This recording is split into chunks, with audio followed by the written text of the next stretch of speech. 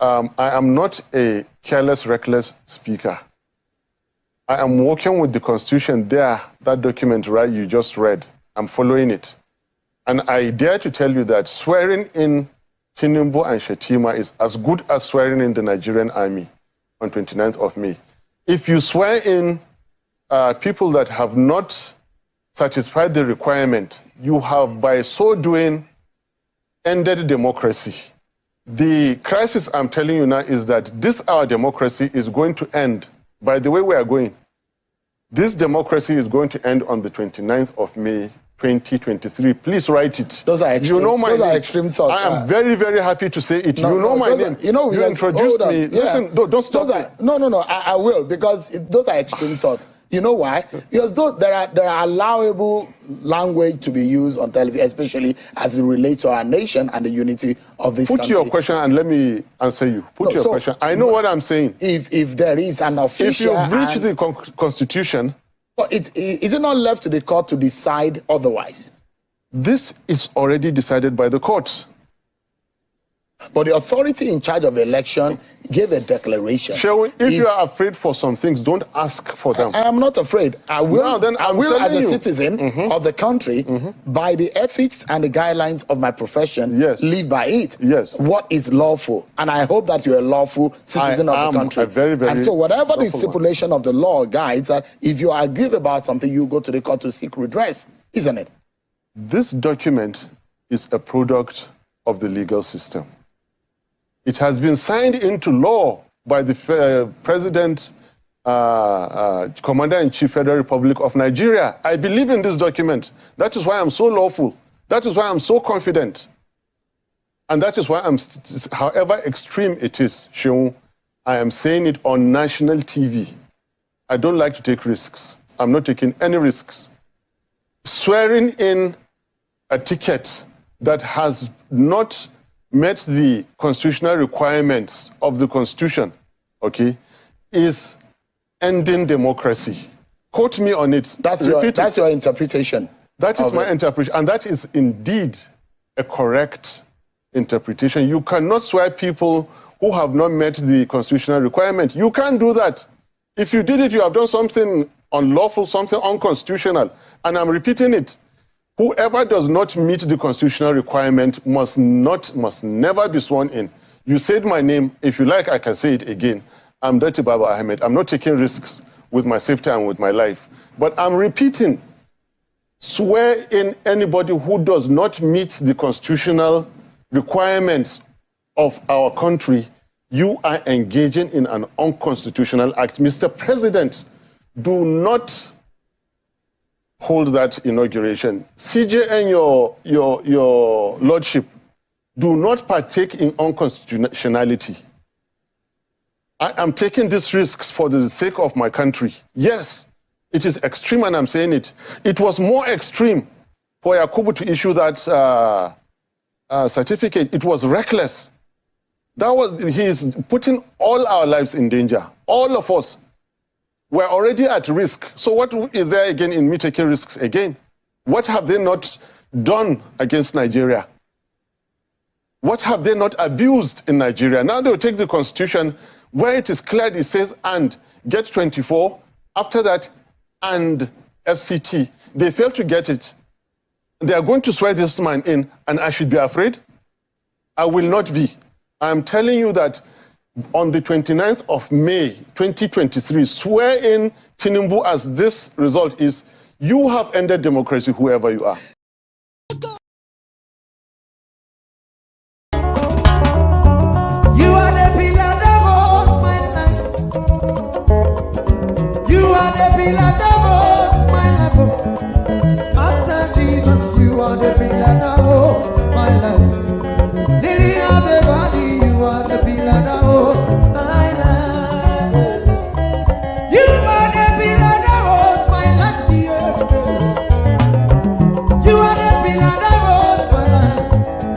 Lion of the night, you are the pillar. Chickadee, you are the pillar. Daddy, you are the pillar that holds my life.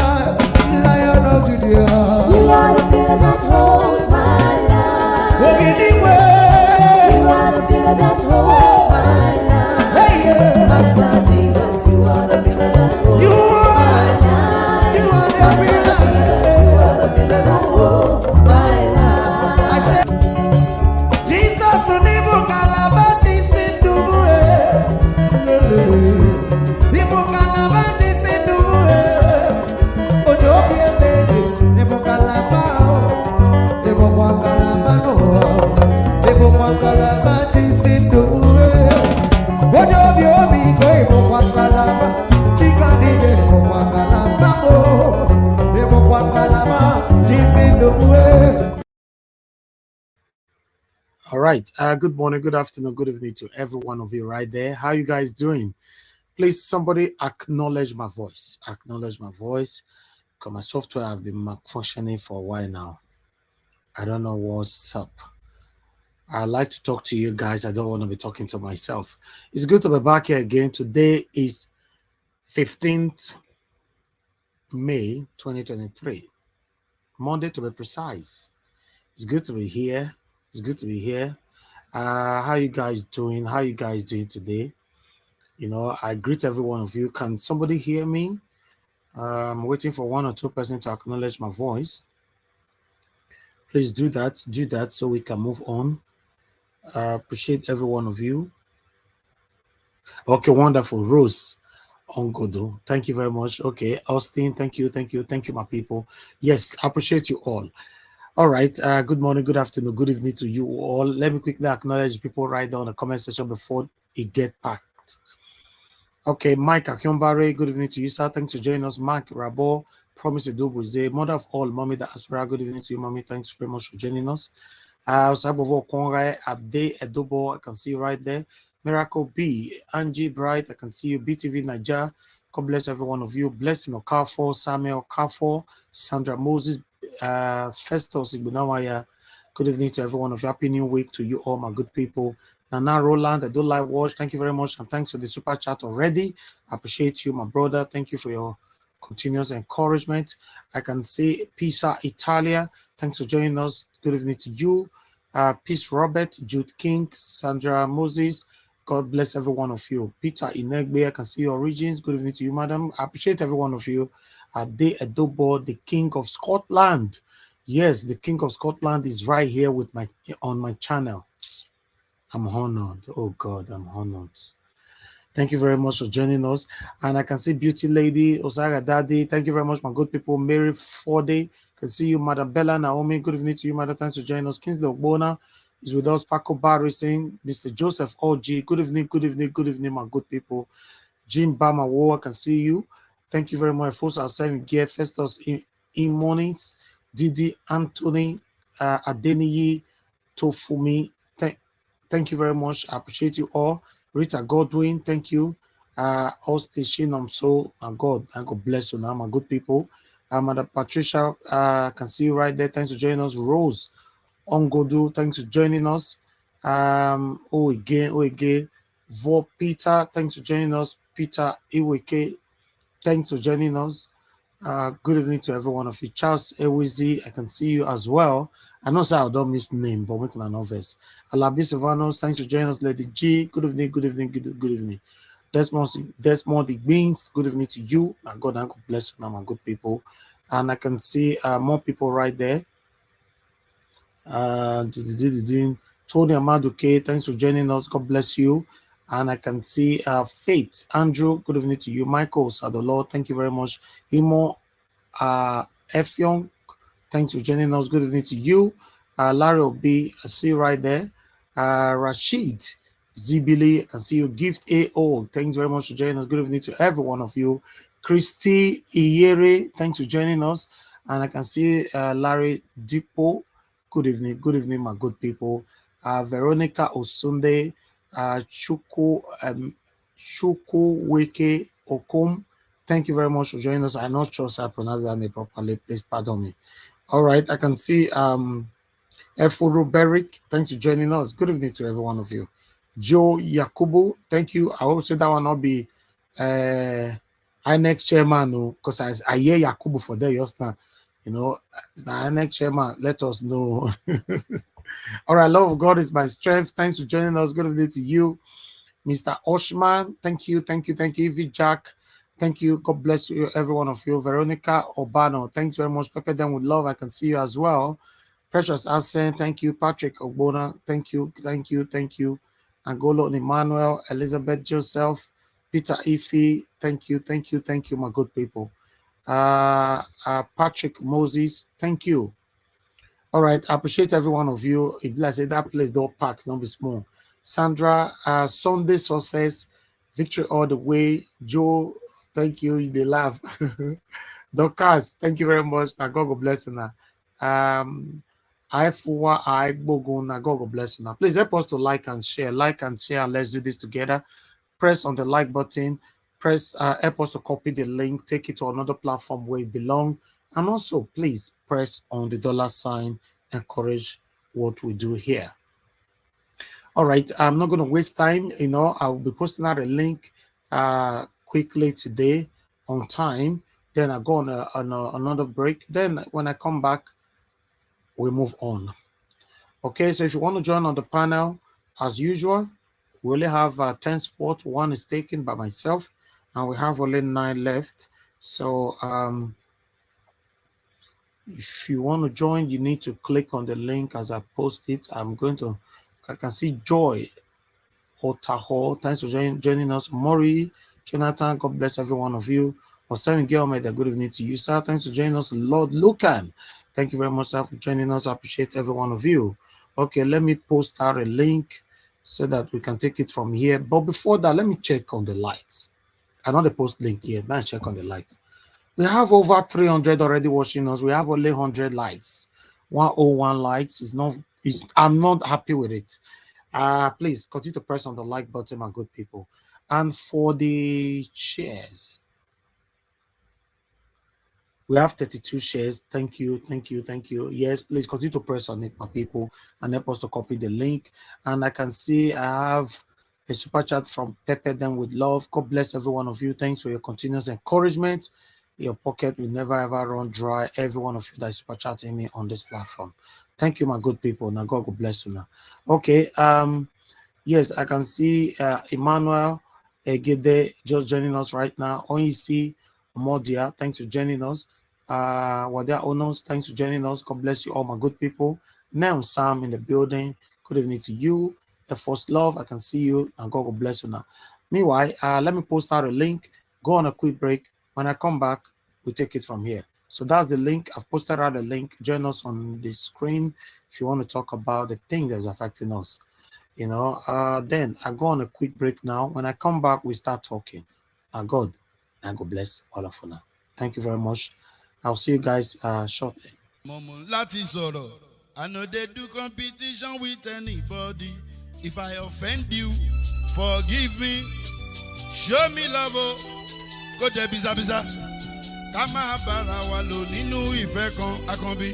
I know they do competition with anybody. If I offend you, forgive me. Show me love. I go show you love. Kama bara walo ninu ife kan. But I know they do competition with anybody.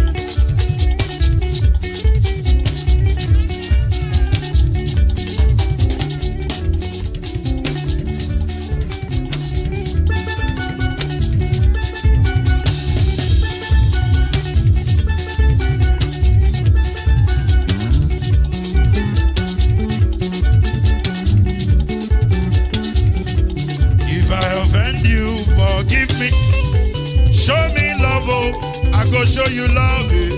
Kama bara walo ninu ife kan. I know they do competition with anybody. If I offend you, forgive me. Show me love. I go show you love. Kama bara walo ninu ife kan.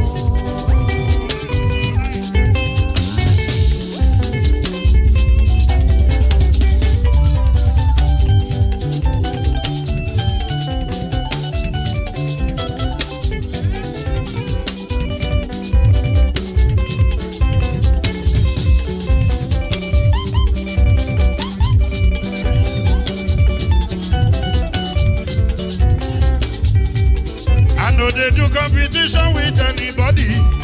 If I offend you, forgive me. Tó bá ti sanwó fún Ṣẹ́gun nàbí o. Ẹ fẹ́ jókù. Alákọ̀bí.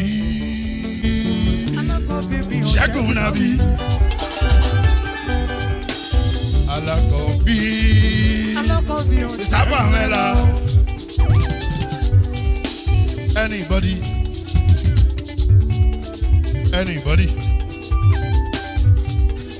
Any bobo. Anybody? Moro nfolu ó gbà mí bó ṣe rí mi láti finishi délé mọ́ ọlọ́run fọdún ẹ jẹ́ ń sọ̀rọ̀ délé o délé o.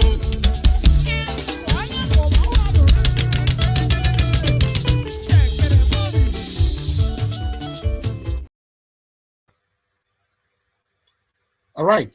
Thank you very much, my people. We are back again. Thank you, thank you, thank you, thank you. Good morning, good afternoon, good evening to every one of you once again. Continue to press on the like button. Let's talk about the things that's affecting us. I got a super chat from Henry Ayanfulu. Thank you very much for the super chat, sir. I really do appreciate this. Thank you so much. Thank you, thank you, thank you. And earlier on, pepper them with love. Thank you so much. God bless every one of you that is supporting us on this platform. This goes a long way. It goes a long way. Thank you. Okay. All right, my people. Let me start acknowledging my people in. I've posted the link now. The link have been posted already. People, let's say the screen already full safe. You will ask for the link, sir. Mr. Chuk, so people is a good evening to you, sir. How are you doing today? Yeah, good evening, Mr. Elvis. I'm so wonderfully well. And you yourself? I'm good. I'm very good. Good to have you on the panel, sir. Yeah, good evening, everybody. Good evening, fellow panelists. Good evening, our viewers, and of course, our comment section warriors. Yeah, it's a brand new day. It's a Monday. A big week to look forward to. You know, it doesn't matter the shenanigans going on.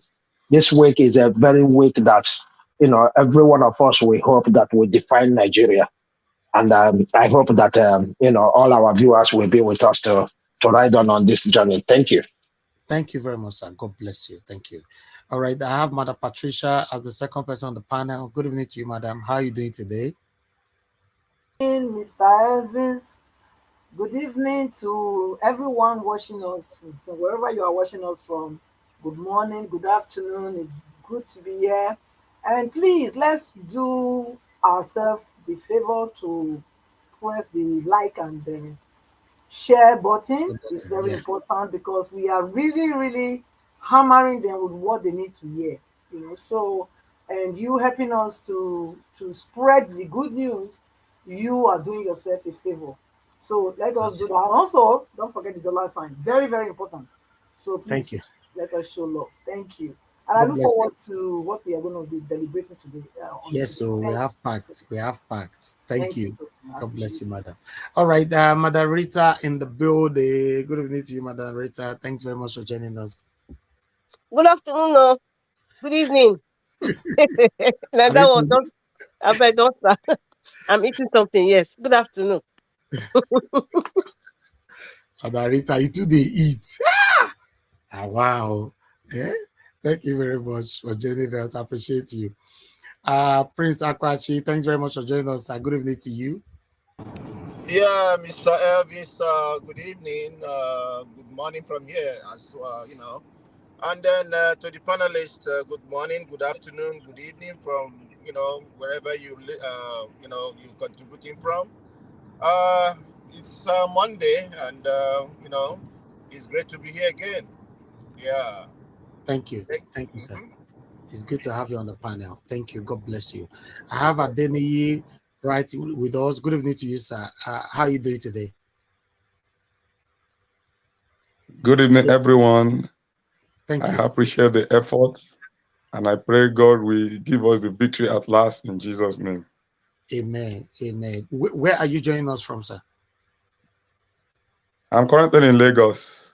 Oh, from Lagos. Wonderful. Let's all get a couple of people where they join us from Lagos today. All right. Thank you very much, sir. God bless you. I'll come back to you. Then I have Mazi Ogbona joining us today. Mazi Ogbona, good evening to you, sir. How are you doing today? Oh, not let me see your network, not fair. Good evening, brother. Good evening, Mr. Evans. Good evening, all the panelists. Good evening, all the commenters. Good evening, everybody. I believe everything is fine. We are fine here in Nigeria by the grace of God. Thank you very much. Welcome back. God bless you, sir. God bless you. Thank you very much. All right. We have Rose Ongodo with us. Good evening to you, Madam Rose. Please, where are you joining us from? Good evening, Mr. Elvis. It's Samson Scott, all the same. Okay, now, Madam, now, Madam, name you take come here. Yeah, yes, sir. I know, but I'm very sorry about that. I just want to come in like this. Good evening, everyone. I wish everyone a blessed new week. Thank you. Good evening. Thank you, sir. Thank you, sir. We'll come back to you. Okay. All right. We have Madam Nena with us. Madam Nena, good evening to you, Madam. How are you doing today? I'm doing good. Good afternoon. Sorry, if there's too much noise around me. These people they do construction left, right, and center of the road. In America, when they say their construction everywhere, blah, blah, blah, blah, blah. I'm on the road actually. Good afternoon, everybody. Good evening. Good morning from wherever you are watching from. Oh my God, it's a power pack day. Thank you so much. I'm so excited that I made it. I was just running. I'm like, I hope I make it to the panel today, but I'm glad I was able to make it. Yes, Thank you so much, Mr. Elvis. Thank you so much, everybody on the panel. God bless you all. Thank you very much, Madam. Thank you. Then we have Mama of the house here, Mama H.O. in the building. Mama H.O., good evening to you. I did always join us early today. Wait till they happen. Good morning, everybody. Thank you, Mama. We thank God for seeing another week. Yes, so we know it's not everybody that saw today, so it is His mercy and His grace. Exactly. And He will continue to sustain us until we get our mandate back.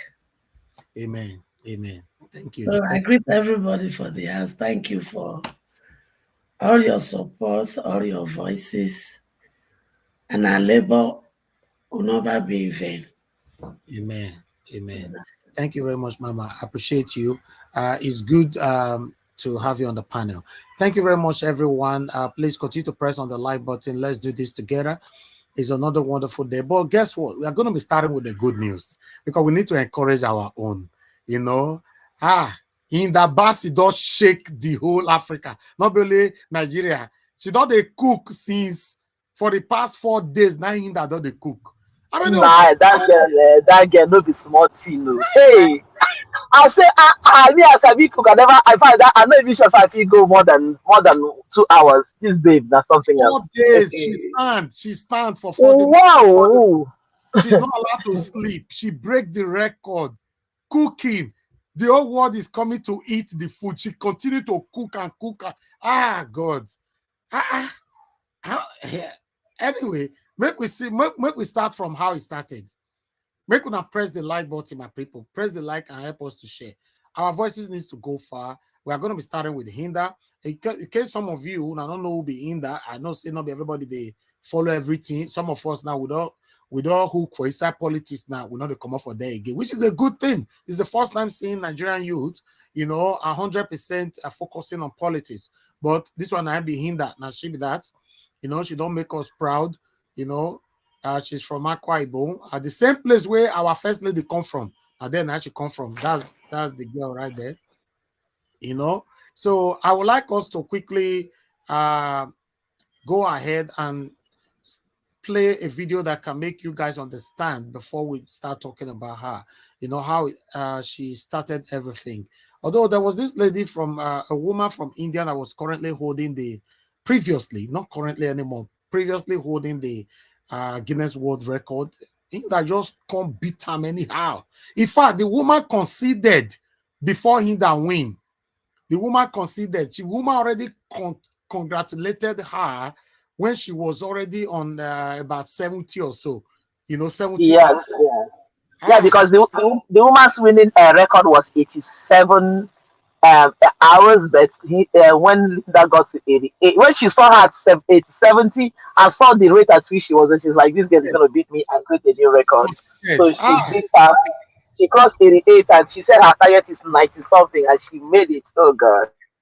Oh, this is beautiful. This is beautiful. She's actually to 100 hours. 100. Yes, she says she's going to 96, but I believe if she can do 100 now, okay, you see, she's still there. I'm proud of this girl, man. Okay, let's see how it all started. Let's play this one, my people. Thank you very much. days until we make history. Now, for those of you that don't know, hi guys, my name is Hilda Baci, a Nigerian woman from Akwa Ibom State, and starting from the 11th of May, I am going to be attempting to break the Guinness World Record for the longest cooking time by an individual. Every time I say that, I get butterflies. But anyways, this video is pretty much an update to show you guys, you know, the space where this is going to be happening. This is called Amore Gardens. It's a really beautiful space, but I'd like for you to pay attention to what the place looks like now, because it's going to look absolutely incredible by the time we're done. I have an amazing production team putting this set together, and you know, it's beautiful. It's an entire village working on this attempt. It's me standing there and doing the cooking, but trust me, for us to have gotten to this point, a lot of people had to come together, you know, to make this happen. And I can't tell you how grateful I am, but this is also me imploring you to be a part of this journey and be a part of history being made. I want you to come in your numbers. For those of you that can't make it, we're going to be streaming live on all platforms. We're streaming on YouTube, on TikTok, on Instagram, you know, on Twitter. Wherever you can think of, you'll find us there. So, you know, starting from the 11th of May, please, please, please come through. Let's do this together, because I need you through till early hours on the 15th by God's grace. But I'm definitely going to be drawing from your energy to be able to do this. And, you know, I hope you want this for me as much as I want it for us. Thank you. Oh my God, this girl, she made me proud. All right, I'd like us to start with Arise, you know, because they actually celebrated her today. So let's see what they have to say about Hilda. Please, guys, continue to say congratulations to her right there. As you know, I left a comment on one of the biggest platforms. I think that was either Tunde or Linda today. And my comment was a lot of people are attracted to that comment. I stated that Nigerians, you know, I said the only thing that failed Nigerians all over the world is the Nigerian leaders, you know, Nigerian governments. Apart from that, Nigerians are doing well all over the world. We should be proud of ourselves.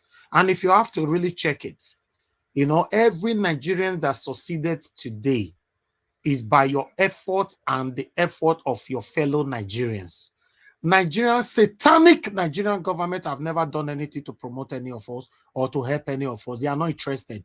Once you have succeeded, you see that they'll come by, they greet you. You see many of all the satanic, many of them go there, go they greet them, you know, yesterday, today, and all that. But it's okay. It's okay. Let's continue to try. What I want people to learn from this video is for you to be motivated, you know, for you to have the motivation to break that limit. You know, always tell yourself that you can do it. Especially when people dare you say you don't go feed do them. Now that time you're supposed to prove the people wrong. I've said it before on this platform so many times that, listen, nobody else can prove your haters wrong than you. You are the only person that can prove your haters wrong. I cannot do it for you. If your hater say you cannot go to university, I cannot come and meet your hater to say, no worry, go fit go. No, it's only you that's supposed to put in all the effort to go to that university. If possible, invite that your hater, may they come to that your university, to your graduation.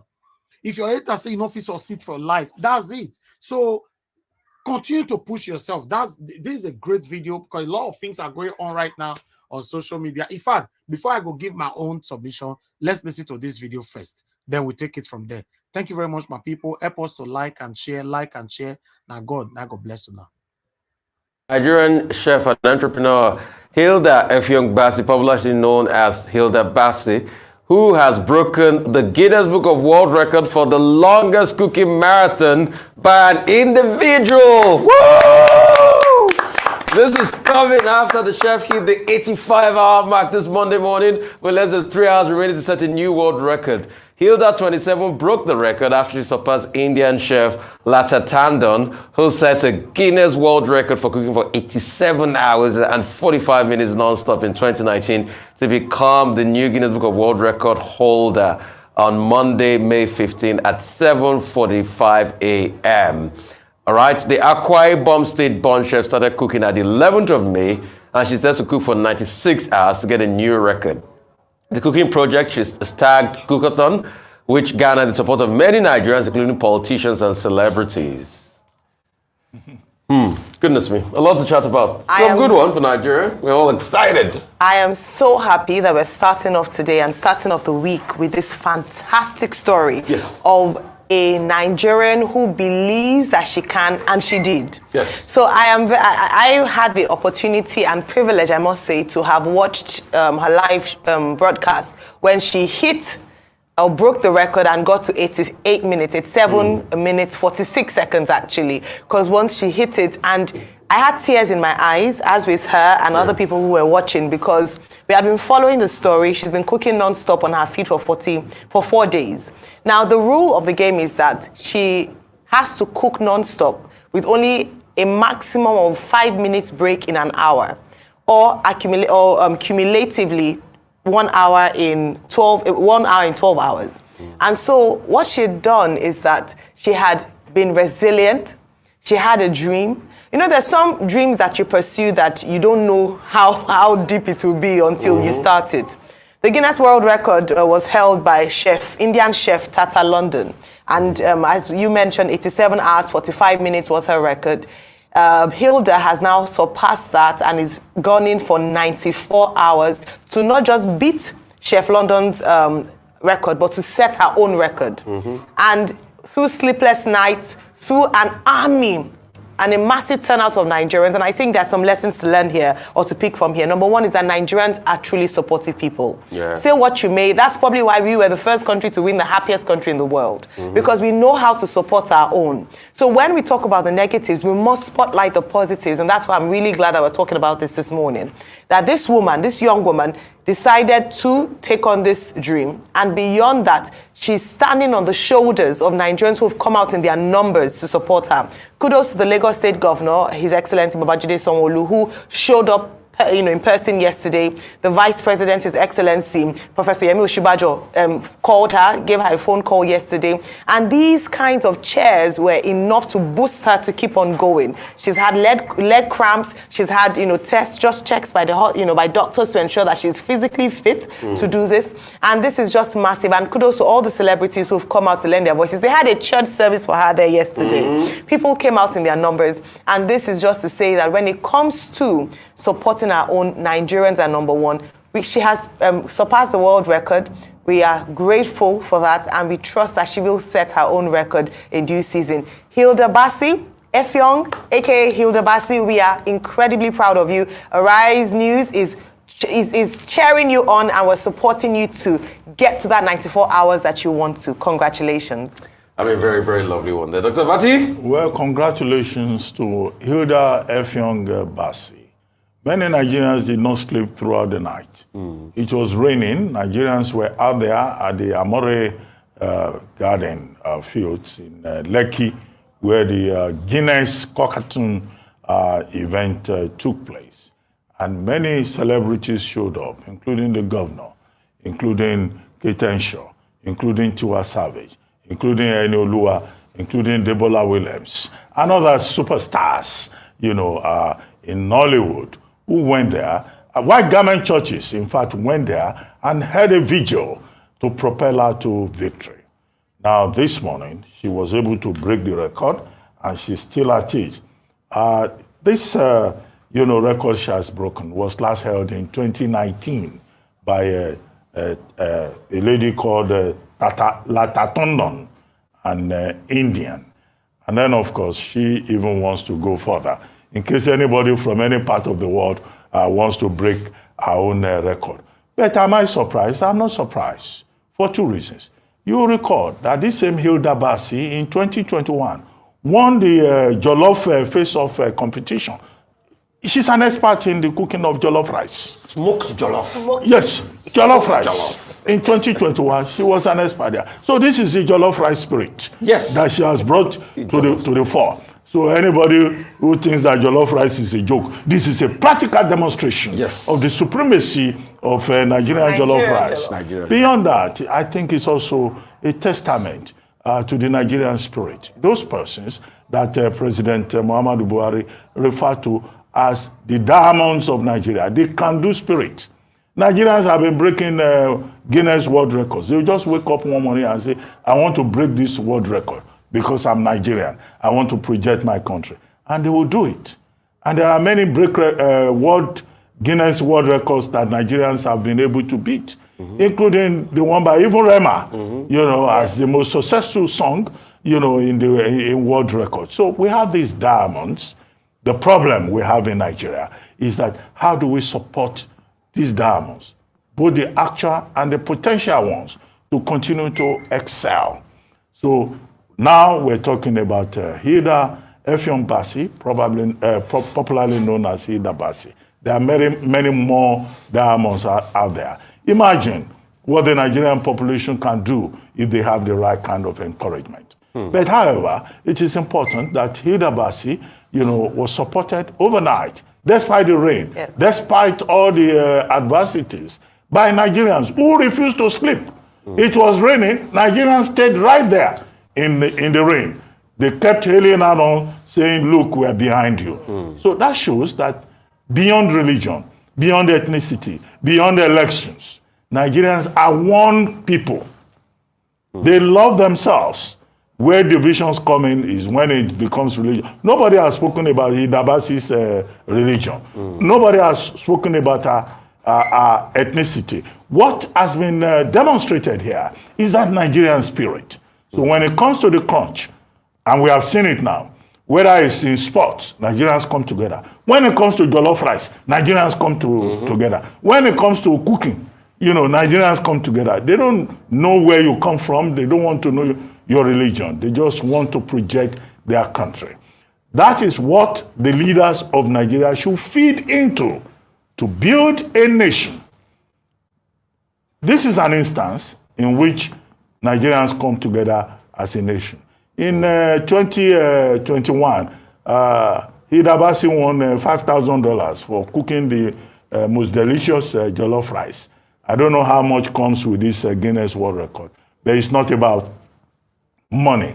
It's about how she has used her personal skills as a chef to unite, to galvanize, to inspire an entire nation. And these are the kind of people we want to see on the national honors list. Not traditional rulers carrying bulbous garments all over the place and all kinds of useless people who have not served Nigeria in any positive manner. Well, I saw some people going there with coolers, this thing you call coolers, some going with pots. They said they were going there to collect their own portion of the food. Well, I don't know if the food remains. Maybe they should send part of the jollof rice to some of us here. Yes, sir. Because we are here. The implications. Because Hilda Baci should be told that this triumph, while we congratulate her, has implications. Yes. If there is jollof rice and pepper soup remaining, she may send to us. We'll be glad to consume, in celebration with her. But beyond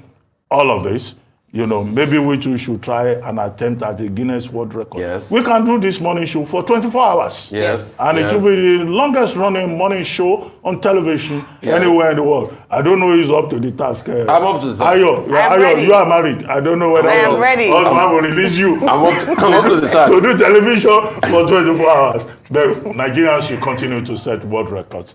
And our leaders should take a cue from that by providing world record winning leadership. That's the ultimate challenge. I mean, I'm so happy for Hilda. And Hilda, kudos to you. That's for you. Before we move on, I will also like us to set our challenge here. We need to go live for 5 days. Nobody go live here. Nobody go eat. Nobody go. Okay, if nobody go eat, don't go be as a ghetto. I I want to set our own. Everybody, they said their challenge. We need to set our own, no? You remember say you love you do without food. Like say, hey, if I do that food part, I beg, leave that food part. Yeah, I like my food. I can't function without food. It is possible. You can do it, but I can't. You mention food, you can't remember say you not people do. I don't go fit to. I can't look. I can't go. I cannot function without food. No, but we can do this 4 days. We not go come out for life. 4 days. We'll be here. Not everybody no, Madam Patricia go sleep, come out. Madam Patricia. Madam Patricia and Busy Brace go your sleep, leave us for here. No, I'm not sleeping. I just keep quiet. Okay. Because everybody is setting their challenge. Now see all of them, they laugh for comment. Make we talk them. Anybody will break the rules, go pay fine of 500,000 naira. Let's go now. Which day we want that time?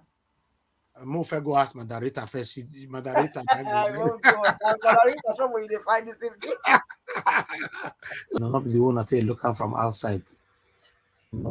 Okay, I think yes, all done. Okay, that is the other title we are going in for right now. So as you all can see on the thumbnail, you can see right there that this native daughter, Imatado the get K leg. Yes, Imatado the get K leg. We need to talk about it. Not be the way we take start time, but Imatado the get K leg. But I'll let you make una talk them. I go be. But before that, let me quickly go to what a Bode judge, talk about Tinubu here. As you all can see, I will congratulate Tinubu if my pending statement, right? Because a lot of people, okay, what is happening is a continuous statement, rather. So let me bring it here so that we can know why the if was there. Okay, let me take on this quickly. As you can see right there, there's so many things here, man. Okay, meanwhile, the former deputy national chairman of the People Democratic Party, Bode George, has explained the reasons that would prompt him to congratulate the president-elect Bola Tinubu. A report published by Vanguard said George, a long-standing political adversary of Tinubu, spoke at a peace meeting organized by some senior Lagos State indigenes to broker peace between the two men. Okay, let me go for a quick break, my people.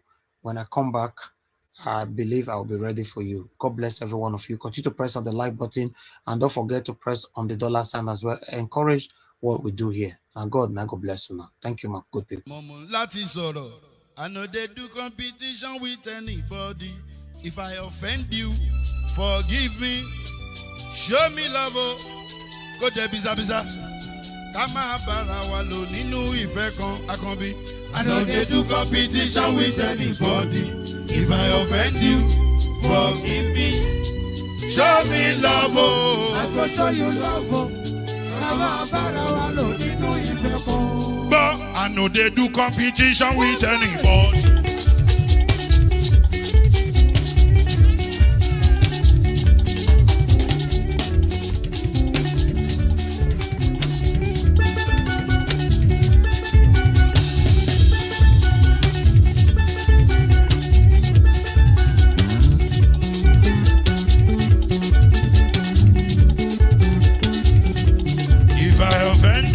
Forgive me, show me love, oh, I go show you love, Kama barawa lo ninu ife kan. I know they do competition with anybody. If I offend you, forgive me, show me love, oh, I go show you love, Kama barawa lo ninu ife kan.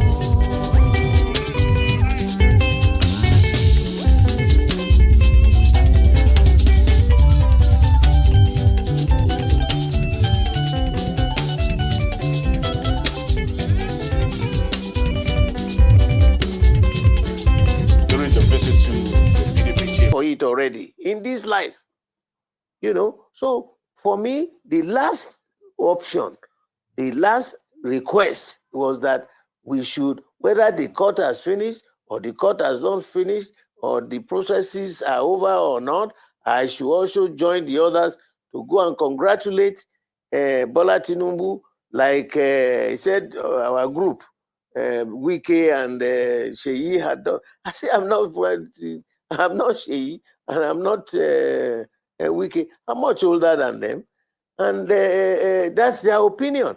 For me, if peradventure, at the end of the analysis, our party is still looking forward to winning at the court. So if I jump ship, how would I look like?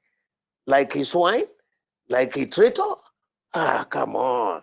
I was born into a political family in this Lagos, and respect for what is right, what is just, what is fair. That are the ways of my upbringing. Nothing personal. If they say he has won, and I said it, that it is for me to decide whether I will live under the control of this, and he cannot individually control me. I won't break the laws. And what we want is the rule of law. What is democracy? The government of the people, the rule of law. And when you go to every court in this country, you find the lady of means and the lady of justice blindfolded with a sword and a scale. And she dispenses justice based on facts. So let's wait until the outcome of the Supreme Court. For now, I don't agree. We're going to say congratulate him before. I will never, but the judge will never do that. Wonderful. Because that will be a sign of being a traitor. Number two, I will also be breaking the electoral process, because it's until the court decides that you will now definitively conclude that elections are over. Thank you very much, my people, for your time. And I'd like us to go to the critical one. The critical one is the native daughter, Lamidi Apapa. As we speak, according to this video that I'm going to play right now, our national chairman, Julius Abure, is suspended. And the only chairman that Labour Party is recognizing right now is the native daughter. Remember, Labour Party have two fashion. One fashion for the native daughter, while the other fashion we did. Although I not support Labour Party, I support Peter Obi. But yes, we are supporting the positive side that is supporting our principle. I would like us to listen to this video. We can't say, because what Julius Abure is saying in the media is pointing accusing fingers directly at the All Progressive Congress, that they are, but that's not that's not substantiated. At what point did the APC give money to any of the parties or to cause those kind of havoc? The truth about it is that he's gone the same way as Uche Secondus and Adam Soshomele when they were party chairmen. They didn't take care of the people back home. And again, with an ideologue like Peter Obi leading being the presidential candidate of the Labour Party, and with the kind of movement that the obedience caused across the entire world, one would think that they should have been very circumspect in the way they participated in their party politics. Exactly. But as we speak, we see some unknown elements taking over their fortunes, and then nothing. They are known because we don't know the folks in those states who just gathered and said that Julius Abure has been suspended. Allude to Section 133 of the Electoral Act. There are persons who have legitimate right to contest, to file a petition against any election. That is a candidate and the political party. But I wonder what a candidate would be standing to contest in a petition when his own party is saying he was withdrawing, and also saying that filing affidavits or to attest to the regularity of the election or the compliance of the election, so to speak, and wishing to and then sending out congratulatory messages to the party who has won. So the fortunes of that candidate will not be much. But I'll go back to your question, where you said, is there any sort of hope that there will be a truce, there will be an agreement with this kind of body language, with this kind of expression that Lamidi Papa has made, with this kind of directive? The first thing he does is to ask all the election petition lawyers handling all the election petitions for Labour Party to brief him, and then he limits it to a very unrealistic timeline of 48 hours. And then the next thing, you see his lawyers writing letters to take over the cases. I mean, you don't expect any kind of truce in that situation. So what is the way forward for the Labour Party? The Labour Party is in a deep crisis as we speak. And if there is nothing, and I emphasize, there's nothing to the contrary, as a matter of fact and law, that limits Apapa from this mission that is on, then the Labour Party might just be headed for some doomsday. All right. Thank you very much, my people. We're back again. I appreciate every one of you. Thank you, thank you, thank you. Please help us to like and share. You see, that last video is a bit worrisome. You know, I don't know how you guys, some of you can see to that video. I want us to face the reality. Yes, as you can see that Tinubu or APC, they are spending so much money to make sure that they buy everybody with they're around, everybody. You know, according to that video where we play us now, our national chairman is talking outside the party. You know what that means? The person that is inside this party at this particular time is now the native daughter.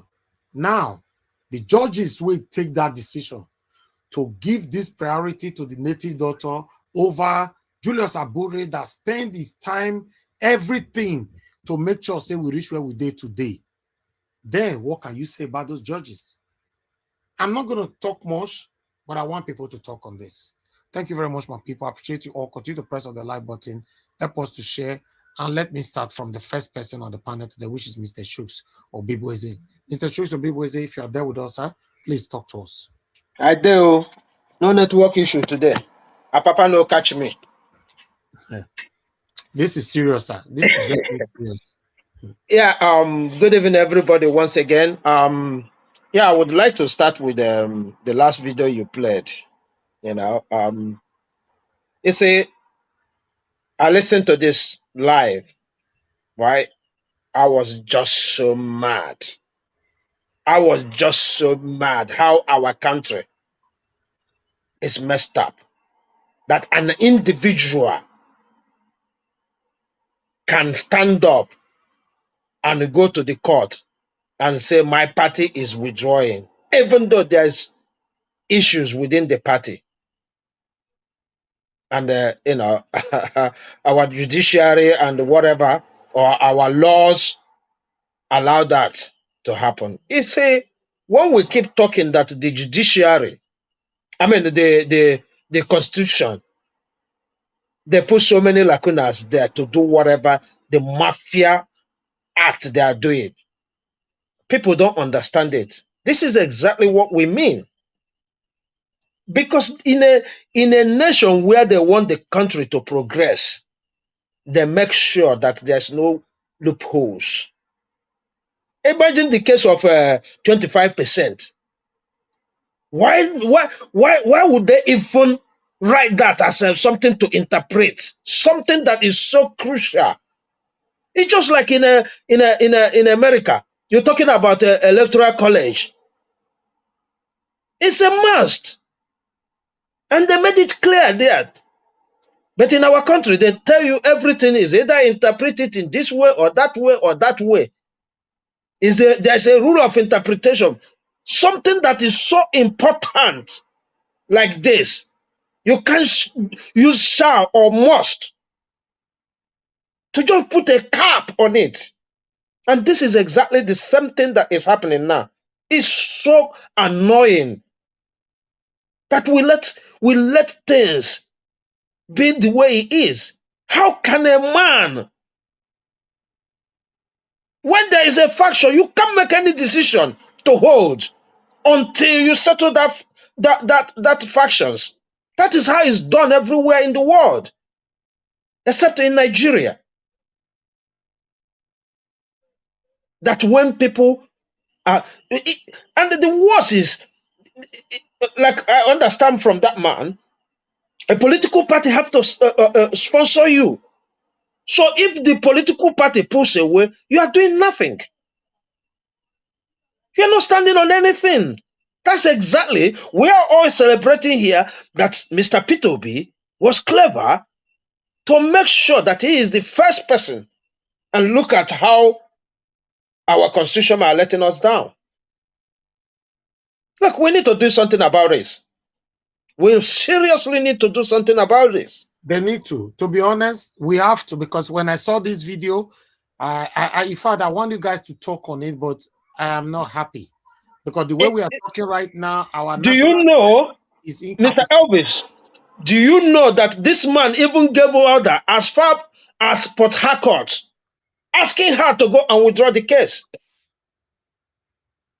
This is the height of injustice. This is the height of impunity. And in the next couple of days, according to the information going on behind, this Labour Party, which is strange, Labour Party will congratulate Bola Ahmed Tinubu. This is strange. Have you not seen the video one man made that Arise was there? You see, these our media houses, they're criminals. I'm sorry to say. Their act is criminally act. They went in one room. He put the one kind local table in his room. And these people put their microphones there and talking to him. He was congratulating. Saying all kind of, even calling obedience. I don't want to talk about that video, but the truth of the matter is, somebody just commented what I wanted to say. You know, I think Labour Party is too soft. I'm not going to say obedient. Obedient are not soft, but Labour Party, the party itself, is too soft. You can't just fold your arms. You know, people they intimidate you. They go. You know, you are not saying anything. Not. I don't understand. I am calling upon Nigerian youth, especially the obedience. We have spent a lot. Mr. Papa cannot put our effort to nothing. This cannot happen. I'm calling upon all obedience. Let us not just see this as labor problems, because we all contributed. I know the amount of hours I put on obedient movement. If I put it in my place of work, I know how much I would have earned. Please, I am begging everybody to stand up to the right thing. We cannot allow this. What kind of constitution is this? What kind of constitution is this? That we shut everybody up. In fact, we did not even write the constitution. That we, the Nigerians, are supposed to bring down that constitution right now. This is the same constitution they've been playing games with. Look at INEC. INEC. The people that give the mandate to conduct election, not even knowing what is in the constitution. What kind of country is this? An INEC man, look, I am saying this right now. The new Nigeria, we need to start questioning. We need to start reading whatever these people pass as law. Where we found all this kind of a thing, we need to resist it before the problem comes in. Because this is why we are in this mess right now. We cannot continue like this. How can we say, we the people, we never write this constitution, and we're still standing on it? That's what I was thinking when this man was talking. Because I can't even have my brain work proper when he was talking. And I asked myself, what kind of constitution is this? And they're calling that constitution we the people. Mr. Shooks, do you know that I wanted to come live early, because earlier than the time we're coming now, because of this particular video? Because No, if you have time, you should have come, because this, you see this. We need to start every day. We need to play this video and talk about this, please, if you can, because this is more than serious. Many people don't know this. Thank God for this man. to come out and say this as it is. Many of us don't know this. We thought that if Obi is there, nothing is going to happen without him. But right now, the way he explained it, I understand that without the political party, you are nothing. You are nothing. We even supposed to applaud the journalist that was talking. You see, he was calling them native doctor elements. Yeah. You know, it shows that the man wanted, he stands for a better Nigeria. Mr. Elvis, why don't we wait for other people to also weigh in on this matter before we which other people? Yeah, like the Bakoba, others. No, but the video is there. We don't wait. We just talk. Just talk. Madam, let me tell you something, right? There's nothing to interpret there. In a It's law, the way the man say it. Another way too. This Yeah, that's why we're talking now. That's why we're talking, because when they listen to us, they can come out and say, this is what to do. This man is talking. He said, if Labour don't do something, they're working in vain. Because that man is bound to destroy everything we labored since over 1 year. That's my anger. To be honest, Madam Patricia, one thing you must understand, like on air, I have people I talk to. When I receive information, I have people I call. Sir, what's happening and all that. So I cannot come here to reveal all those things. It's not looking good. That's all I can say. It's not looking good at all. In a simple English, it's not needs to be done, especially with this native doctor. It's not looking good because so much money is backing up this native doctor. So much money. I be not be judges, not be suspend Abure, put native doctor, not be judges, not be the same Nigeria. Therefore, do one. What are we talking about? I been a Ghana judges can't do one. Sometimes when we are facing the realistic, we have to also at least, because for me, my growing up, I've always believed if you have so much optimism in you, try to at least keep it's not good to be negative, you know, but at least put the negative at least 10%. They work on that one. Don't be 100% optimistic, you know. Your pessimism as well sometimes can turn around to become your optimism. That for me, that's my belief. For me, this as we speak right now, we have two factions in Labour Party. Two factions in Labour Party. In case you don't know what two faction means, it means that as we talk, so we get to Niger wash. I'm aware of that, but when Julius Abure, the national chairman, came out last time to speak to us, they also has a court ruling that he is the national chairman before Papa went to Abuja, and they also gave us. They said that Abure said that based on the ruling in Benin, because the thing happened in Benin, that the Abuja court does not have jurisdiction to overrule that ruling in Benin. So that's the point I'm coming from. That's the point I am coming from. You are talking about the last time the national chairman Julius Abure came to Niger Wash. That one, no. That was when this man said he's in charge now. This is Papa. The last time they went to court. Yes, when the last time went to court, I think we discussed this maybe Saturday, when our national chairman Julius Abure was also giving a press review. Yeah, he said so. Now there's two fractions in the party. Faction. Yeah, they are not going to honor that order from Abuja. That's what he said. So that's the point I'm coming from. So let's see what will happen. That's where but that does not stop us from speaking, because if you see the way this man analyzed this, right? Because the problem started from Benin, where his word suspended him. So the problem, for anybody to solve that problem, except the Benin word says, hey, that is a lie. 2 days ago, our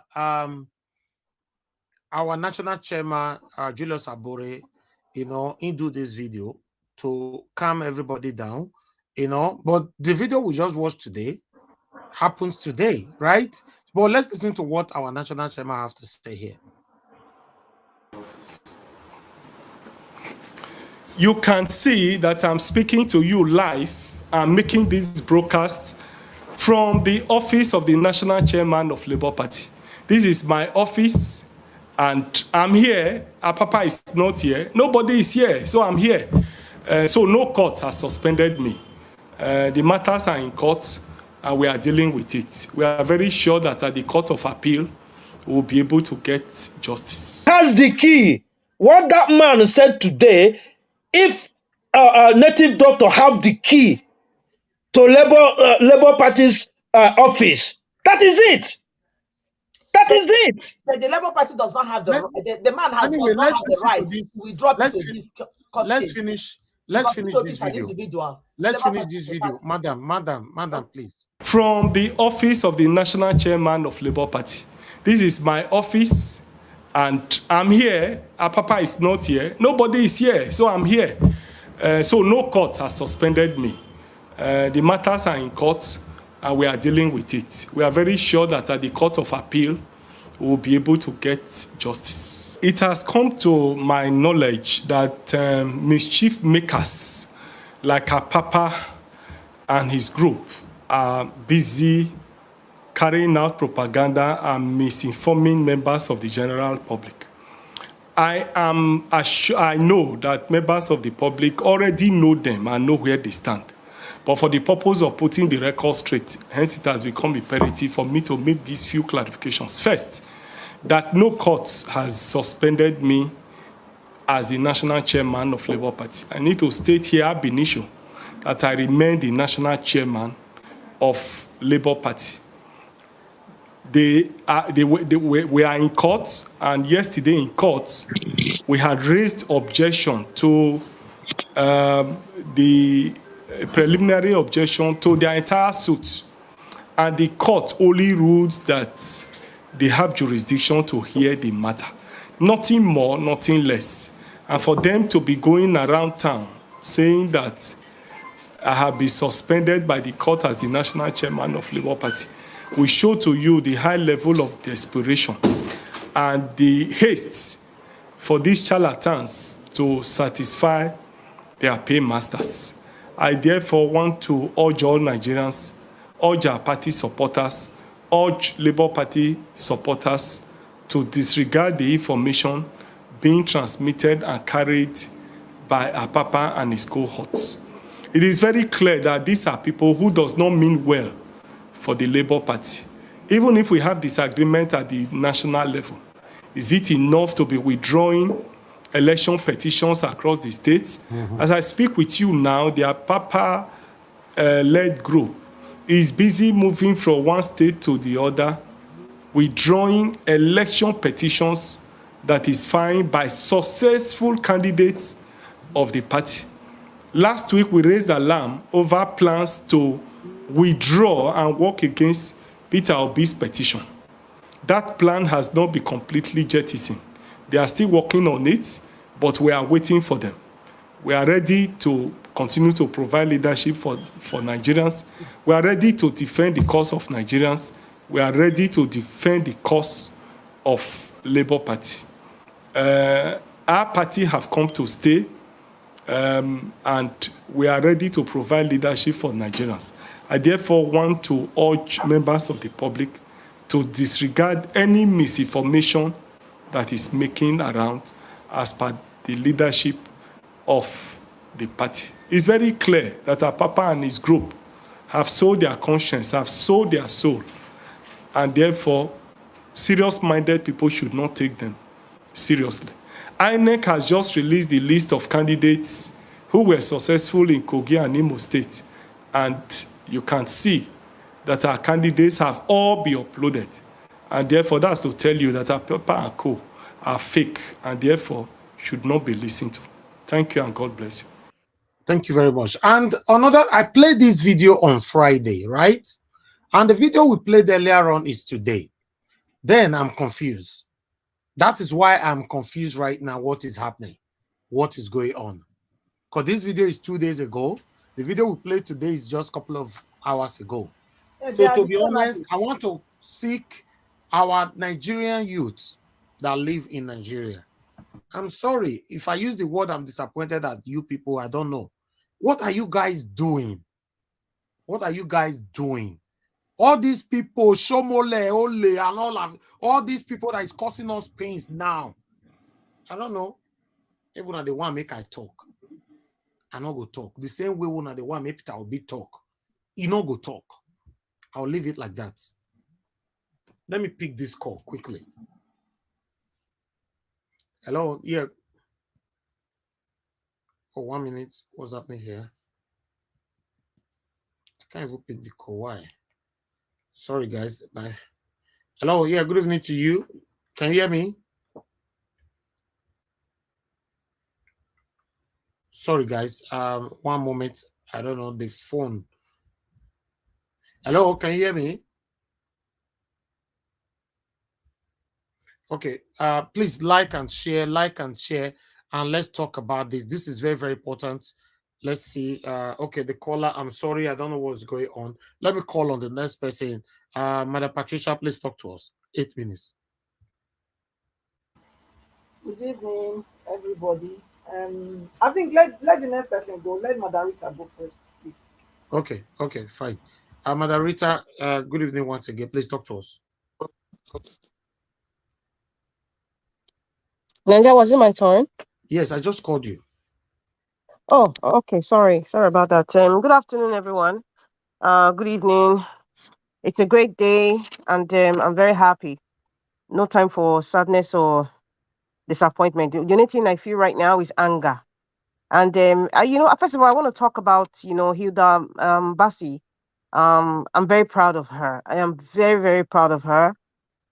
She's bringing a good name to Nigeria. These are the kinds of things we want to see from women, men, youths, or even older in Nigeria, represent us in a positive light to the world. This is a proof that we are not lazy. Nigerians are not lazy. We are innovative. We are inspiring. Even in the midst of lack, intimidation, no political leader, to look up to be inspired. In the midst of antagonization and pain, will still rise. Will still rise. We shall continue to strive to be the best that we can be. And I just want to say to the elders that have conscience, the people who have the political will, those of them who have conscience. This is what Nigeria needs. We need you to recognize us, recognize the hardworking Nigerians, encourage them, inspire them, educate them, and give them an enabling environment. That's what Nigeria. We don't ask for much. Just give us an enabling environment. We don't need agberoism. We don't need that. We don't need a egalitarian or a Gestapo kind of association in the name of working under one person. Nigerians don't need that. This is a young lady. You can slay. You can look beautiful. You can look sexy. But you can also be impactful to your environment and even to the world. And I think this is a typical example of what this Hilda Baci is doing. And I also want to thank her parents. I watched the video and I saw her mother there. Every parent, your child needs representation. Your child needs encouragement. Your child needs support. Even if you are doing something that the world doesn't agree, something as you don't have to be a medical doctor for you to get recognition. You can be a chef like Hilda Baci. You can be a shoemaker. You can be, a professional woodcutter. You can be an artist. You can even be a scientist to discover something.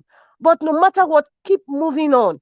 No matter what, keep moving on. Even if you have people discouraging you, because the first people that will discourage you are the ones inside your house. No matter what, keep striving on.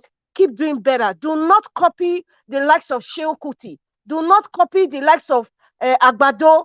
Bayo Ononuga, the one that calls himself Festus Akamu, do not copy them. They are not good representation. Do not copy native doctor.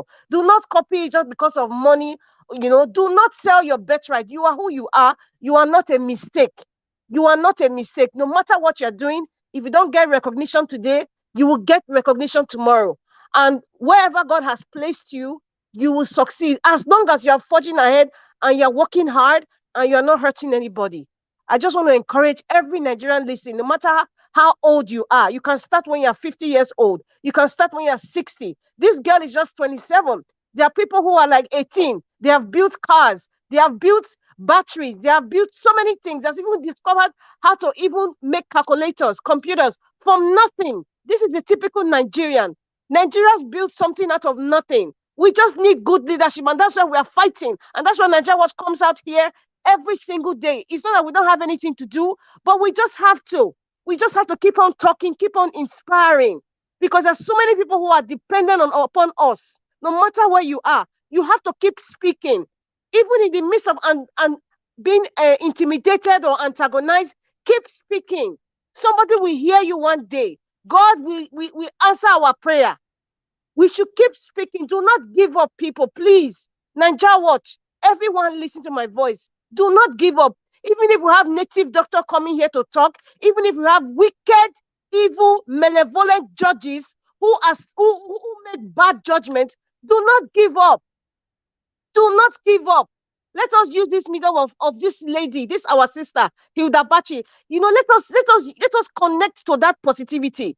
In the midst of pain, she's in pain. Her waist is paining her. Her feet are aching. She's still standing. She's still moving. That is what it is. Our feet is aching. Our brain is cracking.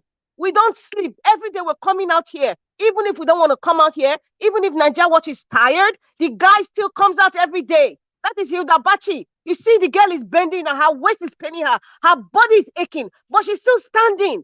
Nigerians, we cannot afford and to start saying, let us feel the pain and we are tired. No, we cannot. We cannot. So please, I just want to encourage everybody, whether you're old or you're young.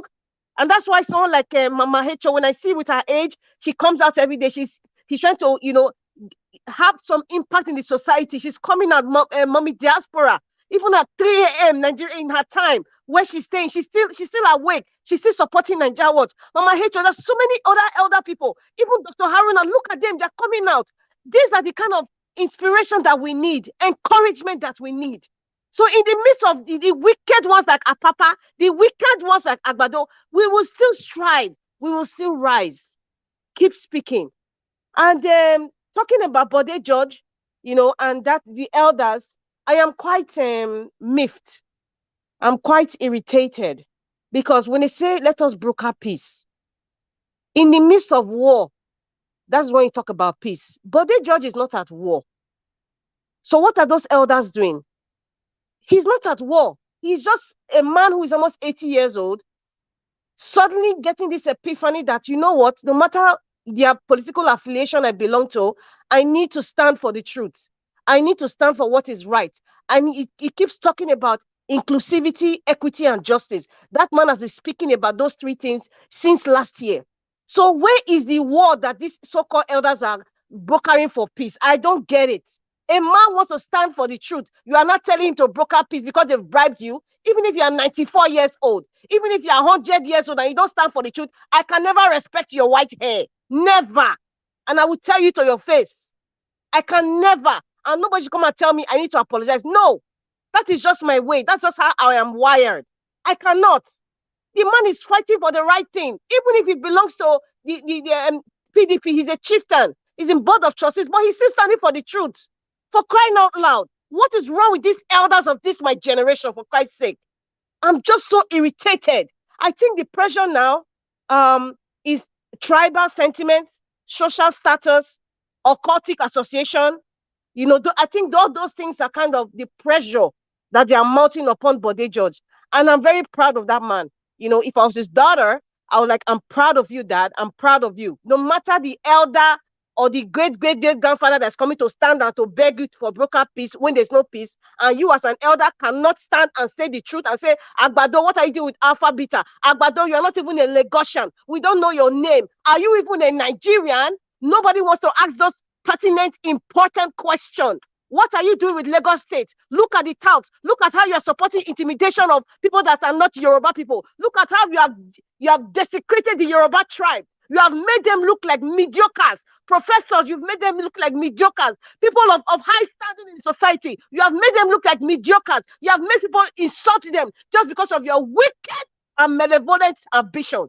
Why can't they talk about those things? Why can't they talk about him supporting people, burning people's source of livelihood, intimidating the Igbos, intimidating every other tribe? Why can't they talk about that? If you're an older person and you want to sustain your lineage, you want to sustain your culture, you should be able to stand for the right thing and not cover up because of some paltry sum they're giving you. You are killing your generation. You're not inspiring people. Those elders that went to meet Bode, they're not even inspiring the Lagosians. They're not inspiring the young ones to stand for the truth. That's why I'm proud of Bode, regardless of if he belongs to an evil party, PDP. He's standing for the truth. There's no war here. There's no war, so they should not come and talk about peace. There's no war. Stand for the truth. That is it. And that's why we are fighting for our mandate. Give Peter Obi the right mandate. He's not fighting with anybody. Give him you stole something from him, give it back to him. It's as simple as ABC. You steal from me, give it back to me. Simple. So all that talk about broker peace, in fact, someone like me, if I was in that meeting, I would drive all of them away. If they don't have anything, I will kick all of them out of my house. What nonsense. And then as per Papa, the native doctor, you know what? In all of this, Nigeria Watch people, what I see here is the battle of the courts, the battle of the superiority or inferiority of the Benin court and the Abuja court. It's the battle of the court, and that's why we are having this squabble about appeal, who is the acting chairman, or who is not, or who is sitting in the office, or who's, I mean, this is the battle of the courts. The courts are the one that has made us make this kind of cacophony of different ideas and nobody knows where they're standing. This is the battle of the superiority of the courts. That is what is playing out here. Simple. And it's influenced by Agbado. It's influenced by the man at Bodilon. It's influenced by Mr. Oguleye that stole the Tinubu name and has destroyed the Tinubu name in Nigeria. It is because of that man. All the judges, in fact, we need to know the judges that even approved that native doctors, not the nonsense, the judgment they made. We need to know the name. Let us be calling their name out. So if you are a relative to them, or you know their friends, or you're friends with their children, let us be calling their father or their mother's name. Nigeria Watch, I don't know the judge that pronounced that native doctor, you know, as acting chairman. We need to know the name because we need to start going deeper. And I don't know if I need to even say this self. You know, I'm just thinking. You know, I think for the Labour Party, this is my advice, because even if we are talking about this, we should be able to like give our own little advice or suggestions. That's why I'm saying, you know, I'm wondering if I said it, but I will say it anyway. I think what the Labour Party missed, and I think what they should do, is to get a 24/7. 24/7. You see Hilda Baci, she hasn't slept for 4 days. 24/7 surveillance. Labour Party, if you are listening, 24/7 surveillance on native doctor and all his cohorts. What you just need is money. You need technology to do that too. 24/7 surveillance, and get proof of anti-party activity. Get all the proof you need to be, and put it out there on social media, because it's one thing to say there are external forces and you don't have any inclination of any proof of sorts, anything. 24/7 surveillance. Labour Party and all the obedience, if you are listening, if you support Peter Obi, don't be naive. I'm trying to choose my words carefully. Do not be naive to say, I don't belong to Labour Party, I didn't register for that party, I'm just for Peter Obi. Listen, you cannot be, I don't know how to place it for you to understand. Your house is burning. You cannot be saying, okay, well, this furniture I bought for $5,000. You are scrambling to save that furniture when the entire house is burning. It's kind of, I'm just with all sense of responsibility and respect, that's stupidity. If you're an obedient and this is happening, whatever resource that you can give, either by technology, physical, or even your own ideas, give it to the Labour Party. Wherever you are located, this man is from Ibadan. Even if he's coming from Auguste or if he's coming from Olumu Rock, wherever it belongs to, or where it's coming from, or where you need 24/7 surveillance. We cannot do any soft pedaling right now. They are fighting brutal politics. These evil people are not sleeping. APC is not sleeping 24/7. You can imagine they have sat down, they have thought about it, they have cracked their brains, getting different ideas on how to attack the Labour Party. And so they go to the grassroots level. They go to the top level, the middle level, and the grassroots level. What that guy came to speak on Arise TV is his opinion based on what he's saying. And everybody, is good that he's saying this thing because it kind of gives you a reality on what is actually happening on ground. And, you know, he's trying to give Labour Party an idea of what to do. That's how I see it. He's telling us this is the good, bad, and the ugly. You're giving me ideas of what to do. And that's why I just say, you know what? Why can't they just give them 24/7 surveillance? Get something like anti-party activity. Disgrace them. Put them on social media. Whatever telephone conversation they have. Their side chicks, their wives, their children. Get 24/7 surveillance because these same people are doing the same thing to Labour Party. And that's why they could go into Abure's business and go into the Labour Party business. It's 24/7 surveillance. They have paid people to do this dirty work. So Labour Party should start doing the same thing. Obedience wherever you are, whether you like it or not, you are part of this issue. You are part of the solution for this nonsense quagmire that is happening in Labour Party. We are all part of the solution. So let us start let's wear our army boots and start working. 24/7 surveillance. Where they go, where they eat, where they shop, who is visiting them in the midnight, because since Yakubu announced a bat at night at around 4 a.m., it means that they work in the night, 3 a.m., 4 a.m., 24/7 surveillance. That is what we need right now. That is what we need right now. 24/7 surveillance. Labour Party, this is 24/7 surveillance. Get all your money or resources out. If you need help, tell everybody. We need to have surveillance on these people. We need to know the color of bed sheet they're sleeping on. We need to know the conversation they're having. We need to know where they go and buy cigarettes. We need to know where the joints that they go to. We need to know who is sewing their clothes, who is sewing their children's clothes, what business their wives are doing, where they even buy their petrol. We need to go that far. We need to know the time they even go to the toilet. That is the surveillance we need, because the other evil people are doing the same to Labour Party. They are doing the same to Peter Obi, our president. So we have to do the same. There's no time for soft pedaling. Even if the opposition are hearing, you can never ever win against God's people. You can't. You can't win against God's people. As strong as the Egyptians were, they didn't win against the Israelites. They did not win. So no matter where we are going to, we're in the darkest hour. We are going to even hear worse news. Whatever the appeal court even says, my people, do not be deterred. Whatever comes out from there, because right now, Agbado they are so desperate that they can't do anything right now. This is anything by thing. Anything by thing. They will go and meet those appeal judges and they will bribe them. Let's not say it as it is. They will bribe them. They will go to their wives. They will go to their elders. They will go to the oldest one in their village, your Kaigbe, to go and beg the judge to do things. What they are doing to Bode judge, they have been doing these things. That's why you see the Oni of Ife is coming out to say what he's saying. Wole Soyinka, Rice and Beans professor, is coming out to say what he's saying. Many other people are coming out. All these elders making meetings. That is how far they are going, people. They are going that deep. They are going that the Labour Party, obedience. We need to arise now. There's not this. We need to arise. 24/7 surveillance. Expose all of them. Expose all of them. Even the judges. This is the battle of the courts right now. It's not even about Abure or native doctor. It's the battle of the courts. That is what is happening. And Agbodo is pumping all the money. They are using their elders. They are using all their professional all the professionals, the associations they belong, the courts they belong to, they are using all means, anything by thing now, just to subvert the real judgment. That is what they are doing. So we cannot just be sitting down and depending on what Mr. Abure is saying. No. Obedience, arise again. Arise again, the way we did it for Peter the Rock Obi. Arise again. This is 24/7 surveillance. We must bring them down. Our Papa will go back to the native hut where he belongs to. He must go down. He must go to the native hut or the native pot where he belongs to. Thank you. Wow. Thank you very much, Madam Rita. I have to leave you to talk that long because... Mr. Elvis. Yes, sir.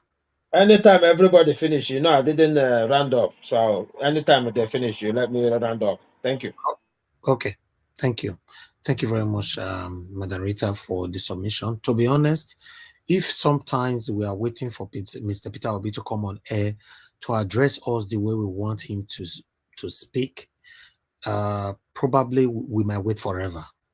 If you're also waiting for even the national chairman to come on air to say something different from what he just said on the video, then we might wait forever. We shouldn't take these criminals, for a joke. We shouldn't. I don't understand. Isn't it obvious that these criminals don't want us to rule? Or you want us to explain this in another language? Maybe in Somalian language? These criminals don't want Mr. Peter Obi to rule. They are doing everything possible. And some of you are waiting for Mr. Peter Obi to pronounce, for Mr. Peter Obi to come out and address some certain things. You are waiting for our national chairman to come out to speak to you the way you will understand before you choose to understand.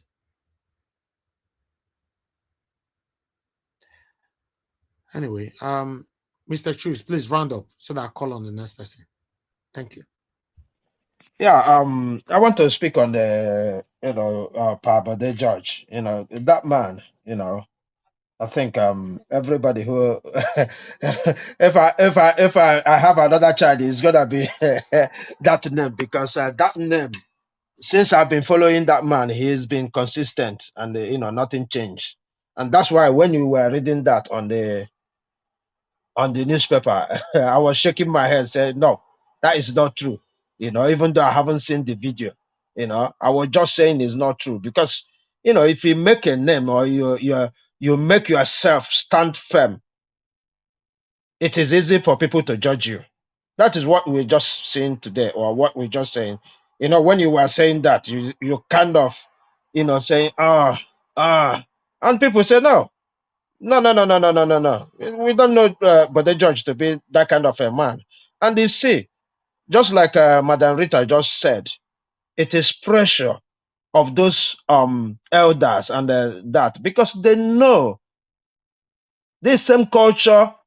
I'm not against it, but we need to be careful the way we use it. Of once you are an elder, everything belongs to you.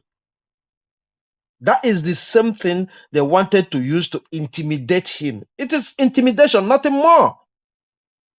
But thank God he is a man who stands firm. He is a man who has seen it all. And he said, look, even if I'm going to make a decision, not even for my parents, they can't stand between me and that decision. No, I'm an old man. I will do that decision and live and die with that decision. So I just give him, I don't know. May God continue to bless him. He is, that flight is waiting, is delayed. He will be with us until he see a new Nigeria, a better Nigeria. Then he can enter his flight and go wherever he wants. And then a big congratulations to that lady. I'm not gonna say much on that, because Madam Rita has already said everything. Just like she stood up there, she was tired, she was aching, but she continued. And obedience, please let us, emulate her. And of course, please, any talent you have, please put it into this, especially, monitoring these people, getting information about them, because we're not going to allow this to happen. Instead, make we share Nigeria like a pizza. Thank you. All right. Thank you. Thank you very much, Mr. Chooks. Mother Patricia, are you ready to speak now?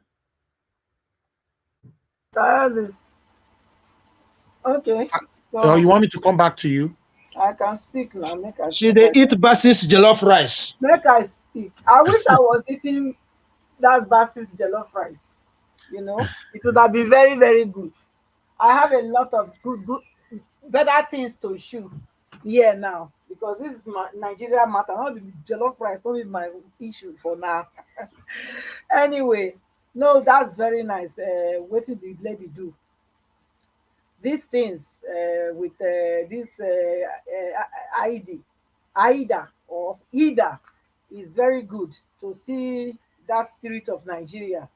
You know, when things when we come together like this to support one another and encourage one another to make our country proud and for the common good. Nigerians are very patriotic in that regard. It's only the politicians that are doing divide and rule. They want to you know, use us against one another to destroy each other. But it's high time Nigerians wake up and know that you know, we are one in that regard.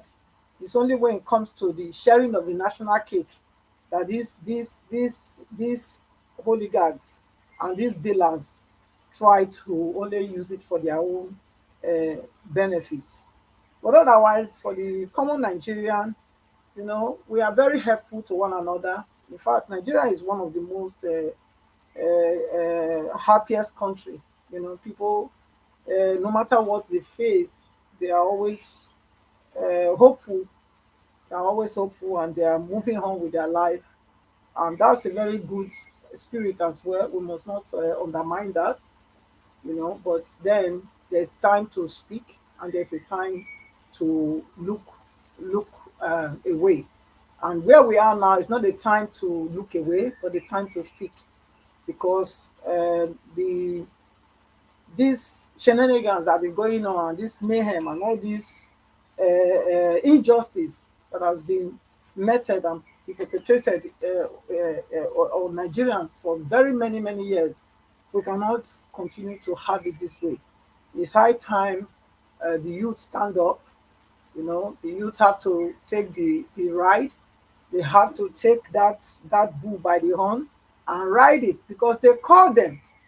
They said they should get involved. They called you to get involved. Now they are involved. Now you want to deny them. You know, they are right. It's not. It's not done. You know, so the leaders need to come to that understanding that, you know, you invited them to come. You cannot tell them to enter their house now. Enter house. It's not possible. So these are Papa Lamidi. You know, whoever you think you are not greater than God. You know, you it's clear that you are working for your paymaster, you know, but all your plans has already failed. And of that consciousness that you all what they are doing will never amount to anything. It will never amount to anything. They can try as much as they want. And that's the point, from the point that I'm always speaking. Because listen, what God has said, and as long as we say we agree with what He has said concerning Nigeria, that is what will stand. The only time that these people will ever have the upper hand is when we say we give up. As long as we refuse to give up, they will not have any other option but to live, to live, to live and just go and give the mandate to who the mandate is due. If Bola Ahmed Tinubu really want fairly, who will be here fighting? Who will be here be saying you rob us? Who will be calling out Yakubu? You know, nobody will be calling him. Nobody will be talking about Tinubu. Nobody will be talking about APC. You know, but the thing is that they rigged the election, and now, because they have tried everything that they know how to do, they could not succeed. They want to now come. They came like a Trojan horse, you know, to try to destroy the party from within. But even that as well will not work, because I've never ever seen any genuine member of a union or a party that will go against its own party. It is not heard of. It is not heard of. So that the judges that pass that judgment, it's high time we start calling them out. Put their picture everywhere. Nigerian youth should look for them and ask them, what thing we do now? because they are our problem. They are our problem. It's high time that we put there. If we know them, let us go and ask them. What thing we do now? How come something happened in Benin? They took this thing to Abuja, to the north to go and decide. How? How does it work? That is the impunity and the lawlessness that is in that country. Nobody saw this man all this while. Nobody know him. Nobody ever saw Lamidi Papa. I didn't see him all this while. Suddenly now, it came out about how long ago? 3 weeks ago. That's when this shenanigans started. So what are we talking about? It's high time that Nigerians wake up and do the needful. Yes, our Papa Bode Thomas. I love Bode George. That is, I love him because a man of integrity. He's patriotic. He has a patriotic spirit. One that loves equity, justice, and fairness, and with a loyal spirit. Our Papa is not lawyer. If he was a member of a Labour Party, this is not lawyer. I mean, to be a member of a union or a party, it means that you give your allegiance to that party. But you can say that this is not an LP member. And yet, these so-called judges, they went on to stop, rule that Julius Abure should cease being the national chairman and install this native doctor of a man. So where does that happen? If not in such country as Nigeria, where impunity is what is the order of the day. But that's why we are here. That's what we want to change. And God is on our side to change it. And we will change it. So Bode Thomas, Bode George was very clear about what he wanted and which direction he was going.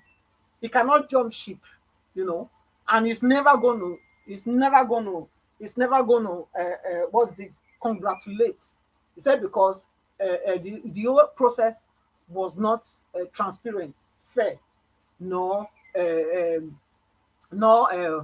transparent, fair, and what the last word, yeah. So that's why, and on top of that, he also let us know that what will he tell his children? What will he tell his children? What does somebody like our Papa have to tell his children? Of course, his children know him as a betrayer. Because at least when somebody that has integrity wants to do something, you always first think about your family lineage, your family reputation. What background, what foundation do your family lay down? Every family has a foundation. Every family have from where they walk in life. They have their principle, the bedrock of their existence. So it's clear that this lady doctor is a fraudulent one as well, because I don't see any reason why somebody, you say you are supporting a party, you are a member of a party, and then you are now jumping ship. You want the party to give up what is rightfully theirs for another party. But he's never one of us. That is clear. And I'm sure that if Labour Party fights this matter, we have the upper hand. And I know that Labour Party is not just going to fold their hand and just quiet and let it go. No, I'm very sure of that. So something is going to happen. Something is happening on the background. So we must never dismay. We must never be showing frustration or expressing frustration or being frustrated, because we can never be frustrated. The one we are following, the one that we've given a mandate, he knows what he's doing. So irrespective of what we see, we can debate about it, but we must not let it be that it must be like, oh, we are now in deep trouble. We are now in deep waters and we cannot swim. No, we can swim in any kind of water they are going to put us. So that is my submission. So I want to thank you again, Mr. Ellis, and I believe I've done justice to God bless you, Mother Patricia. Thank you. Thank you for your submission. All right. Because of time, let's move on. Mr. Prince, are you there? Good evening to you once again. Please talk to us. 8 minutes. Okay, you are not there. Okay, let me move on to Mazi Ogbona. Are you there? Yeah, yeah, I'm here. Okay, thank you. Please talk to us. 8 minutes. Yes, so I believe everybody have actually said, what I have in mind. I've keenly listened to everyone. The only thing I would just say is let's keep the faith. I'm not shaking. Me personally, I'm not shaking. That's one of the reasons why I love listening to all these interviews here and there. It makes my day go faster and much better. The only word I have for is it the native doctor, like he's being called, is that he has no conscience. He has no conscience, and if he keeps on going this way, I don't even think Hellfire will accept him. Because nobody knows when they're gonna be going under, going yonder. Uh-huh. So he needs to wait, think about his, children, think about his, all his strive for, till this moment, in order, to be bribed or, to be induced with something and him acting the way he's acting. As for Papa Bode Thomas, that man has always been, how would I put it? I've always loved that man from the first day I met him um, physically. That was in Lagos years ago. Then Funshaw Williams was still alive, you know, and they came for campaign and all that stuff. We all met, we met there and all that. He's always been a very straightforward man, no matter what. I just hated the fact that he's been pushed to say certain things, like if you continue the interview, they were asking him, oh, how come if he's that powerful, how come he never won Lagos? Lagos is not won by anybody. Lagos is being taken, is being stolen from the people. People never vote. Even when you vote, your vote don't count. I don't know why the interviewer will keep on hammering on that particular subject when it's very clear to everyone that Lagos is stolen. It's in somebody's pockets, you know. And, like he said, we're all guaranteed 70, which is 70, but he's getting to 80. And I pray God to keep him alive, because he's one person that when I listen to him, it gives me hope that things, there are old men who are reasonable, unlike, some old men who are easily induced and all that stuff. Other than that, I think I will rest my case for now.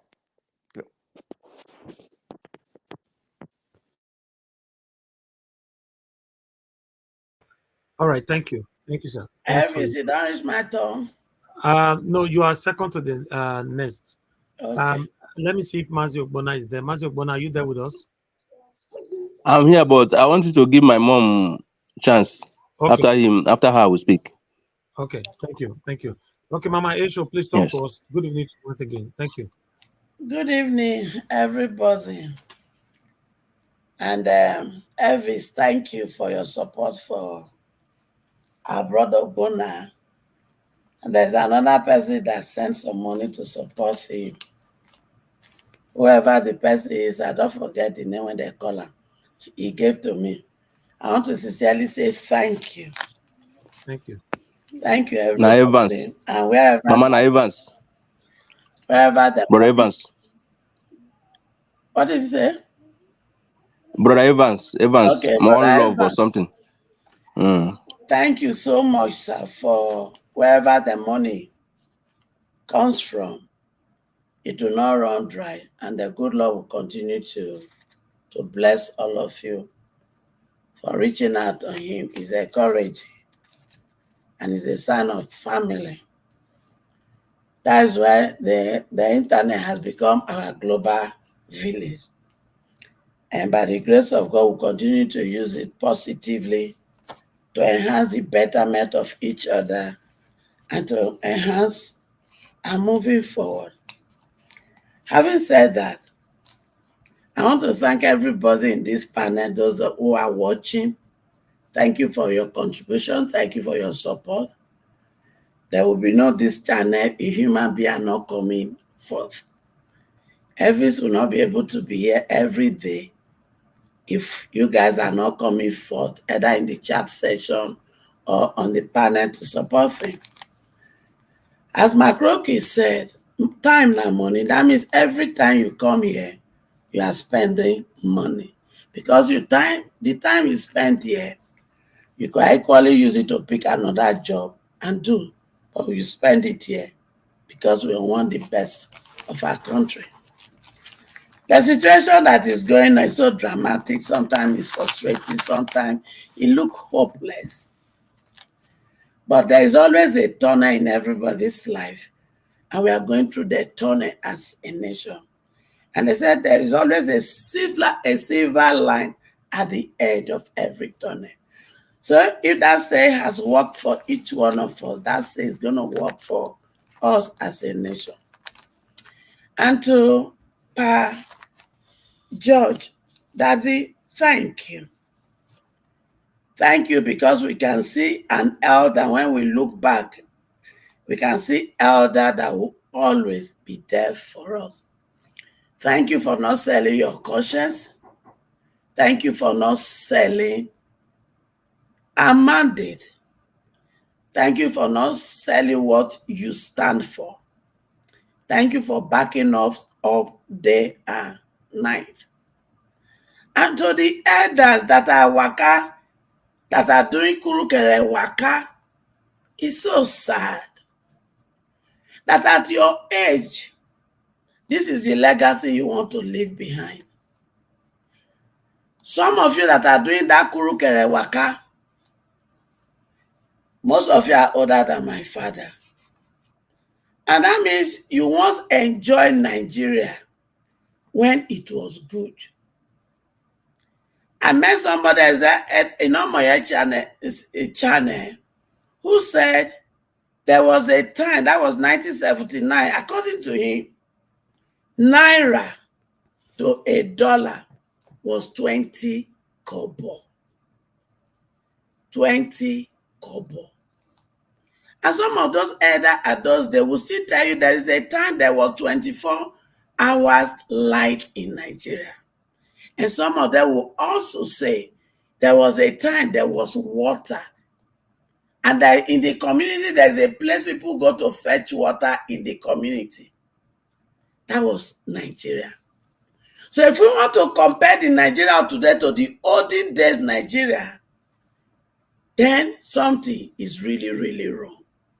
And we only need a leader, elected, not selected, elected by the people, to give our younger generation that support they need to take us back to where we miss it.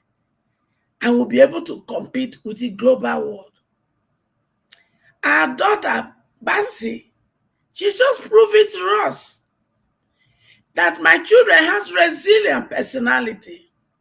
They are hardworking. They are talented. If Okay, given Mama, opportunity. Mama Isho, sorry that I have to cut you short. Ladies and gentlemen, Abure, the national chairman, will be joining us in the next few minutes, so that we can sort this out once and for all. So the last person here, let me see. I don't know, somebody, whoever that have contributed that. I don't know how the person that will be removing now, to be honest. You can remove me if he comes. No problems. Okay, no, you need to leave now because he will be joining us anytime from now. He's ready. Okay, if he's ready, I'll leave now. Thank you. Thank you, sir. Thank you. No I can worry. see more people try to join up. Please don't come Please in. don't join. Please don't join. Don't join in, please. Thank you very much. I remove you now. So my people, like I said to you guys, we try to do our best to balance things. We argue here all the time. We do things, but for me, I'm not a perfect person. I don't not be everything I know. So I have to go extra miles to just bring him here. Let's know what is happening, because our responsibility is their responsibility to pass message to us, because we are doing the message here every day. So fingers crossed now. He will be joining us shortly. Please, nobody should join now. Please don't come in. Please don't come in. Somebody you they hear me now say somebody come on because say our national chairman want enter screen. Then you they come in. I beg no verse. I don't want me to go talk with you when I call the say I disrespect you now. Don't come in, please. Just understand with us, and let's do this. Okay, we have 2 space now. Okay, Madarita just left. Okay, all right. Okay, yes. Once our national chairman is here, someone else can join. So, but before that, I would like Mama Esho. Every time I also give a chance so that someone, Oh, okay, that's fine. Thank you very much, sir. Okay, we have 2 more people that can join the screen. Mama Esho, please continue to talk to us as I prepare this. Thank you. So, as I was saying, I lost my landlord, so I'll piece from somewhere. No. You were talking about Hilda. Hilda Massey. Okay. Yeah. Good effort. So,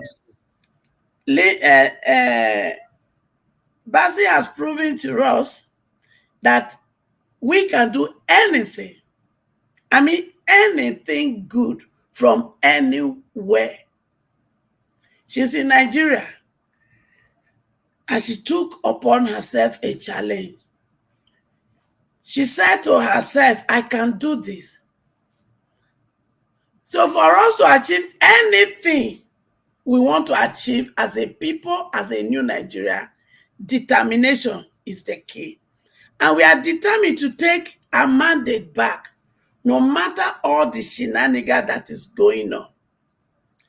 So to every Nigerian out there, undermining where you come from, your family background, our sister, our daughter has proven to us we can become anything good and challenge the global world and attain something.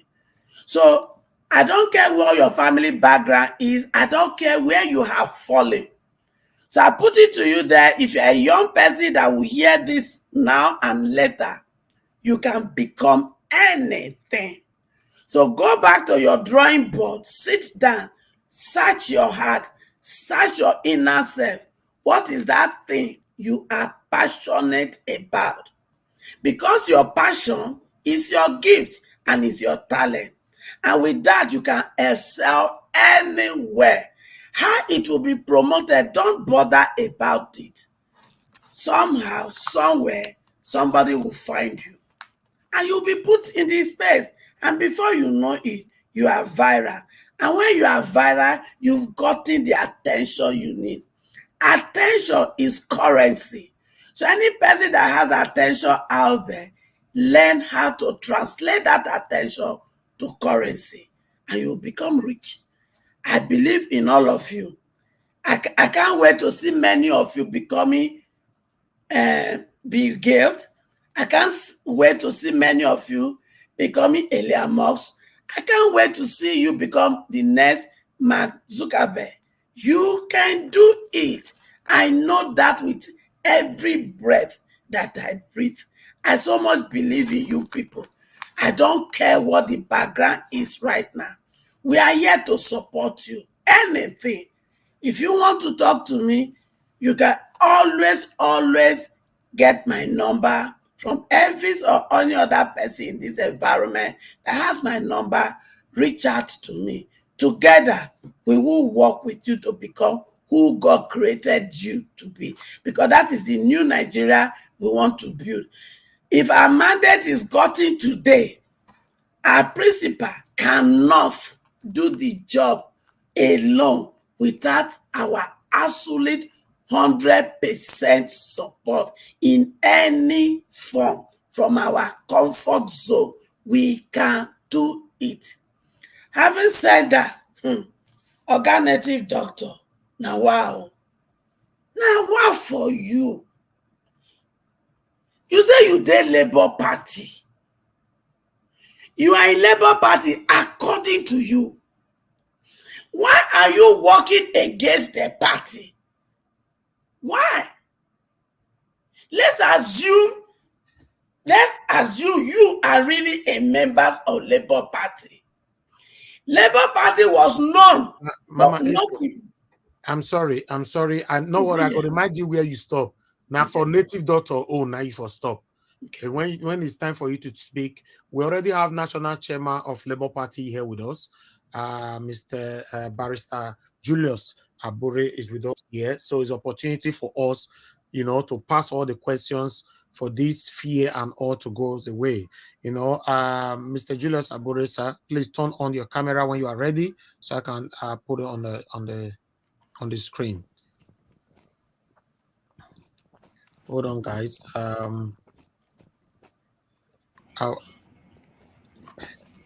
Barrister Julius Abure, can you hear me, sir? Yes, I can hear you clearly.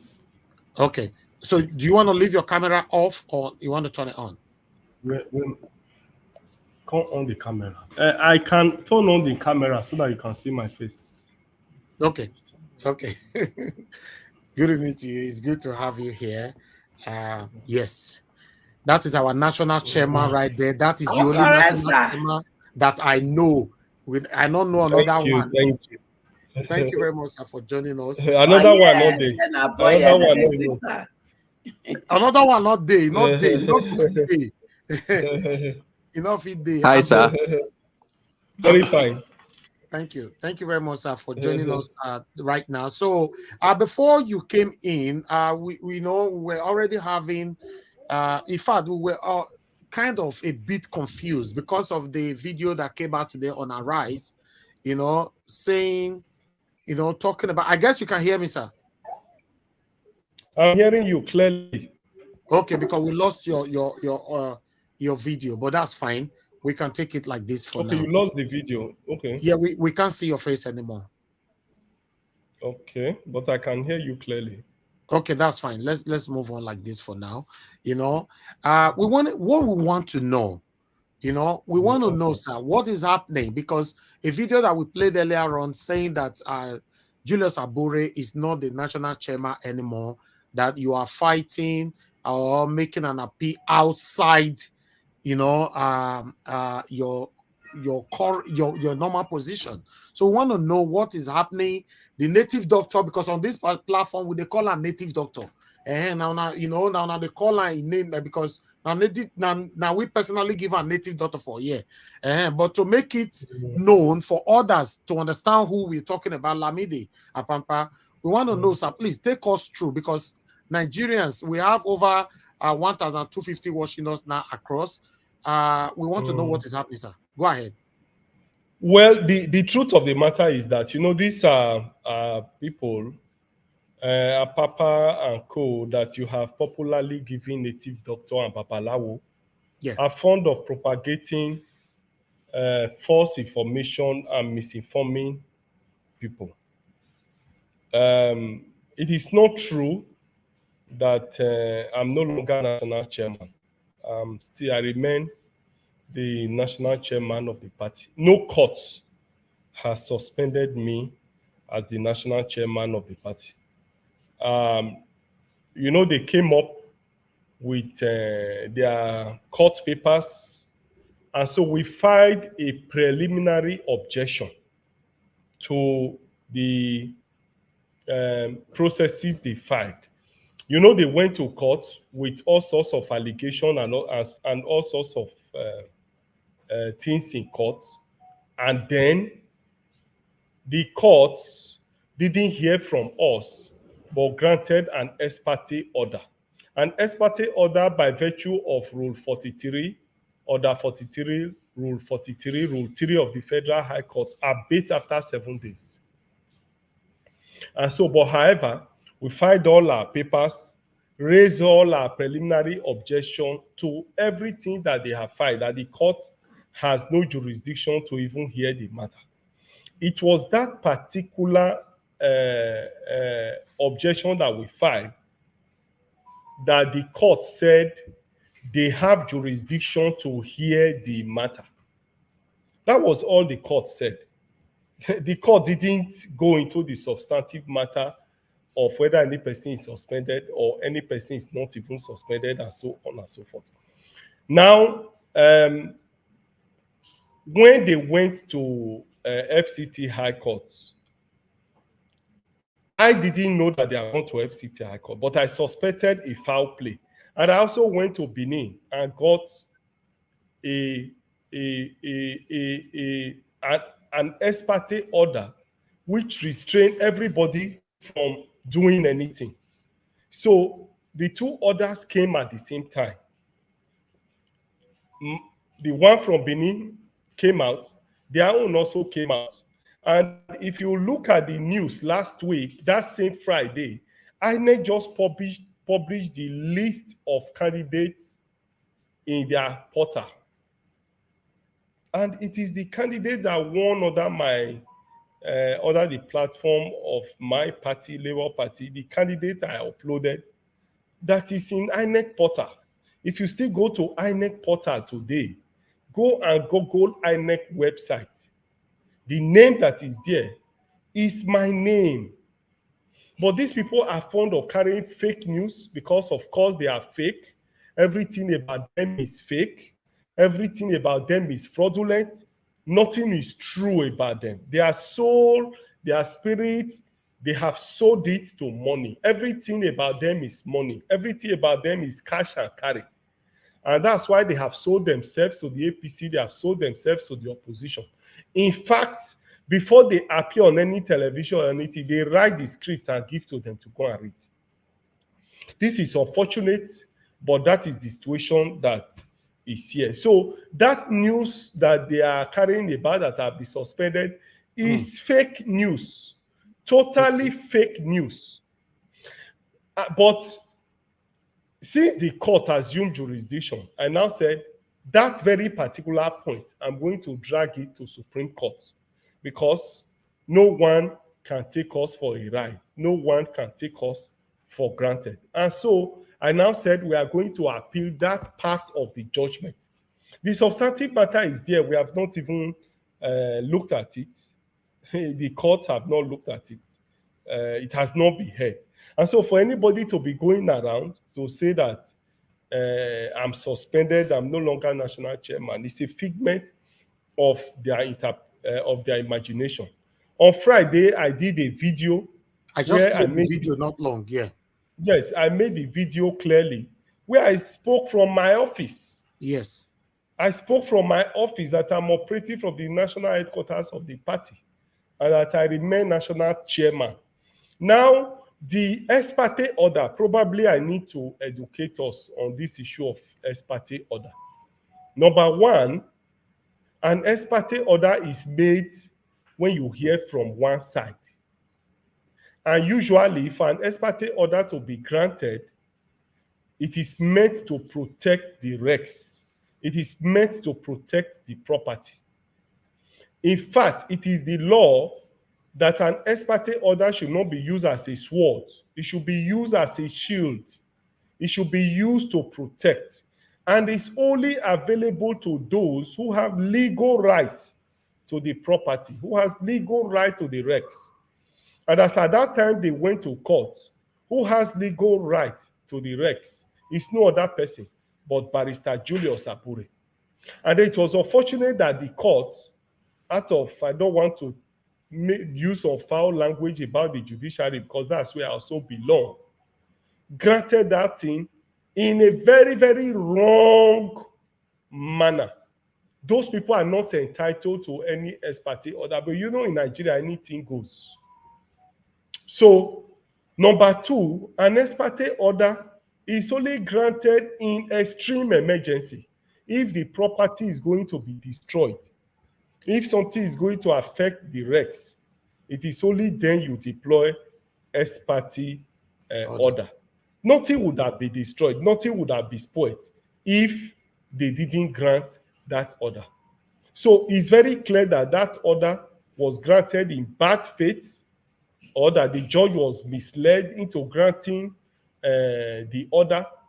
And so we challenged the entire process by filing the preliminary objection. Again, it is the law that when there are criminal allegations in an application for ex parte order, the other party must be put on notice.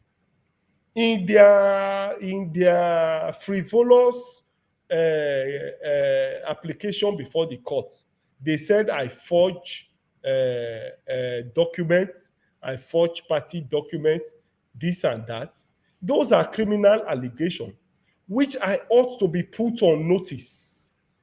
It's a fundamental principle of our law that no one is found guilty until you hear from the person. It is a constitutional right. Section 36 of the Constitution is clear that you must hear from the other side. So unfortunately, I was supposed to put on notice before even anything is granted. An ex parte order is not granted when there are criminal allegations. But we didn't know what went wrong in that court that made the court to grant that thing. So we challenged the entire process and said it was done without jurisdiction. Again, they went to mobilize people in Abuja. They mobilized people in Abuja to say that those people are my ward chairman and my ward executive and that they were suspending me from the ward. Those people are not from my ward. They are not from my local government. One of them is from Auchi, from what we discovered. The rest of them were handpicked from Abuja. But trust the obedient movement. The obedient movement is an organic movement. Some of them use their fake name, but the obedient movement immediately placed their name and their phone numbers and everything. As I speak with you now, those people that made that announcement are on the run because the police is looking for them all over the country. Those people are on the run. They are nowhere to be found anymore. If not that the country is in a mess, if not that there's no government in the country, what happens here cannot happen in any other place. People came to the television to lie that they are from my local government, they are from my ward. Those people are not known. The ward executive in my place have since come out to say that these people are not known to them. They don't know these people. All the videos I used in campaigning with my ward chairman, my ward executive, my local government executive, is everywhere. People know me with my ward executive. And therefore, and we even said, if the suspension, as they are saying, let us assume it was even true. Let us assume it was true, that I was actually suspended in my ward in Uromi. What is the business of FCT High Court in a matter that took place in Uromi, in Edo State? The only court that has jurisdiction to hear it is the State High Court in Benin or in Uromi, not even in FCT. So all of this put together shows that the FCT High Court has no jurisdiction to hear that matter. And that was what we told the court, that they have no jurisdiction to hear it. And the court on Friday assumed jurisdiction to say they have jurisdiction to hear it. And that is all, nothing more, nothing less. So let me reassure you that I remain the national chairman of Labour Party. Nothing is done to me. What is happening is that Apapa and his group have been paid, heavily paid. We already know those that are paying them. We are getting all the alerts they are getting with the money and the fiscal cash they are giving to them. We know them. We know the people sponsoring them. In due time, we will tell Nigerians who are those behind it. In fact, Nigerians already know those who are behind it. You can see their videos, how their videos is targeted at the petition in the tribunal, because they know that tribunal is going to, our court case is going to sail through. So they are working so hard to see how they can destroy the court case. You saw the native doctor yesterday on Friday. He has not even said anything, but came out to say that within 48 hours, all the lawyers should to him. The following day, the so-called suspended publicity secretary came out to say that Peter Obi should be arrested. I'm sure that you saw that video on Arise. Yes. Where he said Obi should be arrested and so on. Their attack is on this tribunal.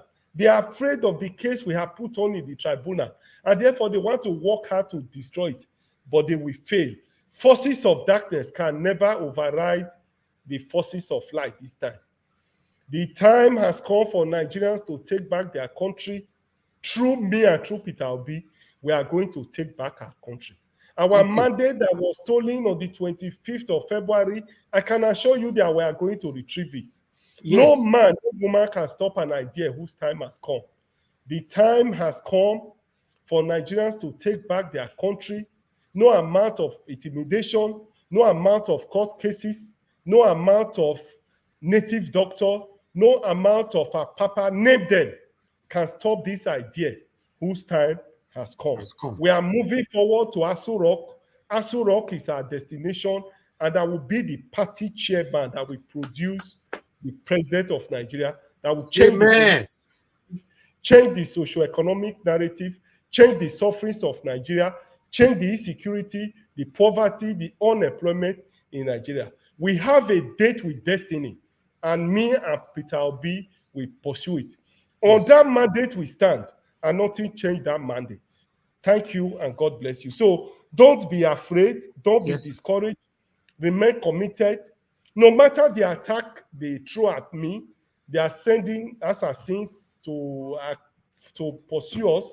They send all sorts of things after us, but we have refused to be discouraged. This cause is a cause we are ready to fight. It's a cause we are determined to fight, and we are ready to make any sacrifice to ensure that Nigeria is delivered, our mandate is recovered. Thank you, and God bless you. Thank you, sir. Before you go, because we have a couple of people here who are worried as well. I believe they might have one or two things to ask. And please, Tunaja, turn on your camera. You should know this by now, please. We have our national chairman here. I shouldn't ask for your camera to be turned on. Anybody on this panel, if you can't turn on your camera, then you shouldn't be here when we have a guest. Tunaja, can you hear me? Please, Mr. Elvis, the place I am is in village, and my place is dark. Please, but I will still remove you. I will remove you, Maziokbona. You will come back again. I beg now. No. I beg now. Rules. No, it's the rules. No, let them talk. Let them talk to me now. Beg. No. Okay. Because of my national chairman, please, guys. It's just that the place is dark. I beg. No. In case of next time, is the rules. When we have, I know. We have a visitor. All camera must be turned on. It's on now, but you can't see me because I'm in a dark place. Please, I'm in a village. It don't help you. No problem. Okay, thank you, sir. All right. Thank you, sir. I'll come back to you. There are questions everywhere. I would like to start with the way it did for screen. I'll start with Madam Patricia. Please, everybody, go straight to your question. Please, make no to stay for you. Madam Patricia, what do you have a question? I just want not a question. I also want to give him a word of encouragement. Go ahead. 1 minute. 1 minute. Yes, Mr.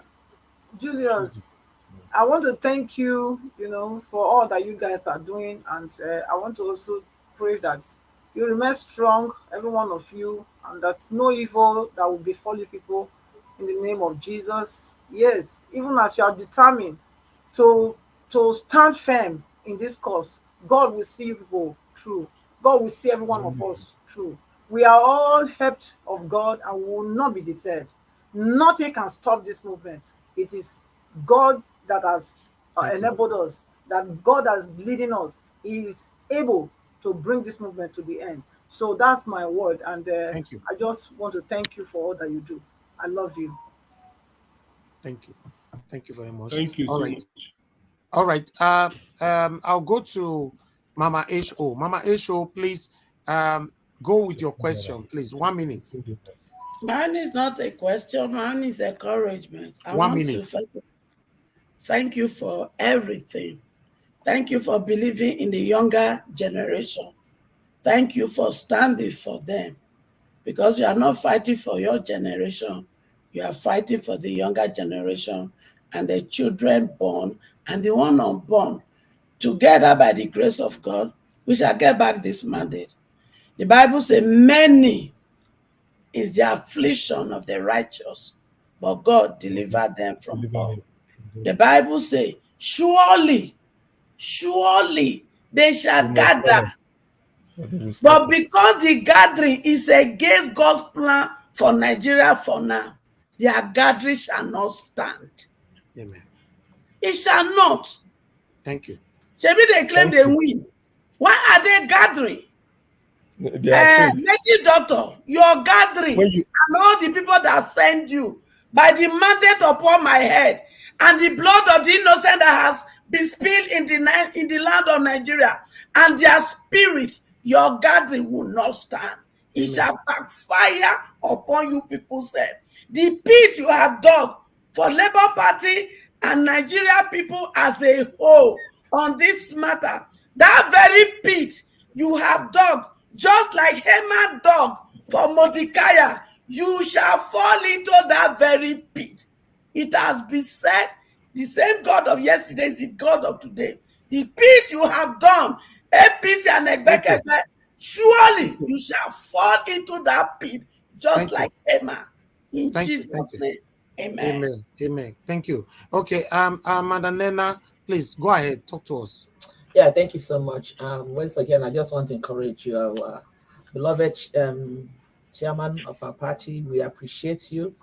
We are with you. We encourage you. Just know that there are people that are solidly behind this movement. Like we always say, you're not doing what you're doing for yourself. You are doing it on behalf of every one of us, for us and for our children. So my quick question is this, because people are giving the impression that this, like the video we watched this morning, that this man, the native doctor, Lamidi Papa, whatever his name is, that whatever he's doing, that he's capable of hurting something. I just want to ask, how can he be stopped? That's just my simple question. How can he be stopped? Well, we are in court already, and I'm sure that as we move on with this, it will fizzle out with time. We are going to appeal court now to treat the issue of jurisdiction. And I'm sure that once the court agrees with us that they didn't have jurisdiction, it will kill the matter. They know now, even they themselves, they are aware that they are fake. The matters they have brought before court are all frivolous and cooked up story. And because there is no substance in it, it will definitely fail as we move on. The only thing they are doing is this distraction and this confusion they are trying to bring all over the place by misinforming people and putting people under tension. I believe that as we move on, it will fizzle out with time, and then the court too will be able to end the matter very soon. If the Court of Appeal agree with us now that they have no jurisdiction, that's the end of the matter, and a couple of other measures we have taken, which we will use to quash the matter. So we are on top of it. It's not everything you can put on the table as to some of the measures we are taking. But I can assure you that we are dealing with it, and we are going to handle it and completely deal with it. Thank you. Thank you, sir. Okay, I'll quickly move on to the next person, which is give us a mandate. Do you have a question?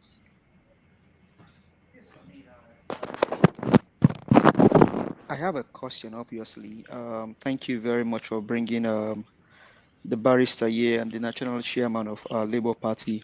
I mean, that was my thought pattern when this whole situation was going on earlier, if we can bring him here. But thank God he came by himself and made that call, which I think it was a swift one. Thank you very much, Barrister Abure, for all that you do for Nigerians, and even for good Nigerians, and then for even fake Nigerians, because by now I think Lamidi should have understand that what you, Labour Party, Peter Obi and we all are doing is for him and his generation.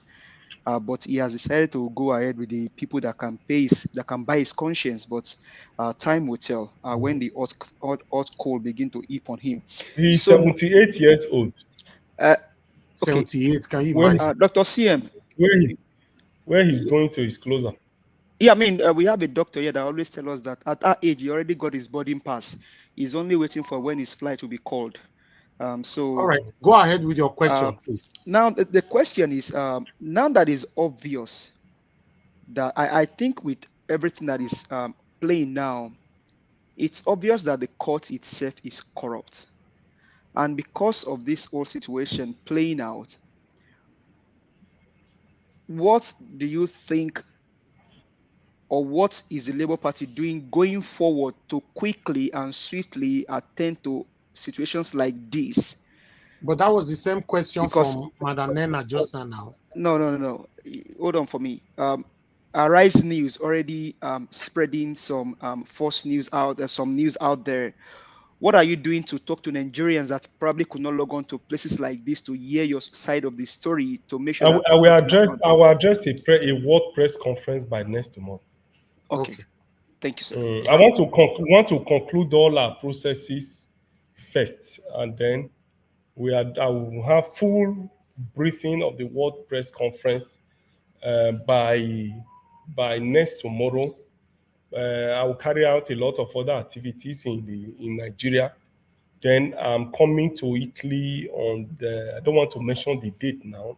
Good. I'll be in Italy. I'll be in Brussels. Then I'll return to Nigeria Are because you of coming to the America? retreat. Yes, I'll come to America from first week of June. Okay. And then I'll be in UK by June too. But by this May, I want to go to Italy, go to Brussels, and then return to Nigeria and participate in the retreats with all these are members in the National Assembly. You know, these are members in the National Assembly now. We need to hold them firmly. Right. So we are going to have a retreat for them on the 25th. So I will travel on the 18th. 24th, I'll be back, have that retreat, and then first week, I'll go to America and then come back to UK, back to Nigeria. Okay. And then, so by Wednesday, I will have a world press conference. A lot of other activities will be carried out. I will be all over the place. I'll be all over the place from Wednesday. And please do us good by Nigerians will not be in doubt as to who is national chairman from Wednesday. Okay, and if possible, also you can do us good by making those informations of the World Press Conference known to Mr. Helbis Niger Watch, where people always also join, so that it can also be able to beam those events for people all over the world to also watch. Thank you, sir. Thank you. Okay. Thank you. All right. Let's move on. Let's move on. To Niger, do you have a question for us? Yeah, I do. Okay, go ahead. Yeah, greetings and thank you for coming Chairman. And, you know, we appreciate all the work that you are doing, and it's always easier when we are online. And, you know, don't think that people don't appreciate the sacrifices that are being made on the ground. I will just go quickly and say, regarding, you said something about traveling to various Western and distinct countries. Part of what I find with our leaders is that they regard these places as some kind of alternate heaven that they introduce to our people. So I would like to know a bit about what you are actually going there to do. Because these people are not necessarily, they are competing with us. They are not there to help us in any way. And that's just on the side. And I regarding this issue in the Labour Party, I understand that a lot of people are, you know, anxious about it, but I don't think it's a major threat to you or to Peter Obi in any way. because all you guys need is bring people into the Labour Party and vote all these people out, and you can take over the Labour Party and you shape it as you see fit. And I hope that's something that you want to do in the next coming months. However, going to my question, Yes. I just learned that the federal government has kind of suspended the the removal of the subsidies, and because your Labour Party is associated with NLC. You Is have there 1 anything, minute. because I know Peter Obi's policy is to remove the subsidies too. So is there anything that any policy that Labour is pursuing to encourage the federal government to go ahead and get the subsidy removed? Thank you. Well, for me, you don't put anything, or you don't put something on nothing and expect that you get something. We believe that the country generally is not working. And we believe that all the challenges we have in the country has to do with poor leadership that we've had over the past few years. And therefore, we believe that it is only when you have a determined, proactive leadership, young and vibrant, that has what it takes to change the political narratives in the country, that you can really have the country working. And therefore, for us, the beginning, the starting point, is to have an electoral process that will be clean, credible, and dependable, where those who emerge as leaders will be those who have what it takes to be able to drive the process of development for the country. And it is this whole process that we are challenging in Nigeria. Even if they are rushing to say they are suspend this subsidy, blah, blah, blah, all those are of no effect. For us, our priority now, what we are pursuing now, to specifically answer your question, is that we are pursuing our mandate, because we believe that that's the beginning and that should be the starting point. When we are able to recover our mandate, we'll be able to reposition the country for greatness. It's not only removal of subsidy that is the problem that we have. Removal of subsidy is good because a whole lot of fraud, a whole lot of cheating, stealing is going on through payment of subsidy. But obviously, if you also argue on the other side, when you remove subsidy, a lot of our people too are also going to suffer the brunt of it. So it's a matter that you need to look at holistically and deal with. And I want to say it here categorically. That it's only Peter Obi who has what it takes, the holistic program, that we're able to change this whole narrative in the country. So for me, whether they are rushing to go and say they are removing subsidy, they are suspending subsidy, what they could not do for 8 years, for 8 good years, they could not change the fortunes of Nigeria around. Is it 2 weeks to handing over? They are going to do anything. For me, those are not even my issue. The major challenge for me is how to pursue the mandate that have been given to us, recover it, and have government in place that will holistically address the challenges of the country. Exactly. So that is my position. Thank you. Thank you. Augustine, please, are you ready for us? Okay, yeah. Oh, okay. Yes. Go Good ahead. evening, everybody. Good evening. Augustine, go ahead. Actually, are you hearing? Okay, yeah. My question is, you see, it's like the Babalawo camp ahead of the Ray people in press war. So what I'm trying to ask is, why is your, they say your office, why is your office not making frequent representation in the media? Because what they are trying to do is every small thing they go to media and be talking nonsense. If you check Arise TV, the one we watch today, of course TVC is their own. We know that. I don't know about AIT or channels.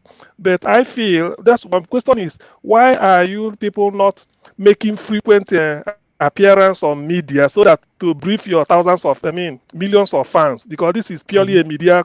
They are feeding on people's vulnerability, so to speak. So I would like to, if there's any strategy you people, or if you want, the truth of the matter is that it's Romeo and Juliet now, Shakespeare, who said, bad news fly more than good news. Since they spread that rumor of suspension on Friday, I have done 3 write-ups on it. I have done videos on it. My publicity secretary is on air. As I speak with you, we have done 3 stories on it today. But it is the bad news that flies more. And that is very, very unfortunate. And you know, because most people are hungry in the country, with 5,000, with 10,000, people collect money and put any news online. And so it's an unfortunate situation. It's not as if we've not been talking. On Friday, I did a video on this matter. On Saturday, I did another one on it. AIT carried it. Channels carried it. Even the Arise News carried it.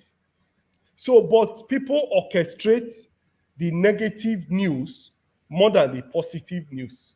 If there is any person who has been ahead of their narrative, we are. We have always preempted all the whatever they wanted to do. We've always been ahead of them. But you see, bad news is what flies more. And people prefer to even read the negative news more than the positive news. So that is the situation. Today, as I speak with you, if you go to Opera News now, you will see my story there. You will see a lot of reaction there. On Friday and Saturday, we were on AIT. The National Legal Advisor was in channels on Friday, where he was giving 10 minutes to speak on this matter and clarifying all of this. So it's unfortunate, but that's the situation we find ourselves. We are on top of it. We are dealing with it. It's just that, like Romeo and Juliet said in Shakespeare, that bad news flies more, and people are more interested in reading the bad news and orchestrating it more than the good news. That's the situation we find ourselves, but we are on top of it. Thank you, my chairman, the only chairman that I know. Okay, the last person before I'll let you go, Mr. Julius Abure, please pass your question so I can let my chairman go. Yeah, thank you, and good evening, Mr. Abure. I don't really have any question. I just want to, thank you for making out the time to come to this place, and as well, thank Mr. Elvis, because at least the blood pressure is down now. Hearing from you, and it's wonderful. Please, if you have anything, for us to discuss, to say it, so that the followers will hear as well and know how it goes, please do reach Mr. Elvis, because right here, I don't know about any other platform. It's all about doing the right thing and the obedient movement. Please, we are begging. If anywhere you can help, to give us, updates, that will help as well. Thank you for coming out. Thank you. Yes, I'll be sending videos. I'll be sending videos and our releases to this platform now. We've added it as one of the platforms we'll be sending our videos and updates. Thank you. Barrister Julius Abure, please use 2 minutes to address Nigerians so we can let you go. Mr. Evans, I never talk. You never give me a chance. Is it because I'm in a dark place? No, Mazio Bona. Okay. I take pass yourself. Go ahead. I don't know. Go ahead. Okay. Because you're not good evening. Camera, go ahead. Good evening, our barrister, our party chairman, the national chairman. Good evening. Good evening, sir. I thank you for this wonderful opportunity. You have 1 minute, sir. No, Allah. I thank you for this wonderful opportunity. This very issue I've been burning But with this clarification now, we can get authentication from you that you are solidly behind our party and our principal. Even rest of us that are on this program, we are assured now that things is moving well. I just want to appeal to you that in the subsequent time, you come on this platform, talk to us, so that all this argument, all this Babalawo and co, Arabambi and co, with what they are just doing it on their own. With what you said now, I just want to echo what you said, that no matter how many they are, they cannot stop us from getting our mandate. I just want to thank you very much. God bless you, sir. Thank you. Thank you, sir. Please give us your final submission, sir, so we can let you go. Thank you very much. Well, let me appreciate all Nigerians for your support, for your doggedness, for your commitment to a new Nigeria. I want to really appreciate it. I want to reiterate that for me, this course is a course we have decided to pursue. The Bible says, no one puts his hand on the plow and look back. We have put our hands on the plow and we shall continue on it.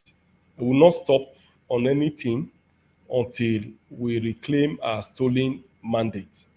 Those who have stolen our mandate have murdered sleep, like Macbeth said, and they will sleep no more. And that's why they are not sleeping.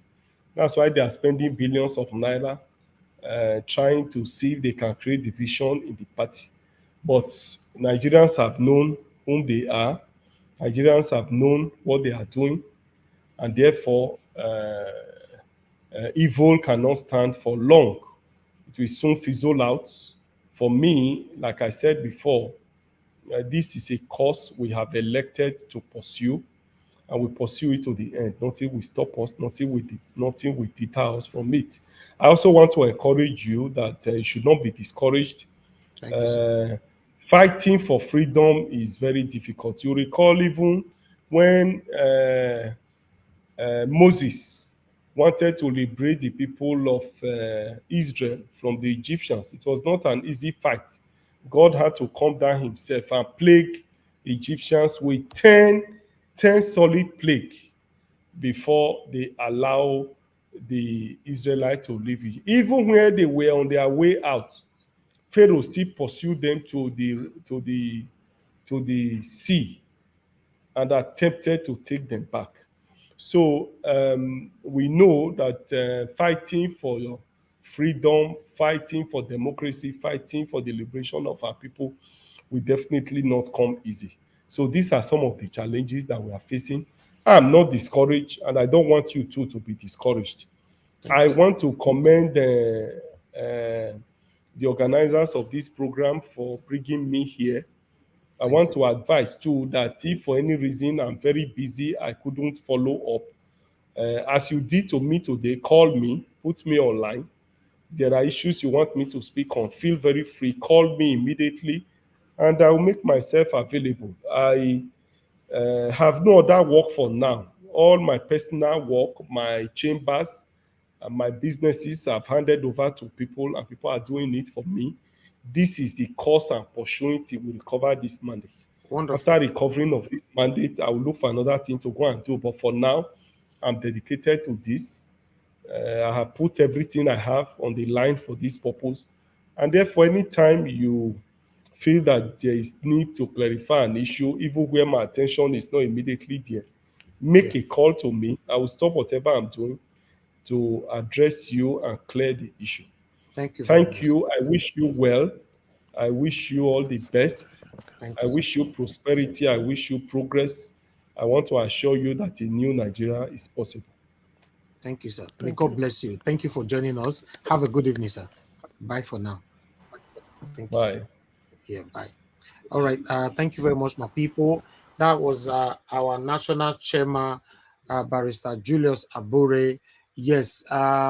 Please, guys, I not ask Una press like Una not press. I not ask make Una help me share. Una not share.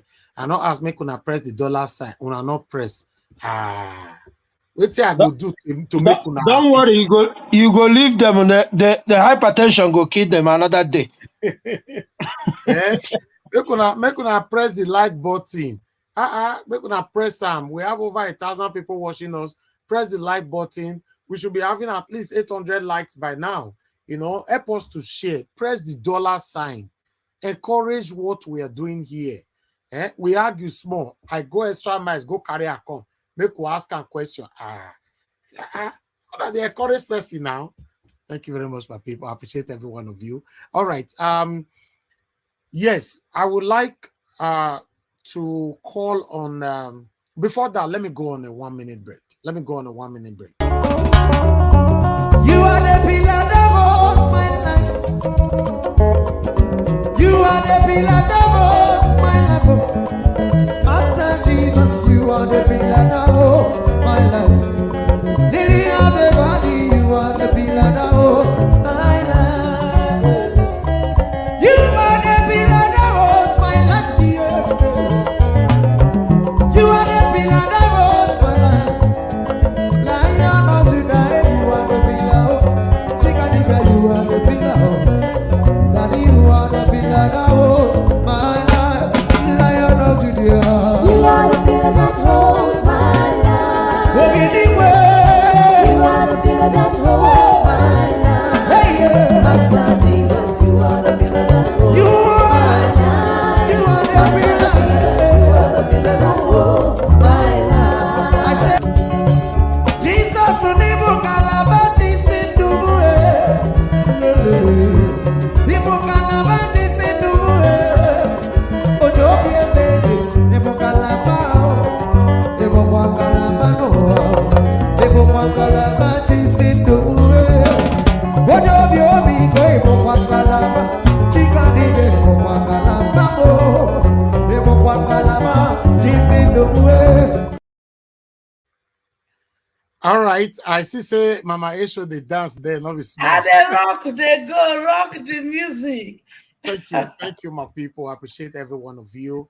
Yes, Dr. Alexander Gomez, thank you very much, sir, for the super chat. And God bless you. Thank you very much, everyone right there. Thank you. And God bless every one of you for your support. Of course, we are going to at least it don't come. Our national chairman don't calm us down now. Say we they get them back. It's even obvious. It's even obvious because if you see the way these people is behaving, the way they are doing everything possible to end the case in court, to do everything, it's already obvious to them themselves that yes, Peter Obi will be the next president of the Federal Republic of Nigeria. You know, and there's even some issues already going on right now, but our national chairman don't want to go that area. That make me not stay ask him. Say 29th of May not go stand on presidential, not go stand. But meanwhile, I don't want to talk on that. I'll go back to Mama Esho. Mama Esho round up on what she was saying earlier on. Then we can. Yeah, we're talking about our Babalawo. Babalawo onijeje Baba. Okay, you sabi. Make I say not be our Babalawo, na APC Babalawo. As he told himself to Babalawo, what if? Hey, Papa, what a shame. What a shame. But you see that money when you collect, when they take do this evil, it go turn to sawdust for your hand. It goes turn to sawdust. So the truth is, sometimes, yes, human being we feel, but I'm confident. Because in 2017, November, I'll never forget that. November 19, 2017, 11:45 p.m. of my time, I asked question. I asked Papa God some question. And when he answered my question, he said, make I go build a new Nigeria. It was specific. He said, he take me through a route. And we answered those questions.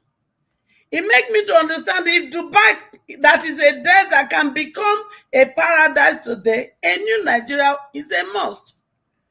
Those who are working with me behind the scene, they know I said this.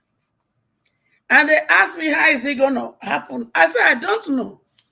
But God said I should. And that is what started the journey I am doing. So when we now enter 2022, and Obi came on board, and he used the word a new Nigeria. That confirmed what God has told me. But what God didn't tell me is this process we are going through. He didn't tell me that. So, and I realized that for Joseph to become who he is, he also went through a process from pit to Potiphar house, from Potiphar house to prison, from prison to palace. So everything that is happening right now is a journey, and the journey ends up in the palace. So this very journey we are in reclaiming our mandate to start a journey of rebuilding our country, a Nigeria of our dream, a new Nigeria, we will surely get it. All this babalawo dancing about is a shame. A shame to those. Me, I wasn't surprised when Mr. Abure was talking that they hire some people to represent his own constituency in his village. They started it with Bishop now. Did they not hire fake Bishop? So we shouldn't be surprised with all this shenanigans. But one thing, all this shenanigans, it was Amajasi Asani. There was a man in the Bible called Haman. He did everything in his power to kill the Jews. He even dig a gallows. He want to hang Mordecai. And the only person that will give him permission to hang Mordecai, he went there. But before he got there, the story changed. The Bible says the king could not sleep by night. Therefore, I stand upon that authority that the God that did not make the king to sleep at night, I ask him today to visit the judges that will preside over this case. Heavenly Father, withdraw their sleep, withdraw their peace, withdraw their comfort, make them restless, O Lord, until they give back a judgment that will release the mandate of my children into their hand. In the mighty name of Jesus. Amen.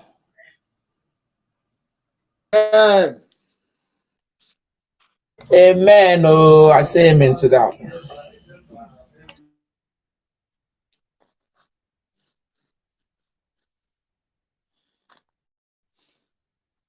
Elvis is muted, though, or am I the muted one? I think it's him. Who is next? All right. Sorry, guys. I was talking to my national chairman. Okay, let me quickly call on the next person here is Madam Nena. Madam Nena, are you there with us? Yes, I'm here. I am here. Thank you so much. Stop in 8 minutes.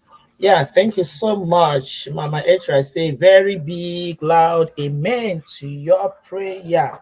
I love your declarations. I love the confidence. You know, there's nothing as beautiful as standing on the word of God, which is the only thing that is sure and effective. You know, I like that. Thank you so much. And thank you, Mr. Elvis. If honestly, I just want to appreciate you in a special way. Because I was just, when he said National Chairman is coming, I'm like, how did he manage to get him right away to come here? Like, the way Thank you, just do that magic, sharp, and the man land here. Thank you so much. You did too much. In short, now you go be our waiting with the chief press. What is the chief press secretary? I've tried to mix up Nigerian positions with that of America. I don't know. Chief press secretary of our president Peter when he comes in. They get position because these things are not easy. Anyway, because I know you're not going there for money, you're going there to serve. That is the most important thing. It's not about money, it's about going there to serve. That is just what makes the whole difference. Yeah, I'm glad that Abure came up to do his announcement, you know, to do this clarification now, so that at least he puts our mind to rest. Look, I said, in fact, on Friday, that was it Friday that I saw that Babalawo making that his announcement, saying what he was saying. I said it to myself. I said, this man is not smart because he's making his mission so clear, even a blind man can see. The way he's going, like it's like they gave him a deadline. You must do this one fast. You go do, and you know, it's like the script they wrote for him. He doesn't know how to read it, so that you go hide some things, make it not obvious. He's making it very, very obvious. Very, even a blind man knows that this man is on a mission. Whatever he's doing has nothing to do with the interest of Labour Party. Whatever he's doing has nothing to do with the interest of Nigerians.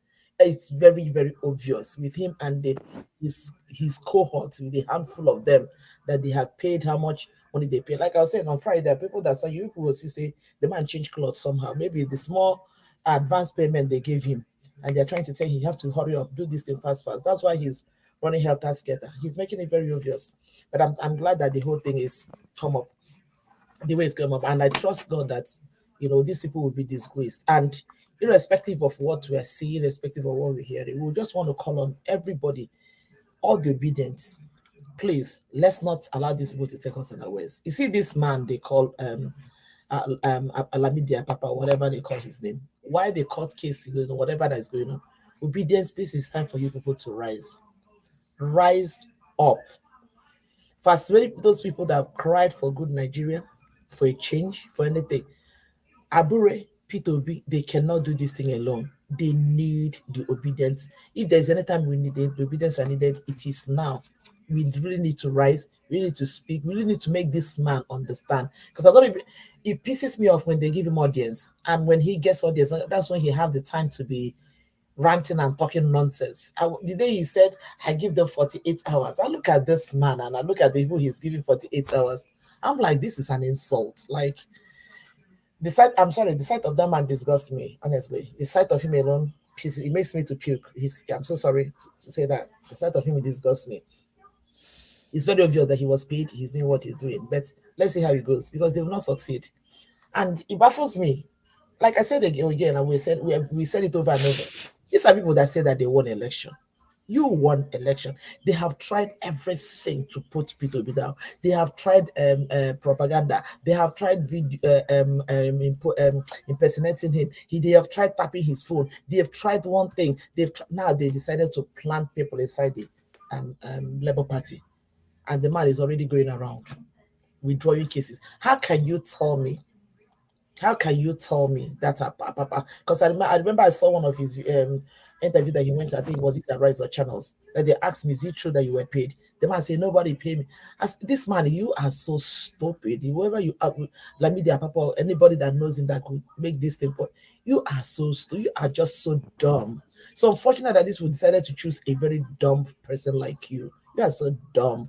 Because there is no how you can tell any sensible human being that will believe you that you are intentionally a man who is intentionally destroying his own home. Let's just assume that you are genuinely for LP. How can you intentionally want to destroy your own home? Like, does that even make sense? So that makes it very obvious that you are an outsider. You are an impostor.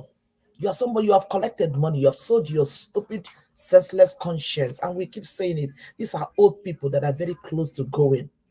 How much are you collecting? What can you possibly look? This man, no matter how much money they give, you don't give up. You don't give up, buff up. You can never clean up because already is dirty, stinking man already. That is so stupid. Like it is so disgusting. But I'm glad that everything went on track, and I'm happy, excited, and hopeful that all these things are going to be said. That man needs to be stopped. He has to be stopped.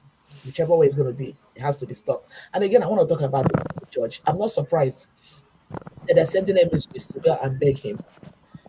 APC is looking for validation left, right, center, and corner. They are looking for validation. Anyhow they can get it, they will get it.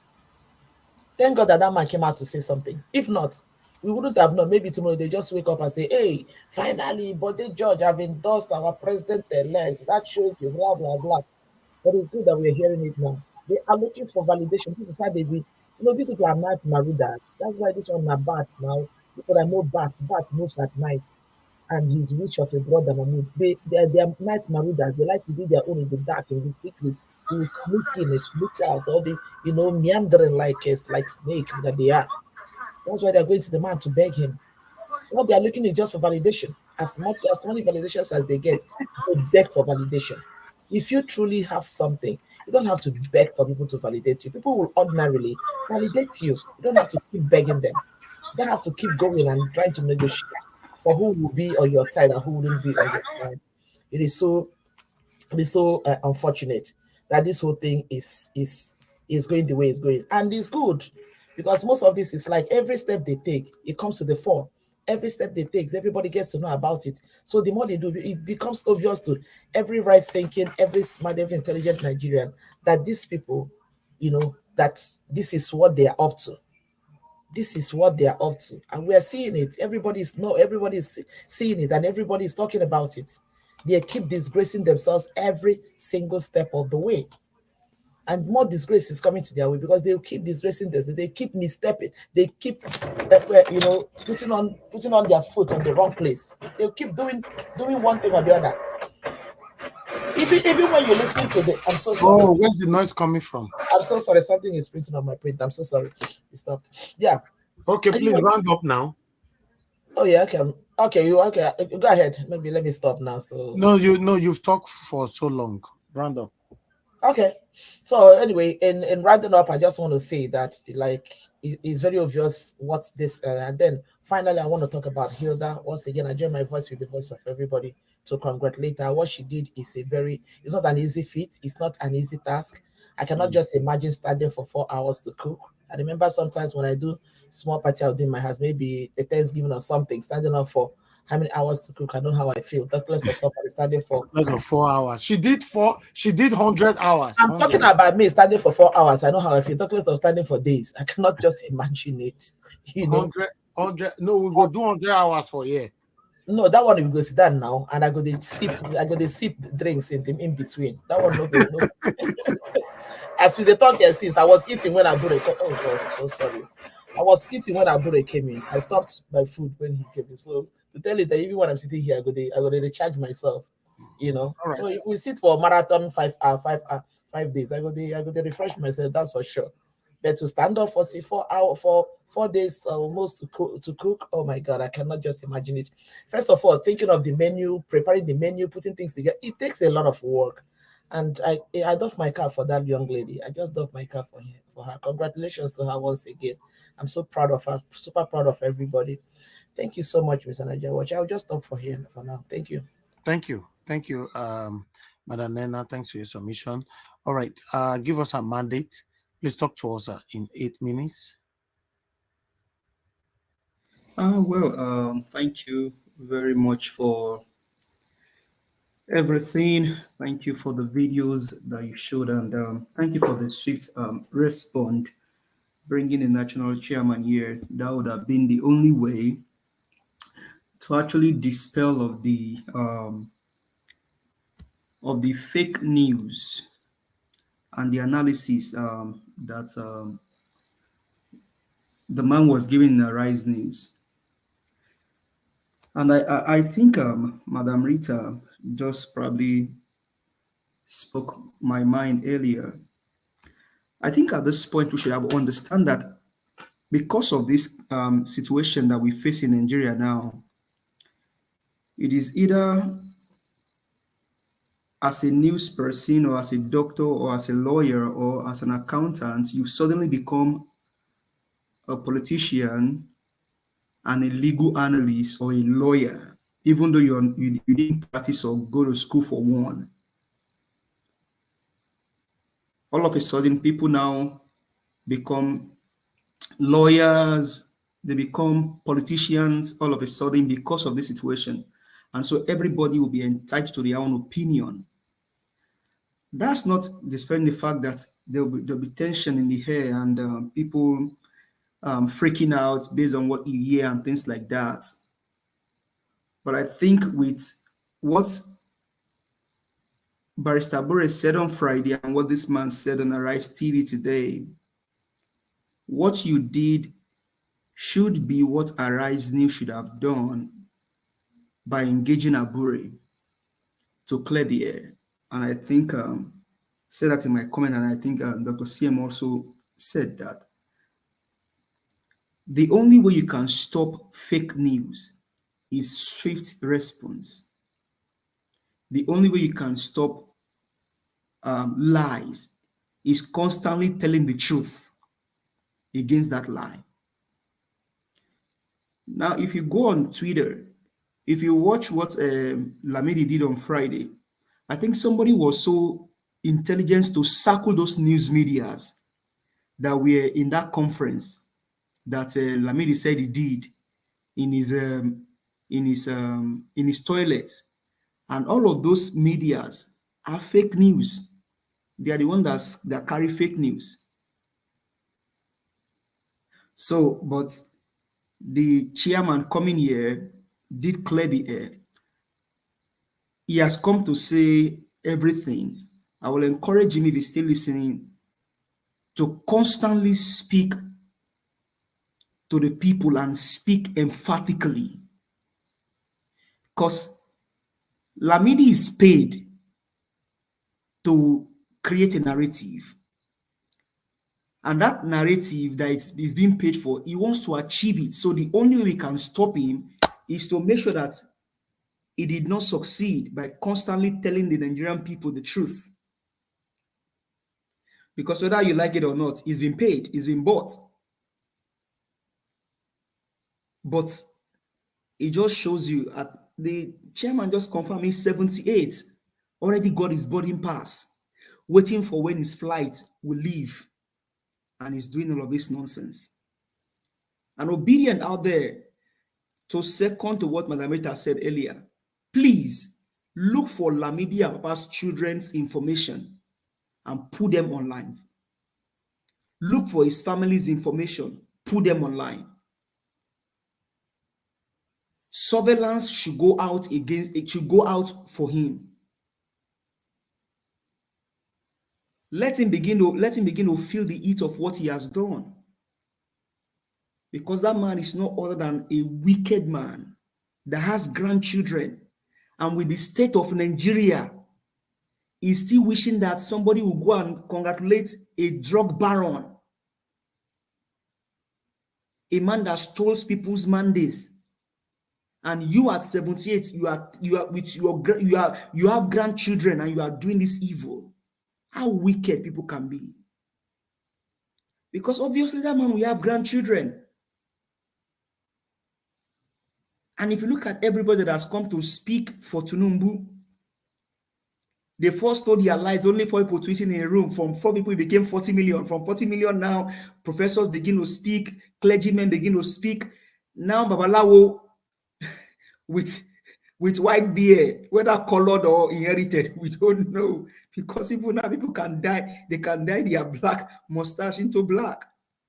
But that's not even a sign of integrity or a sign of morals or a sign of dignity. It just shows you that that man lacks integrity, lacks moral, lacks compassion, because his grandchildren, I believe, will also be feeling the heat of what Nigeria has turned to be at this time. But when the campaign were going on, when everything was going on, I didn't see Lamidi Apa not even in one rally. Not in one rally. And all of a sudden, you now want to become the chairman. Now, going to the court, it just shows you how porous and how decayed the judicial system in Nigeria is. Because the court in Abuja itself should be the one to tell Lamidi Apa that we throw out your case because we don't have the jurisdiction to try the case. It happened in Bini, Edo State. Go there. Don't bring it here because we don't have that jurisdiction. And that's what the chairman keeps talking about. So because the legal system also in Nigeria is decayed, is corrupt, and because they are also being, I mean, it's not maybe, they have been bought with money. They quickly want to try a case that happened in Benin, in Abuja. Of what sense is that? The judge in that Abuja appeal high court should have been the one to tell Babalawo, you know what, this case cannot be tried here. Go to where it started. But if the head is bad, what do you think will happen to the body? The Chief Justice, they said, is a corrupt man. The president of NBA, that one, you don't know if he's speaking with two sides of his mouth or he's speaking with one side of his mouth. That one too, you don't trust him. He's a corrupt man. And everything else trickled down to all of those judges in the appeal court, magistrate court, appeal court, all over the places. So that's one thing that Peter Obi is clamoring for. Once we get this mandate, everything will begin to now work as it's supposed to work. You will not arrest me in Lagos. You will not arrest somebody in Lagos and go and say you want to try them in you want to try them in Kafanshan. Why not try them where you have been arrested? Imagine them say, okay, this person slapped police. Let's go and try him. No. Judiciary, do what is right. Wednesday is around the corner. This will be the third time that this whole thing will happen. If Tinubu does not show up on Wednesday, it should be an easy win for Peter Obi. We should not even deliberate anymore. So please, judiciary, always stand tall. Always do what is right. Because if Nigeria gets better, your family will enjoy out of it. If it gets worse, your family will enjoy out of it. Whether you are drinking imported water, it doesn't matter. You breathe the same air. You go for the same market, the people go. This battle in Nigeria is for everybody. So judiciary, do the right thing. Do the right thing. Babalawo, your case will be decided very soon. Hopefully you will just sit down and stop right now because you already got your boarding pass. Only only God know how many more days he is giving you. But how do you want to be remembered? People, and this should sound a kind of admonition to all of us, whether you are obedient, whether you are, regardless of wherever you are, is a time to renew Nigeria, and Nigerians also need to be renewed. Mind renewal, conscience, dignity. I mean, the lady just stood for several hours cooking. That tells that if we fight for it, we can get a better nation. Congrats to that lady. Congrats to our family. Congrats to Nigeria. Let's also fight. We'll get this mandate back. We believe that the mandate will be delivered to us because Peter Obi really won that election. He won it squarely and he won it well. Thank you very much. Thank you. Thank you. Give us a mandate. Thank you. Okay. I would like to call on the next person here, which is Tunaja. Got Tunaja. Please talk to us. Good evening to you once again. Good evening. Greetings to Niger Watch panelists and the chat and the viewers. Yeah, this matter about the Labour Party, as I said earlier on, I don't see it as a significant threat. I guess the current distraction that they are creating is the purpose for which they are doing what they are doing. I don't think they actually think they can take Labour Party from Peter Obi supporters. And I don't think that the Obi supporters.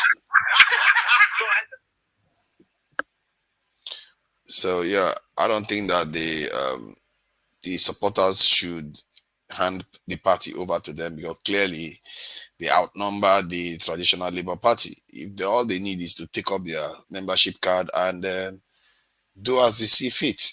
You know, there are about how many people voted for Peter Obi? Well over 60 million. And the previous Labour Party was how many? Barely 100,000. So they shouldn't have anything to worry about. They are not going to be a threat. They are just a distraction at the moment. And however, I agree with the last speaker that said you have to always counter everything they say. Because if you leave it, as Elvis once said, that people are gullible out there. They listen to it and they take the information. They don't necessarily listen clearly, but they do hear, oh yeah, Labour, fight. Oh, Labour, fight. They keep hearing and they are not hearing the opposite narrative. So they just think that there's chaos there in time. That's what's going to embed in people's mind. That's what they call subliminal messaging, and that's what they are doing. What they are doing, they don't think they are going to win. They just think that they want to create distraction. However, I think the question I asked earlier on during the show, that when he came on, people were questioning it. I don't understand. You see, you can't see from my own point of view. Everybody has two eyes, one brain. You have your own perspective. I have my own perspective. I like to think that most people prefer to see things on a micro level, but I think Nigerians, we also need to start learning to see things on a macro level. Maybe we cannot, because I don't know how many nations have been able, where you have people that think like that naturally. But that's where I'm coming from, because you have to understand that we are in a country here where, yes, we are responsible for our home, but people are pouring petrol on the fire for us, helping us light the fire, and our leaders are aiding them. If you watch documentaries about the corruption of how they steal our crude oil, you will see how bad it is. The kind of shameless things our leaders do just to steal money and for themselves. We have a culture of cashing out, as they say. That even the president-elect is using it the other day in Rivers State about cashing out. It's like, what kind of country are we running? And people are questioning me for saying, why are our leaders going overseas? Now he says he's going to ask that question. He didn't answer it. And the question regarding the fuel subsidies too was not necessarily answered. He just said, oh, it has to be holistic. This is what we have been hearing. It has to be holistic. We are going to be talking holistic for the next how many years? Our debt servicing is taking all the income we are getting. Are we going to remain like this? Things are going to get worse and worse and worse. Soon, I'm sure it's beginning to happen already. We are going to be borrowing money to pay off debt. You create debt to pay debt. Then focus on Buhari then. Buhari is the president of Nigeria. Why are you blaming? I know now. I'm not blaming him. I'm saying the culture, because this culture this culture that they are carrying on doing. The president too. Yes, the president is number one, isn't he? Is he not? He's the one. Yeah, but he's not even in Nigeria right now. Let's focus on that. Oh my God! That's my point. He too is going overseas. They are all going overseas. He's not in position. He's not holding any position, sir. He doesn't have to. The president was once an ordinary person too. Yes, ordinary person can travel. You can go anywhere. Like you now, you want to travel today. I don't have any right to ask you where you're going. As far as I'm concerned, he's an ordinary person for now. Once he hold office, you are asking him, that question will make sense. You cannot be asking somebody that is not holding any single position in Nigeria, why is he traveling? Why do you think he's telling us? Why do you think he's telling us that then? But can I interject you, please? He didn't have to tell us that. He's telling us that he's traveling overseas for a purpose. No. Maybe in case he want to meet with any obedience. That's why. Mr. Elvis, you are answering now, isn't it? That's what he should have said. Because if you are going overseas, no, he shouldn't answer it at all. He's an ordinary person like you and I. You shouldn't ask him that kind of question. Then why is he coming to say it? Don't you understand that when he says something like that, in people's mind, that was not the intention of Mr. Elvis bringing him here. I brought him here to answer the situation between until we understand the purpose why he brought him here. So your question was not relevant. Ask Buhari, as we speak right now. Your question at that point was not relevant. He traveled out of Nigeria. The president of Nigeria is also out of Nigeria. You should be focusing on those things. Not and also, Mr. Elvis brought him here to answer the question. They ask OP question where they always try to make a comment when they ask those questions. They ask OP question where. Why go there? Why are you why not go back to Nigeria? What did you do for UK? Are you from UK? Why you come? You go there. Ask constructive question. You are the one that is a joke, because Mr. Elvis. Okay, now listen, please. Okay, Mr. Elvis brought up a video on Arise. Your question, the reason why Baci Abure was here, your question was not addressing that purpose. So I didn't come here to address him. I didn't come here to address him. I wasn't in the panel when he arrived. Then you should have just kept quiet because your question. They just keep No quiet. problem. No problem. When panelists come here, guests come here, I'm not going to be saying anything. Since you people think you know what is best for Nigeria, go ahead. Yes, of course. Go ahead of course. and do what is best the way you know how to. Because people know you should have want to asked the censor other question, people. address the Hold reason on, why you you want to came here. censor other people for speaking their mind, and Ask 1 minute you say one free speech. Let's carry on now. Let's carry on in that Focus mode. on satanic Buhari, not somebody that is ordinary person. It doesn't make sense. I focus on whatever I consider in my own head that is important for our people. Not tell me who to question, how to question people, because you're not going to ask people how to question too. No, he's not holding any position. You cannot. There's no way you will argue this, you will win. You cannot be anybody can ask anybody any question. He's here. He's not holding any position, but he's here as somebody of authority, isn't it? Okay, Tunaja, can somebody ask you now, where are you traveling to tomorrow? That's a personal thing. This one is a business thing. He came, but why did he come and reveal it in public? No, it doesn't matter. I can say I can display it now that I will be traveling to Nigeria tomorrow.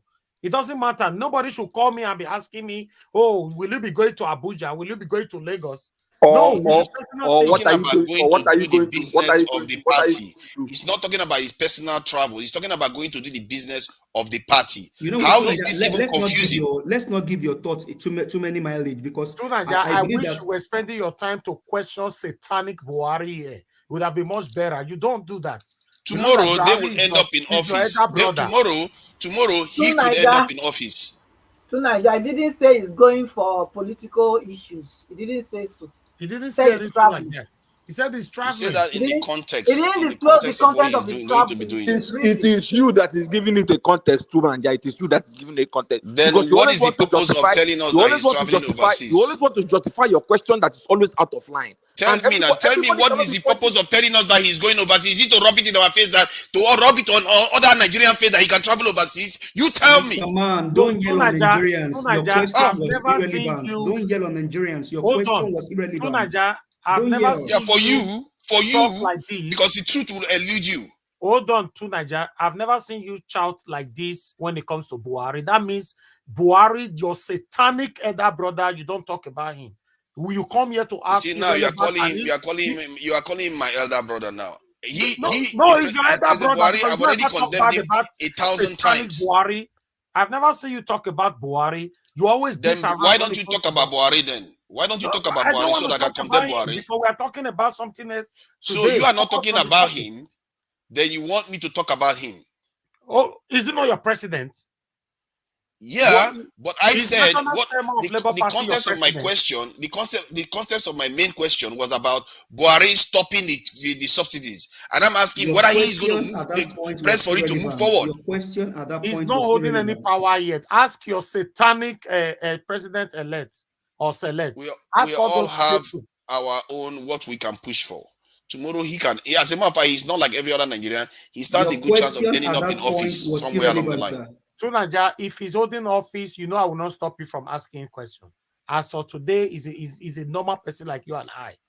So we should take it like that. INEC have satanically selected a satanic person as the president-elect. So you should focus on those people. Don't ask anybody else question. It doesn't make any sense. Do you hear yourself? Don't ask people any question. That's a slippery slope. No, it's not, because as far as I'm concerned, national chairman of Labour Party is an ordinary person. He's not holding any position. Or have you given him any did you just use a position to describe him and say he doesn't hold any position? You see the contradiction in what we are doing here. He is the national chairman of a political party. He is not in the aims of affairs. Tunaja, is it difficult to understand? He's traveling to. Does that make sense? He is national chairman of a political party that has links with NLC, that is capable of influencing policy. You need to learn how to wield power. These people are not ordinary people. I know, Tunaja. Yes, I know. Then deal with the satanic one that is already ruling you first. We are dealing with all of them. I started from him. I said they stopped the fuel subsidies from going. One that is I started from the one that is ruling. I said they stopped the fuel subsidies that they said they were going to remove. Well, that's where I started from. Okay, Tunaja, please talk about where is Buhari and Tinubu? Disgracing us as usual, like many Nigerian leaders. This is my problem. This is what they do. You guys need to wake up to the fact that all these people are disgracing us every day. They go overseas and go and bargain with foreigners, and they come back and sell us out. This is what they are doing, and you have to be asking critical questions. Let's say you live in a family house now. You know people that are rivals of that family. Please, and you see members of your family disappearing every day. This is that member, those rivals of yours. Are you not going to ask your fellow member, the member of your family that is going there every time, where are you going? What are you going there to do every time? This your energy will be much better if you don't want to ask questions. Focus your energy on a president-elect, because 29th of May is around the corner. Okay, if you want to be fair. At this I have done that several times. If being... we're talking about him right now, I will be saying exactly the same thing. This is why I even talked about we need to champion. Obviously, we are talking about him to stop this health tourism and all this nonsense they keep doing. That brought the satanic native doctor to disrupt this wonderful movement that we're having right now. So talk about them. Don't ask. I talk about them just because if you are uncomfortable with questions, it doesn't mean it shouldn't be asked. For you. You may not see the impact it does have. If you are the one in office, Mr. Elvis, honestly speaking, at this point, I'm kind of confused.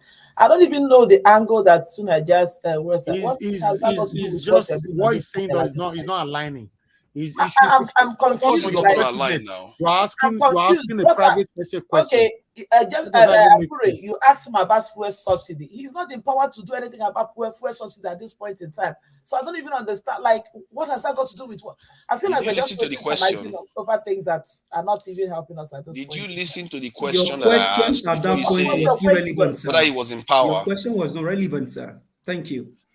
You can't just say it's not relevant. You have to give me a reason it wasn't relevant. Go to the next person, Mr. Elvis, please. Your question. What is the reason the question was not relevant?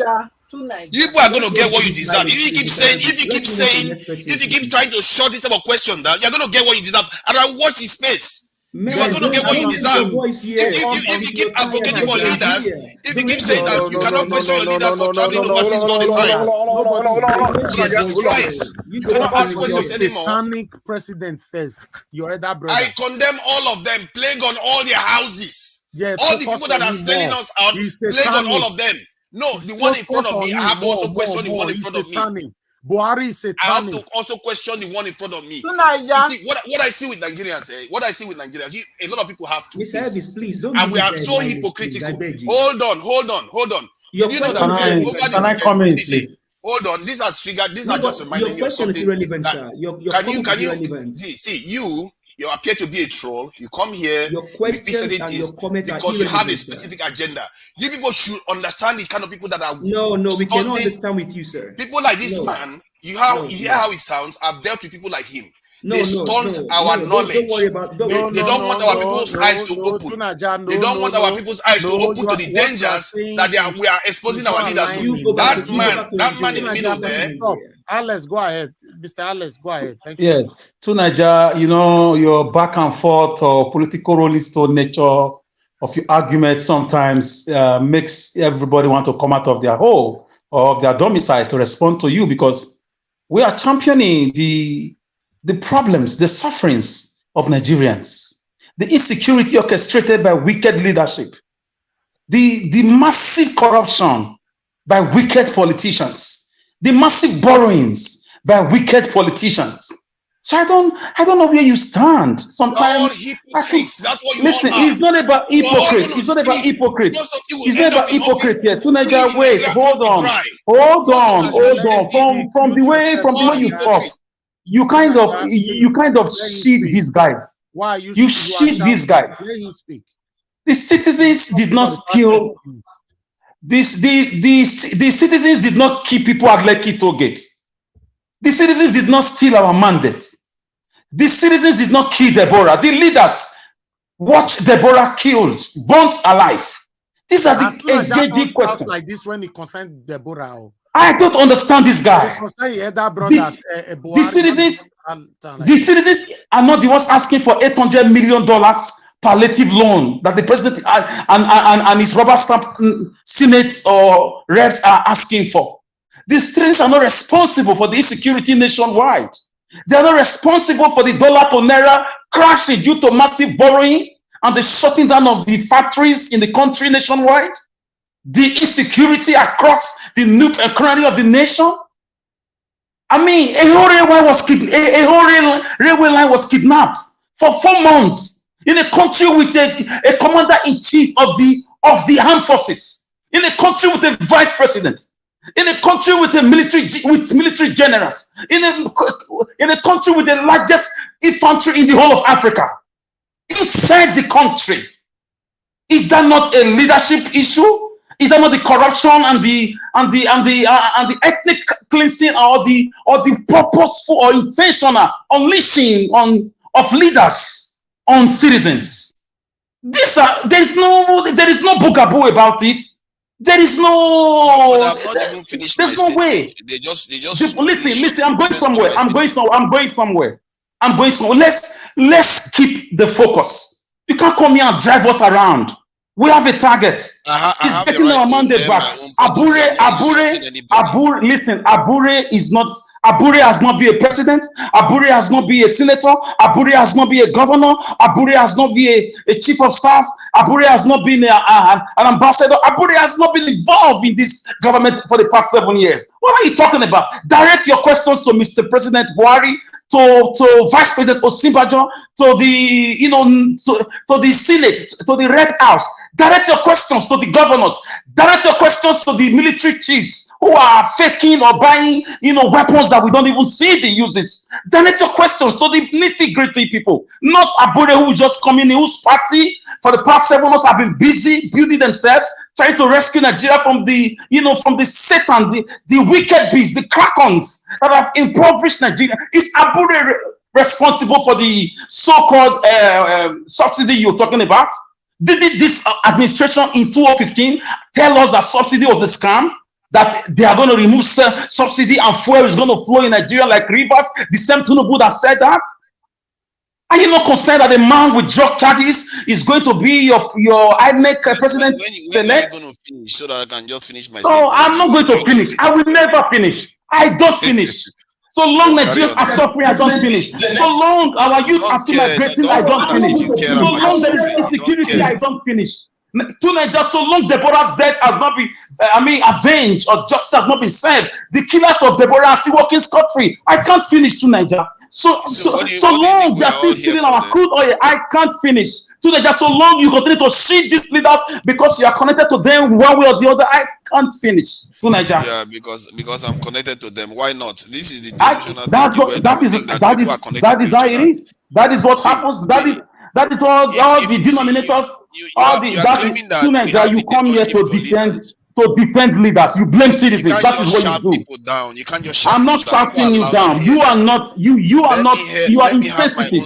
You are very insensitive. You are very insensitive. You've been having your say. You are very insensitive to the plight of common Nigerians. You are very insensitive, my bro. It's not an insult. It's just a statement. You are very insensitive, and it's not right. Because you have been emboldened now to say some of the things you are saying. But let me just have my own say. Then everybody can disagree. But you've been saying for 30 minutes. I've been listening. No, I have not been saying. I just spoke now. I didn't even speak before now. Now you want to laugh. You want to laugh at citizens now. You want to laugh at citizens. I spoke 4 minutes and they shut me down. Let's hear what you want to say now. Mr. Alex, let him finish. Tunaja, you have 2 minutes. Random. Wow. Okay.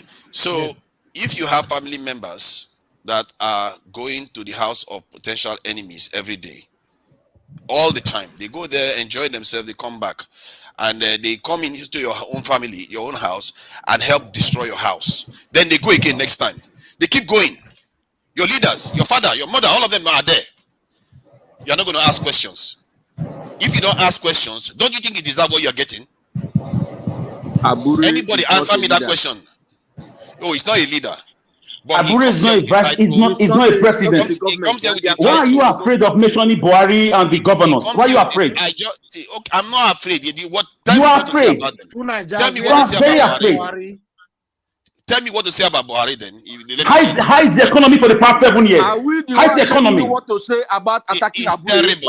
Why will you tell you? Why are we going to tell you what to say about Because Buhari? because the there's topic a lot for that you was to say about I'm them. focusing on the topic Is in discussion. subsidy the topic that they were focusing on Abure that you asked him? Or did anybody Because suggest it to Labour you? Party is linked to people that control with influence what is happening around the subsidies. NLC all the time threatens to start strike when they stop. No, Tunaja, you are wrong. You are wrong. You are wrong. Tunaja, you are very wrong. You are very wrong in that. You have to apologize to the whole world right now. You are wrong. What are you saying? Please get your facts right. What are you saying? What did I say? That is connected to people responsible for subsidy? Is that what you are vomiting from your NLC? vocal cavity? NLC clearly, openly says they are going to cause nationwide strike. Where was NLC during the elections and campaign? Did they come out? Labour Party is a political party. But that is what it's a political party. About. But you are mistaking. You are mistaking Labour. Listen. Listen. You are listen. We have to follow you up intellectually too. You are not the only one who knows how to speak English. You also listen. Listen. Whatever degree you think you have, people got it here too. Listen to me too. You got to learn to listen. Listen. You listen. Listen. If you choose to speak for wicked people, we speak for the poor and the voiceless. You listen now. Labour Party is different from the Labour Congress. Okay, have that in mind. They are two different bodies. You didn't see them during the campaign. Obi went around the world. You didn't see Labour Congress with them. Obi went around the country. You didn't see Labour Congress with them. Obi was busy doing his thing. You didn't see Obi Dati movement was busy everywhere. You didn't see Labour Congress come out. Not even one day to make a speech or say, we stand with you. We endorse you. So why are you linking them now? Telling us about subsidy. Actually, Labour Congress. Why are you linking them? Listen. Okay. Everybody, all right. Hold on. Let me pick a call. Factually, you are wrong on that. Tunaja, please hold on, please. Mr. Chris, thanks for calling in. Please talk to us. Good evening to you. Hello, good evening. My name is Chris. I'm calling from Dublin. Quiet, sir. Good evening, everybody. I'm just surprised that we are paying too much attention to Nigeria. You see, if somebody is found so intelligent and at the end of the day, he keeps making very suspicious submissions that are way below his level of intelligence, you can only know that that person is here for a mission. And without any equivocal of doubt, Nigeria is here for a mission. You see, it has a way of leaving the substance and chasing shadows. How can Nigeria be talking about fuel subsidy and be directing that question to the chairman of Labour Party? How can Nigeria be talking about fuel subsidy and he's talking about Labour as a union? What has Labour got to do with Labour Party? Is it because both has Labour in their name? We all know the people behind fuel subsidy. We all know the cabals behind fuel subsidy. The president is in overseas. The president-elect is in overseas. But Nigeria has seen no problem with that. But he's focused on the Labour Party chairman. Now, the other skill that Nigeria uses is that instead of him to condemn those in power, if he's pushed to do that, he now generalizes and calls all of them the leaders. Since when has the Labour Party chairman been in power? Even Peter Obi you are talking about. Since when has Labour Party chairman been in power to Nigeria? See, to Nigeria, there is a stage we get to in life. We ought to be ashamed. I underline that word. We ought to be ashamed of the kind of things we say in public. Just as Mr. Alex has said, if you choose to be speaking for the government, some of us have chosen to be speaking for the people. Now, I remember you clearly last year. It was around September. This was how you blamed the Chibok girls on Ian Wike. I'm not saying Wike is a good person, but we argued on that day. Wike was the under minister for education. You were blaming Wike and you left the minister of education alone. You were blaming the deputy and you left the person that's in charge alone. That's exactly your style. I'm very happy that a lot of people in this panel, they've seen through the smoke screen. You are for no good. You don't mean any good for anybody. You stop deceiving yourself. The best you should do is to be a man and stay where you are supposed to stay. Defend your paymaster. Defend those you are representing. You cannot be coming and be pretending you are for the people. At the end of the day, you are for a different set of people. If I were you, just like all of us are doing, be open. Stay where you are. People are intelligent enough to see what you are doing. Just like Mr. Alex said, no matter the level of education you have, people have more education than you. People are intelligent. The reason I'm saying all this, so that whoever you are representing, and they should know that you are failed. They should know that your has been abolished. Thank you very much. I'm sorry for going over my time. Thank you. Thank you very much. Let me quickly pick another call here. A lot of people trying to call in. Hello. Thank you very much for calling in, Mr. F.A. Good evening to you, Mr. F.A. Talk to us. Hello, Nigeria was good evening, and the panelists. I greet everybody this evening. Thank you. Thank you. Yeah. Go ahead.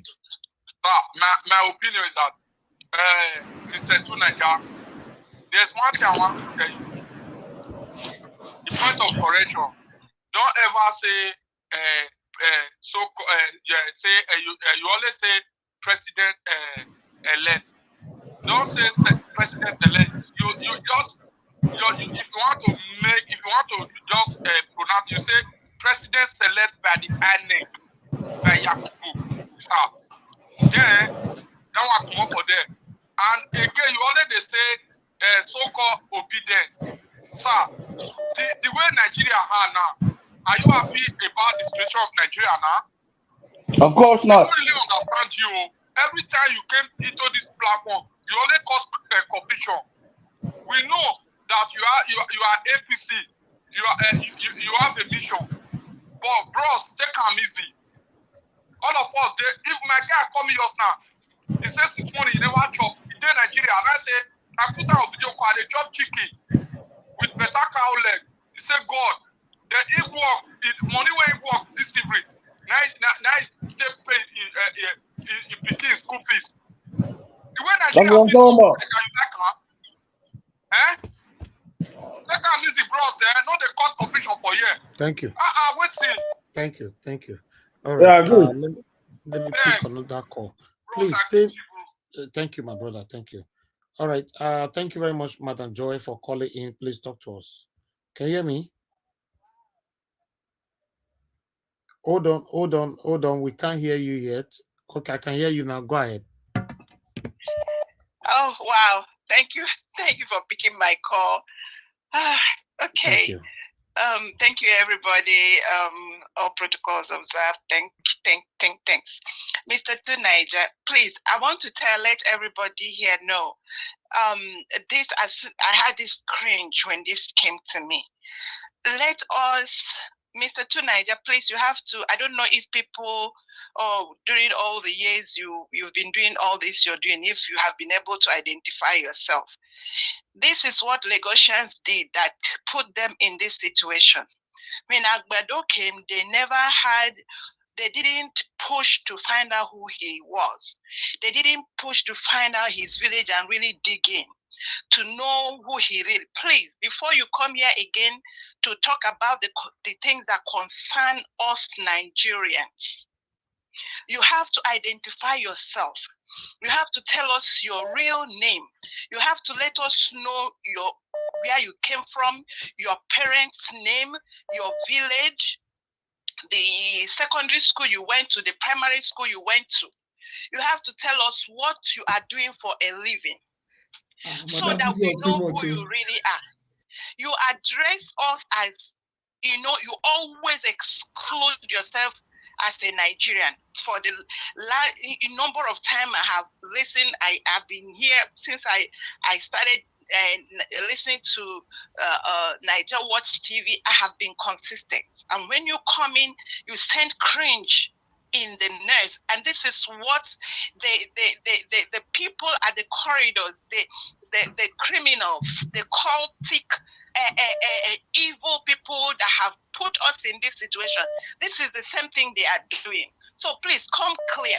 You know, Mr. Babalawo has analyzed himself. We know where he belongs. And one more thing I want to say. Another thing I want to say is, please be quick. I want to encourage everybody. I know this is one of those times that it is almost the 11th hour. Everybody, whatever you know to do, just do it.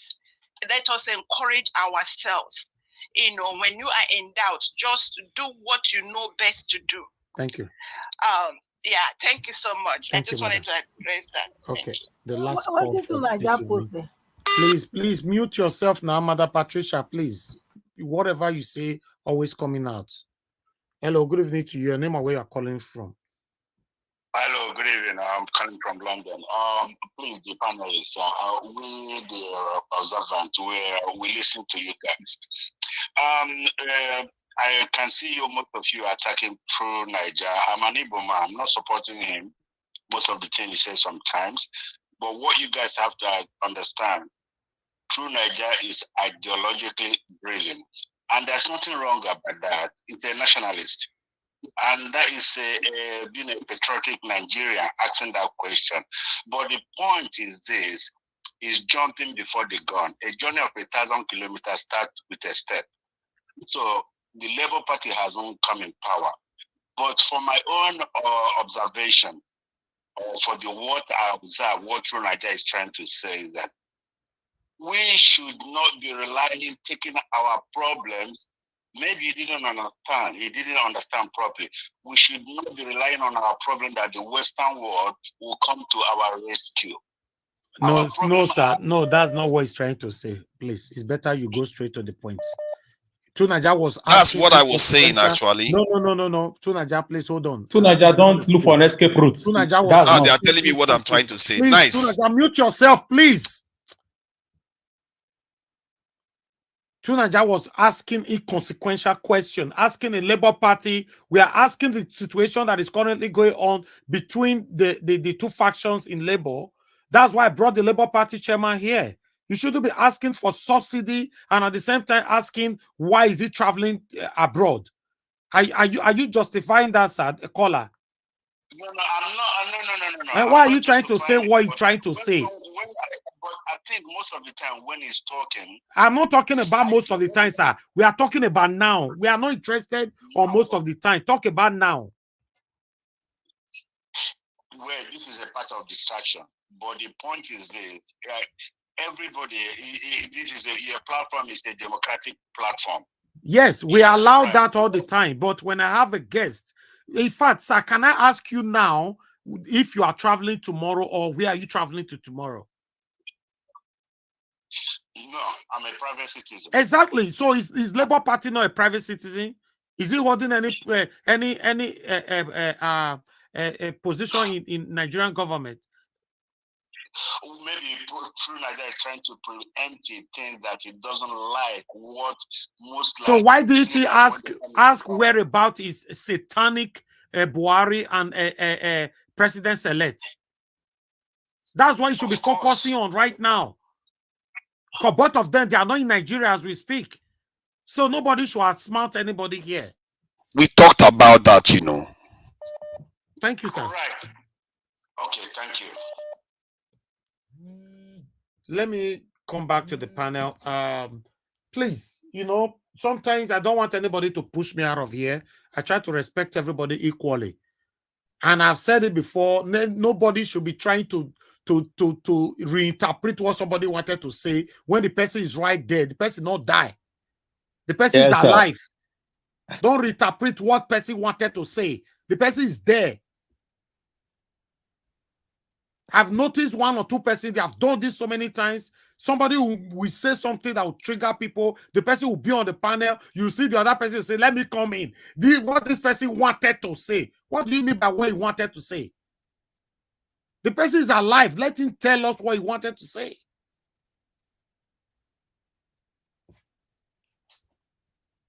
Hello, good evening to you. Your name and where you're calling us from. Turn down your device, please. Hello, are you there? Oh, this person is not ready to speak. Let me come back to the panel. All right. I would like to give opportunity for moderator to speak to us. Thank you.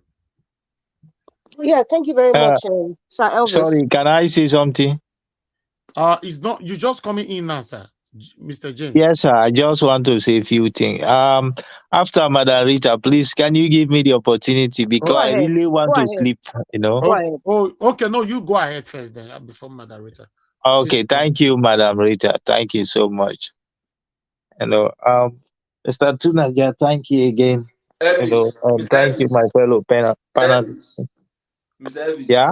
Yeah, what's happening? No, nothing's happening. Mr. James will continue. I just want to let Matarita know that I'm still going to allow her to speak because I came before her, but I want to hear her voice after James. Okay. All right, then. That's fine. Thank you. You know, Mr. Mr. James, Elvis, you go know, ahead, sir. yeah, you know, yesterday I spoke about it. I said, Nigeria, you know, there is conspiracy going, you know, against the country, you know, against the people. You understand? There is conspiracy. You see now, as we speak currently, the president and the president-elect, both of them, they are not in the country right now. As we speak right now, they are outside, you know, they are mortgaging the country. To be honest with you, you know, when you look at it, I think in other hands, it's better. You know, like we even sell that country, we share. Everyone own his own share. To be honest with you, the way things are going, you know, these people, they have succeeded to destroy that country totally. To be honest with you.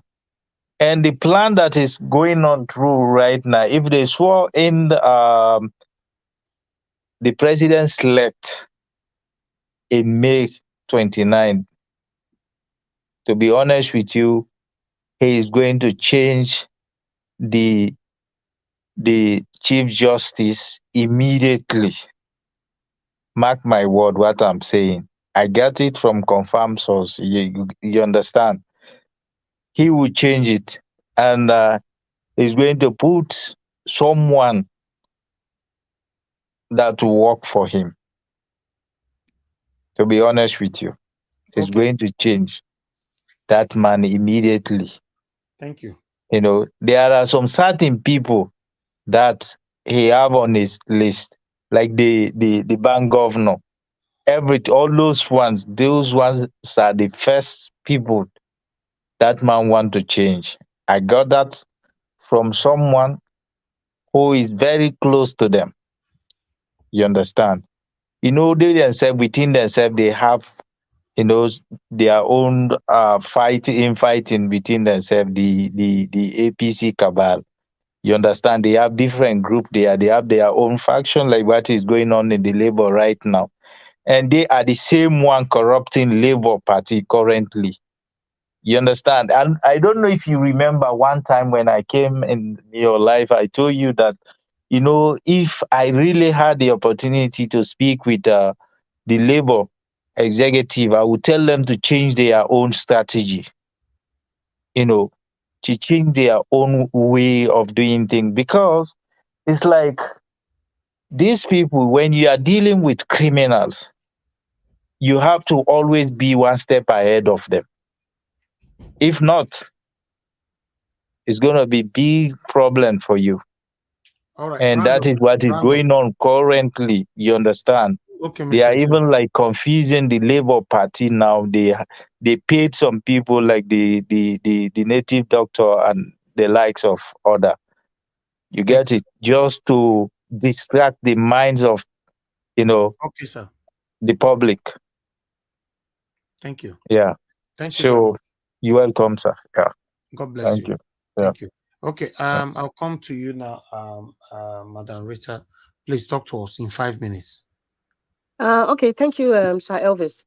I think most of the part of the interview with Julius Abure, Mr. Julius Abure, I was kind of like off and on because I was trying to charge my phone and do other stuff. But I think the part that I know that Tunanja was asking and he was responding, Um, I think at this point, we've been dealing with this issue pre-election and post-election, and it's ongoing. At this point, I think everyone should get it clear. No one is a kid. Everyone is an adult. Everybody knows what they want for Nigeria. And if you don't know what you want for Nigeria, ask the appropriate questions. And if you don't know how to ask the questions, maybe you should just sit down, sit back, listen, and try as much as possible to digest and get a panoramic view of everything that's been said. The reason why I said so is there's no point. When I heard Mr. Tunanja and Mr. Alex speak, Mr. Alex, there's no point at this point to keep being repetitive, talking to someone about the right questions to ask or giving reasons why certain questions are totally unnecessary because the person is not in charge of the CBN, is not in charge of our taxes. There's no need. It's just a futile attempt to try to convince somebody. I believe, this is my own personal opinion, Nigeria has his own mission. Nigeria has his thought process in one direction, and he doesn't believe that anybody understands him, or he doesn't believe that we are focusing on the right things. That's just his own belief, and I respect that. It is his own opinion. But the fact that I respect it, it is not wrong in the reality of what we are fighting for. That's the point. And I just want to get clarification. Nigeria, thank you for saying it's not good to assume what somebody is trying to say. And I'm happy to Nigeria is here. There's something that he's been repeatedly saying all the time. He keeps saying that you guys are hypocrites. I would like him to really expatiate and explain what he means that we are being hypocritical. Because I know I'm not a hypocrite. I know, based on what I listen to, most of the people who speak up here, they are not hypocrites. And sorry, madam, sorry, madam, that's a very big insult too. He's the one that quickly see insults. That's an insult.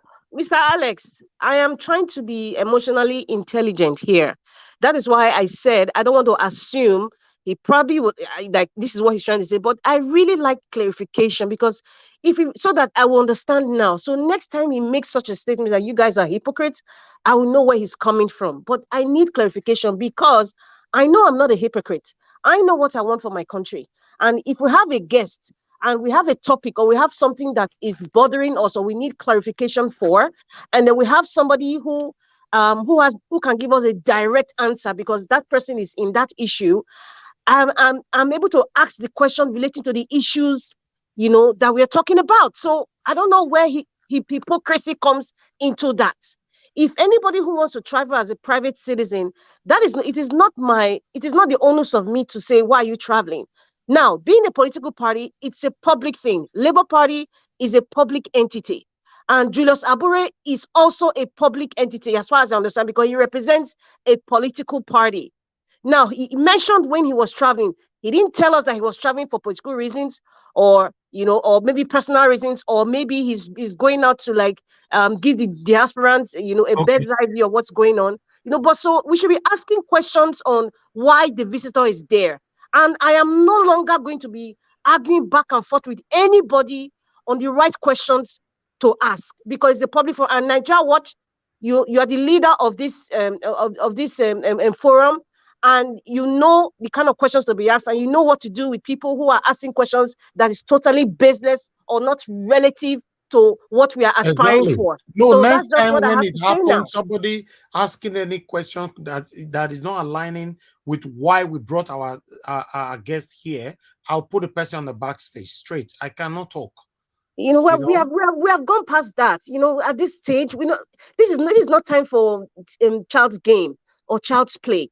We are dealing with issues here. We are dealing with so much attacks left, right, and center all throughout the day, 24/7. We are 24/7 surveillance, and then, we start beckering on issues that, that is not aspiring to where we are going. It's baby steps. It's babies to climb Mountain Everest. You have to start from the lower level. It's step by step. When we get to the top of the mountain, they will start asking. The second time. They will start asking the right questions. About travel, about subsidy, about why the person needs to wear a wig, or why Julius Abure is wearing reading glasses, or why the color of his shirt is pink. All those things are unnecessary now. The thing is, our mandate must be given to us now, and we are fighting in court, and we will get it, whether anybody likes it or not. We are going to get it, and we are going to keep speaking, and we are not going to let down. We are not going to be distracted. We are not going to be asking questions that do not pertain to the main issue on ground. I am just going to be focused.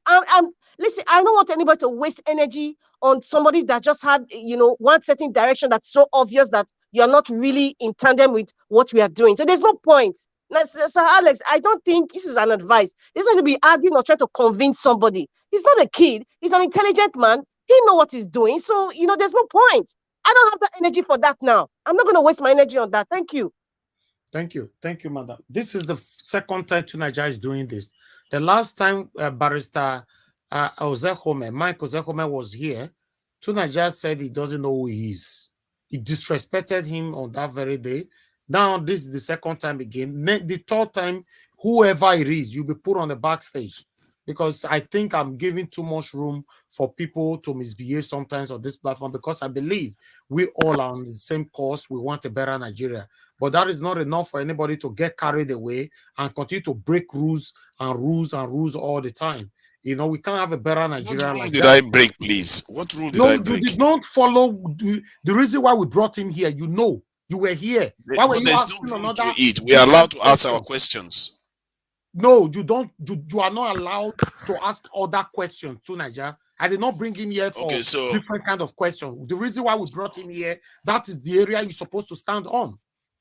I addressed the area that people were talking about, and I went on to ask questions that I consider important for the nation. No, if we want to pigeonhole people, that is fine. I don't have to participate. You can, whenever you have people, they can participate. I don't have to participate in it.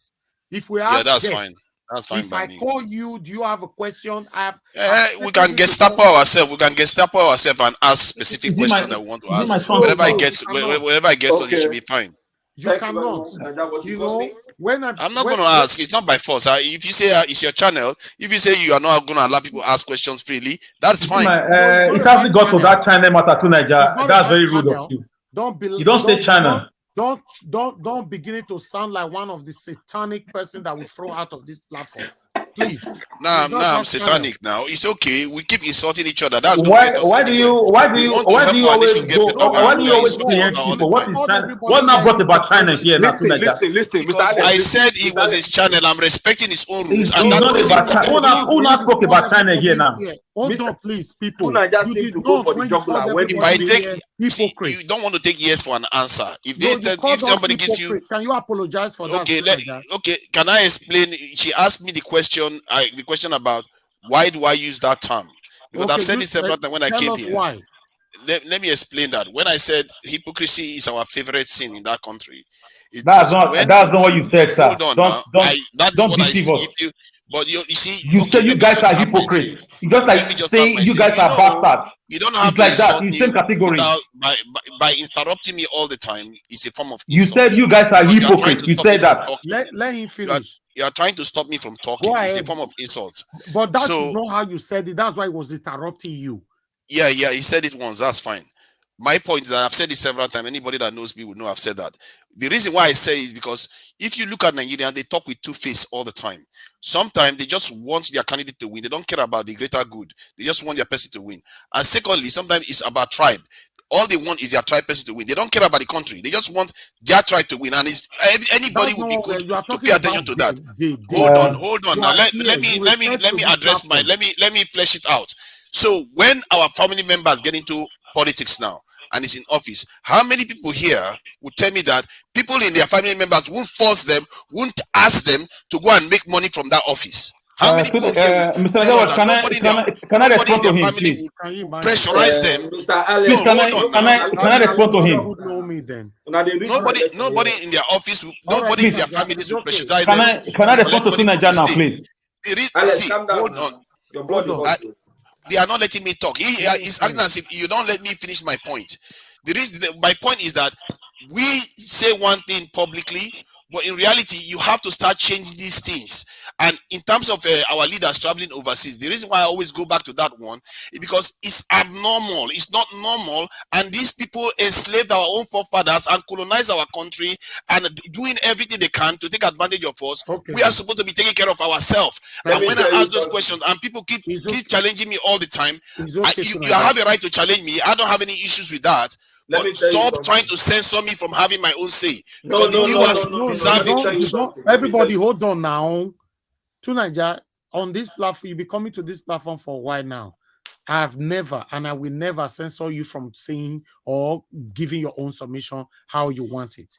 But when I have a guest, today it was an emergency, argument was here, I have to call in to bring in my national chairman. So you should have focused on that area. If you know you can't focus on that area, when I call you, just say you don't have anything to say. I'll pass you. I'll go to the next person. In case of next time, I don't want this to happen for the third time. I know now. I know, and it's really, really sad because if a channel like this, people cannot even ask Nigerian officials serious questions. But it's really sad. It's okay. Panic Buhari is your elder brother. Because if you are if Buhari was here, you will see the question I would ask him if Buhari was here. You will see the kind of question I would ask him. Don't blackmail. Can I please come in now? Why not you do it like this now? To Nigeria, this is the last time I want to say this. When I bring somebody for a specific topic, stick with that topic. This is not about censoring what you have to say. When my I'm not going to be bothered to say anything because clearly anything you say, they are going to shout at you here. This type of attitude is not helping. When came the other day, everybody asked him series of questions because that was questions that they can bat away easily. Thank you for coming. Thank you. We're all happy. How do you hold people accountable then? Tell me how you hold people accountable. Okay. Can I tell you how to hold people accountable? Can I respond, please? Use your 5 minutes now, please. It's very, very pathetic. It's very sad that we have people who think we are nobodies, that we don't have people in politics. For your information, my father's younger brother was the state commissioner last 4 years, Obaseki's first tenure. Go and Google it. For your information, Nigeria Watch that is here is a son of a shifting of PDP. For your information, my younger brother from the same parents is a councillor ticket bearer right now in this under Obaseki's government. We don't even talk too much. We don't talk. We have not talked for a while now because his ideology is different. Today is the first time we spoke. Today, coincidentally, since about a year plus. None of them made money from politics. Listen to me. Because you said it just now that if we have people in government, if they will not force us to say certain, what bugaboo are you vomiting from your vocal cavity? Listen now. I listened to you. I gave you chance. I gave you chance to talk. Can you just be quiet and be civil? I gave you chance to talk. You mentioned now make money from politics. I gave you chance to talk. I gave you chance to talk. We are not hungry people here. We are not hungry people, and we have been consistent. What are we asking for? A better country. Is that too much to ask for a land where we are stakeholders by state of origin? From wicked and devilish leaders? People that should be behind bars? I don't understand you. We should be talking about the senators who are passing bills to approve loans that we don't even know where they go to. Talk about senators who kept quiet when a young girl was burnt broad daylight alive. Deborah. That should be not linking a political party to subsidy. That is childish for me. For me, I would call it wicked way of avoiding the real problems of Nigerians. Because you're in your comfort zone, you just feel life is like that. May God forgive you. That's my only take and say. I'm very angry right now. Thank you. I'm not done. I still have 2 minutes. It's 3 minutes plus now, Mr. Evans. So the point is why I keep responding to you. The Bible says Apostle Paul was busy daily arguing in the temple that Jesus is Lord. Arguing is very biblical, and it helps other people to learn.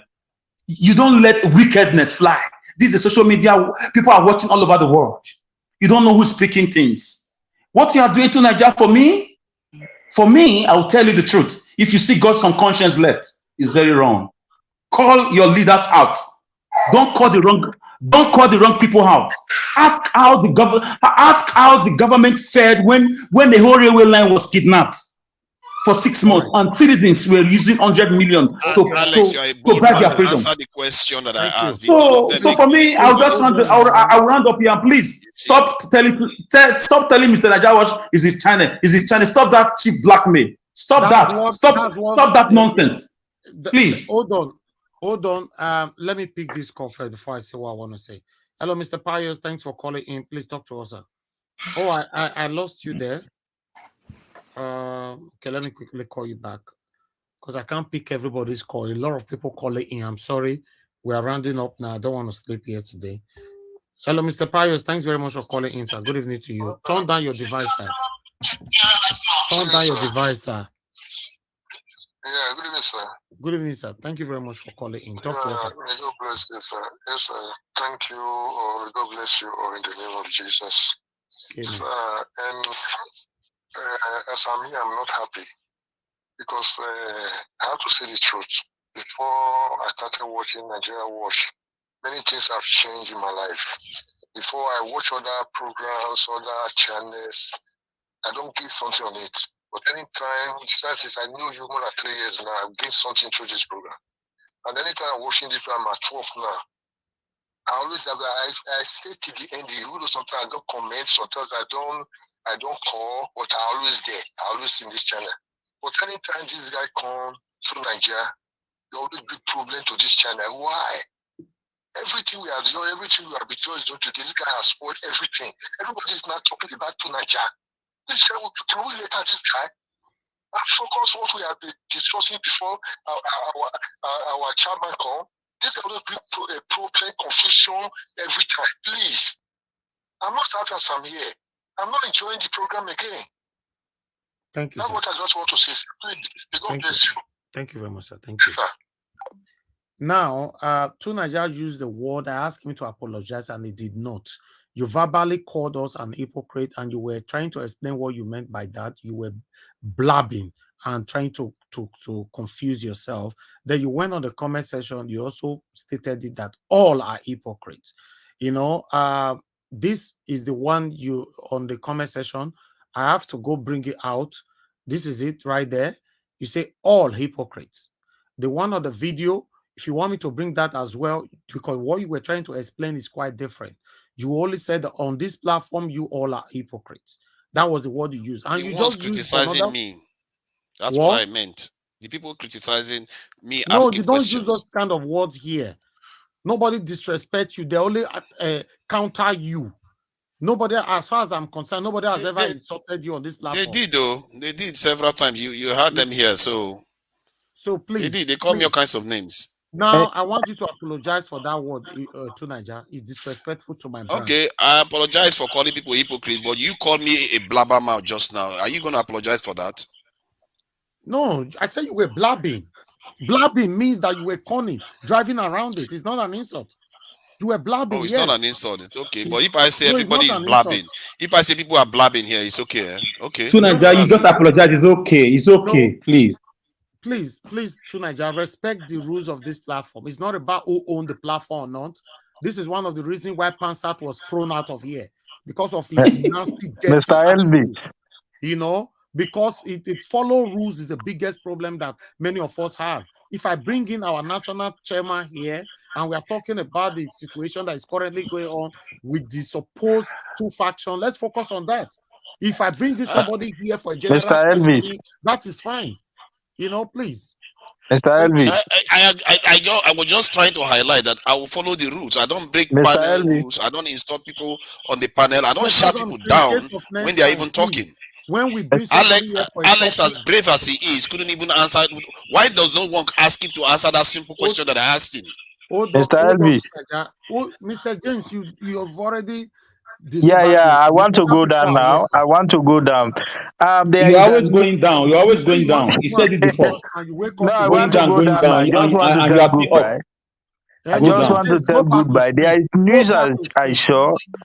There is something I saw just now about I think the US government, visa restriction, on the politician who commit, electoral To be fraud in honest, I don't really Nigeria, want something like to. I don't like discussing anything to do that. with US government or UK government, because those people, all of them are No, that's satanic. what I just saw now about. Yeah, I I saw it think yesterday, sir. I you saw it know yesterday. I don't really they want to said talk today. about it. Today something the 15th. Oh, yesterday now. Yes, yesterday Yes. the So these 15th. people, they are all satanic. They Mr. are Evans, working with the satanic people in Mr. Nigeria Evans, to put us in the problem situation we are today. And that's why you should be supporting me, questioning people, going to them Mr. regularly. Evans, That's why you should be constructive with your questions and be Mr. objective Evans, with it. Let me move on to the next person because of time. God's power, Mr. please talk Evans, to us. how Okay, many thank minutes you. will I'm you give me going. now? How many Thank minutes you, will you sir. give me? How Mr. many James, minutes God will you give me bless you, now? sir. Thank you I very Yeah. much. never use 8 minutes. Niger I've Watch, never used Mr. 8. Niger Hold Never on Watch, used 8. now. What's Mr. happening? Evis, Mr. Evis. Yes. If like say you don't apply some beavers formula here right now, you don't dey jump past me up and down. Oh, 3 people now. No. I'll come to you now. No worry. Make this man talk to me first. Now only 5 minutes you get God's power. Okay, the 8 minutes I did not use it. No problem. I'll manage No, it. you did not use it. I don't know why you not use it. Maybe your network not good that time. No, because We are the rounding time up we are now. supposed to talk, irrelevant topic was being showed. Where we leave Yes, the but it topic needs that we to are be supposed to ironed. focus You on. are wasting your 5 minutes, sir. I don't have time. Talk on your 5 minutes, please. Okay, sir. Oh, first of all, I want to say thank you. I want to say thank you to every sincere Nigerian, the obedient one. I want to say thank you to everyone that is fighting the wonderful cause of taking our mandate back. Because this one is not a Mr. Peter Obi mandate only, it's the well meaningful Nigerian mandate. And by the grace of God, we're going to take it back. Let me just quickly rush it. First of all, let me say a big thanks. A big congratulations to my sister for setting the record of our Guinness Book of Record. I'm so happy. She's from my state, Akwa Ibom. I'm so happy. At least somebody said something. When the lady set the record, nobody is saying she's not a Yoruba. She's not from this and that. Everybody was saying she's a Nigerian. And this is what we are clamoring and fighting for. Even I was told that Sanwo-Olu even called her and congratulate her. This is what they are supposed to do before Sanwo-Olu went there to eat. No, Sanwo-Olu went there to eat, sir. He went there to share food. Okay. Imagine that. That is where you know that these people are evil. When we are talking here, we know what we are talking. I said something. When these people are sharing money up there, they don't discriminate. But it's you that you are following them, bomber to bomber, thinking they love you, they like you. You don't know that they are making use of you and making use of themselves. But I know that their tenure is ending very soon, whether they like it or not. So I want to say a big thanks to Nigerian particularly. Then concerning Mr. Abure that comes to clarify it, I must tell you that I've been relieved. If you see the way I'm so happy, because ever since I watched that video, I was like, does it mean that our judiciary are finally compromised? Can't they surprise us the way we always say they cannot be trusted? But I thank God that our chairmen have come and clarified this, that all these things are just propaganda. I want to say a big relief to every one of us. At least from now onward, none of us will be believing any propaganda video, whatever thing that they are claiming. And then for which other thing again? For Per George, that is why when I see the headline of I will congratulate Tinubu, if I was like, does it mean that this man has also been bought? Until Mr. Ebis played the video and I watched it very well, I was like, oh man, this is what they call Edda. Like they said, like the popular proverb says, that said, an Edda will not be in the market whereby the head of a newborn baby go, dislocate. I really am happy for him, and I thank God for at least an elderly man. We still have some truthful and honest elderly man that can stand up for their right, even at the point of whether friendship or maybe our family, whatever. I just want to say, may God continue to be keeping those truthful elder and make them to live a better old age. Thank you. Thank you very much, my brother. Even me myself, when I saw the headline, but listening to the video together now make me to have even more respect for a Bode judge. Yes, this is something that many people don't know, especially when you are getting old.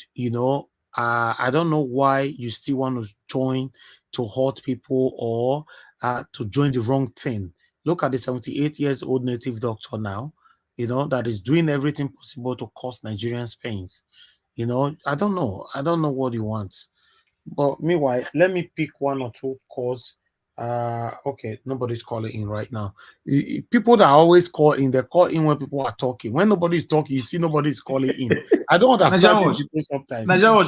That native doctor, he's been camped in a 5-star hotel for the past 1 month, and he has been given 3 sons. To pay 1 son is over 20 million. Who is funding him?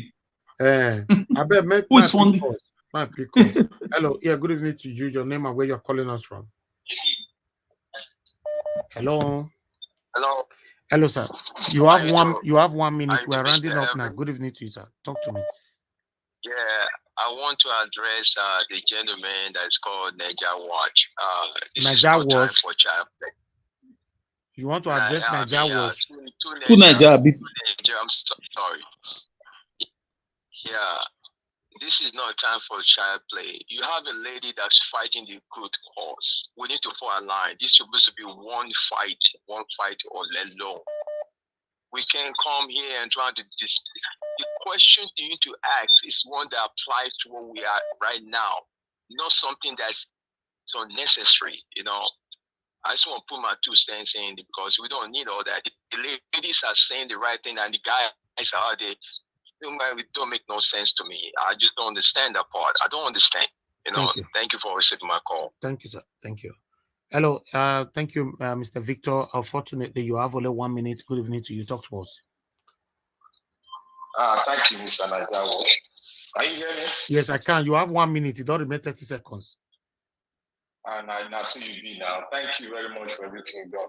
And I will keep on saying that we always have distractors, and whenever we have distractors, we should have a way of controlling and getting over that distractor. So thank you, Mr. Najawo. And I will ask this question, which I've asked before. I want to know who Najawo is, who Naija is, and I want to know his academic upbringing, whether he's found wanting in his character and in learning. That is why I asked those questions. Thank you. Thank you. All right. Thank you very much, everybody, for your time with us. For callers, I'm done right now. I'm not sure. Okay, let me quickly pick one more call and then I'll take it that as the last one that we need to take. Thank you very much, Madam J.O., for calling in. Please talk to us. 1 minute, please. Yeah, I just want to say thank you. I was listening at the background when you guys were arguing and all of that. And I want to say thank you for how you handled it. It just shows that this is a platform for the matured minds. And I'm glad that it did not escalate more than the way it was intended to. And Mr. Tunaija, I appreciate the fact that when people talk, sometimes I know you don't listen, but at the end of it all, I appreciate you for apologizing, and everybody has moved forward. So thank you so much, Naija. Thank you again for how you handle issues on the channel. So I appreciate it. That's all. God bless you, madam. Thank you. Yes, thank you very much, everybody. I'll come back to the panel now. And I want to quickly say this for some of you that is saying that I should remove Tunaija. You must understand that everybody cannot have the same perception. Tunaija is not a bad person, but he just have his own way. So removing somebody, it doesn't work like that. Yeah, he's not a bad guy. He's just stubborn. He's not a bad person. He has never been a bad person. He's a last born.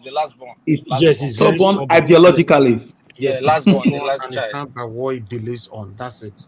So please, nobody should be saying remove this, remove that. If we remove everybody, who are we going to be talking to? Some of the satanic people that were telling me before to remove people from this platform. Today, they are not with me anymore.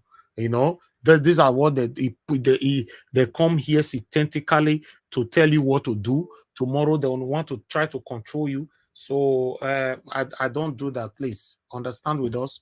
We control people. We try to correct people but we don't just remove people. It's not nice, you know. That's it. Let me move on to the panel. I'll give opportunity for Ginger Breadman. Please talk to us, sir. Baba, you don't remember me now at last. Finally. Yes, sir. But I thank you very much because this is my family. Everyone here is my family, including Tunanja. You understand? You know, I was not privileged to join Nigeria Watch on time, but I joined shortly before Tunanja, asked the question. And immediately I checked my temperature. It can't overheat. You understand? My temperature can't overheat because Tunanja has a way. Tunanja make your temperature overheat. I tell you, my radiator gasket can burst. You understand? You see, I think Tunanja has a critical idea. You understand? But he fails to apply, his ideological reasoning at the appropriate time. Barrister Abure came in to clarify, some misconceptions that we had on the platform and Nigerians at large, because I can tell you that, over 8 million Nigerians listening to Nigeria Watch and more. So, Tunanja asking Barrister Abure, why he is traveling after he has just told you that he's going to embark on certain trips. I don't think, that was appropriate. And asking him questions that pertain to subsidy. You need to bite your meat before you go feed chew or swallow am. Abure has never been in government. Abure is fighting a just cause, trying to recover the mandates that have been stolen from Nigerians by the satanic APC PDP. And you can see obviously that the man is being fought from externally. And we are trying to get a clarification, and you ask him that question. I think it was insensitive, it was not appropriate, it was not timely. And Nigeria Watch, I want to make a correction. You said he has done this twice. I beg to object to that it has been more than twice. Maybe on Nigeria Watch, he has done it twice. Michael Zokeme one, and this is the second time. But to Nigeria, I've been listening to a platform. This was during the campaign. It was not on Nigeria Watch, and I'm not going to call the platform. Where Nigeria directed this is a misappropriate question to Peter Obi himself.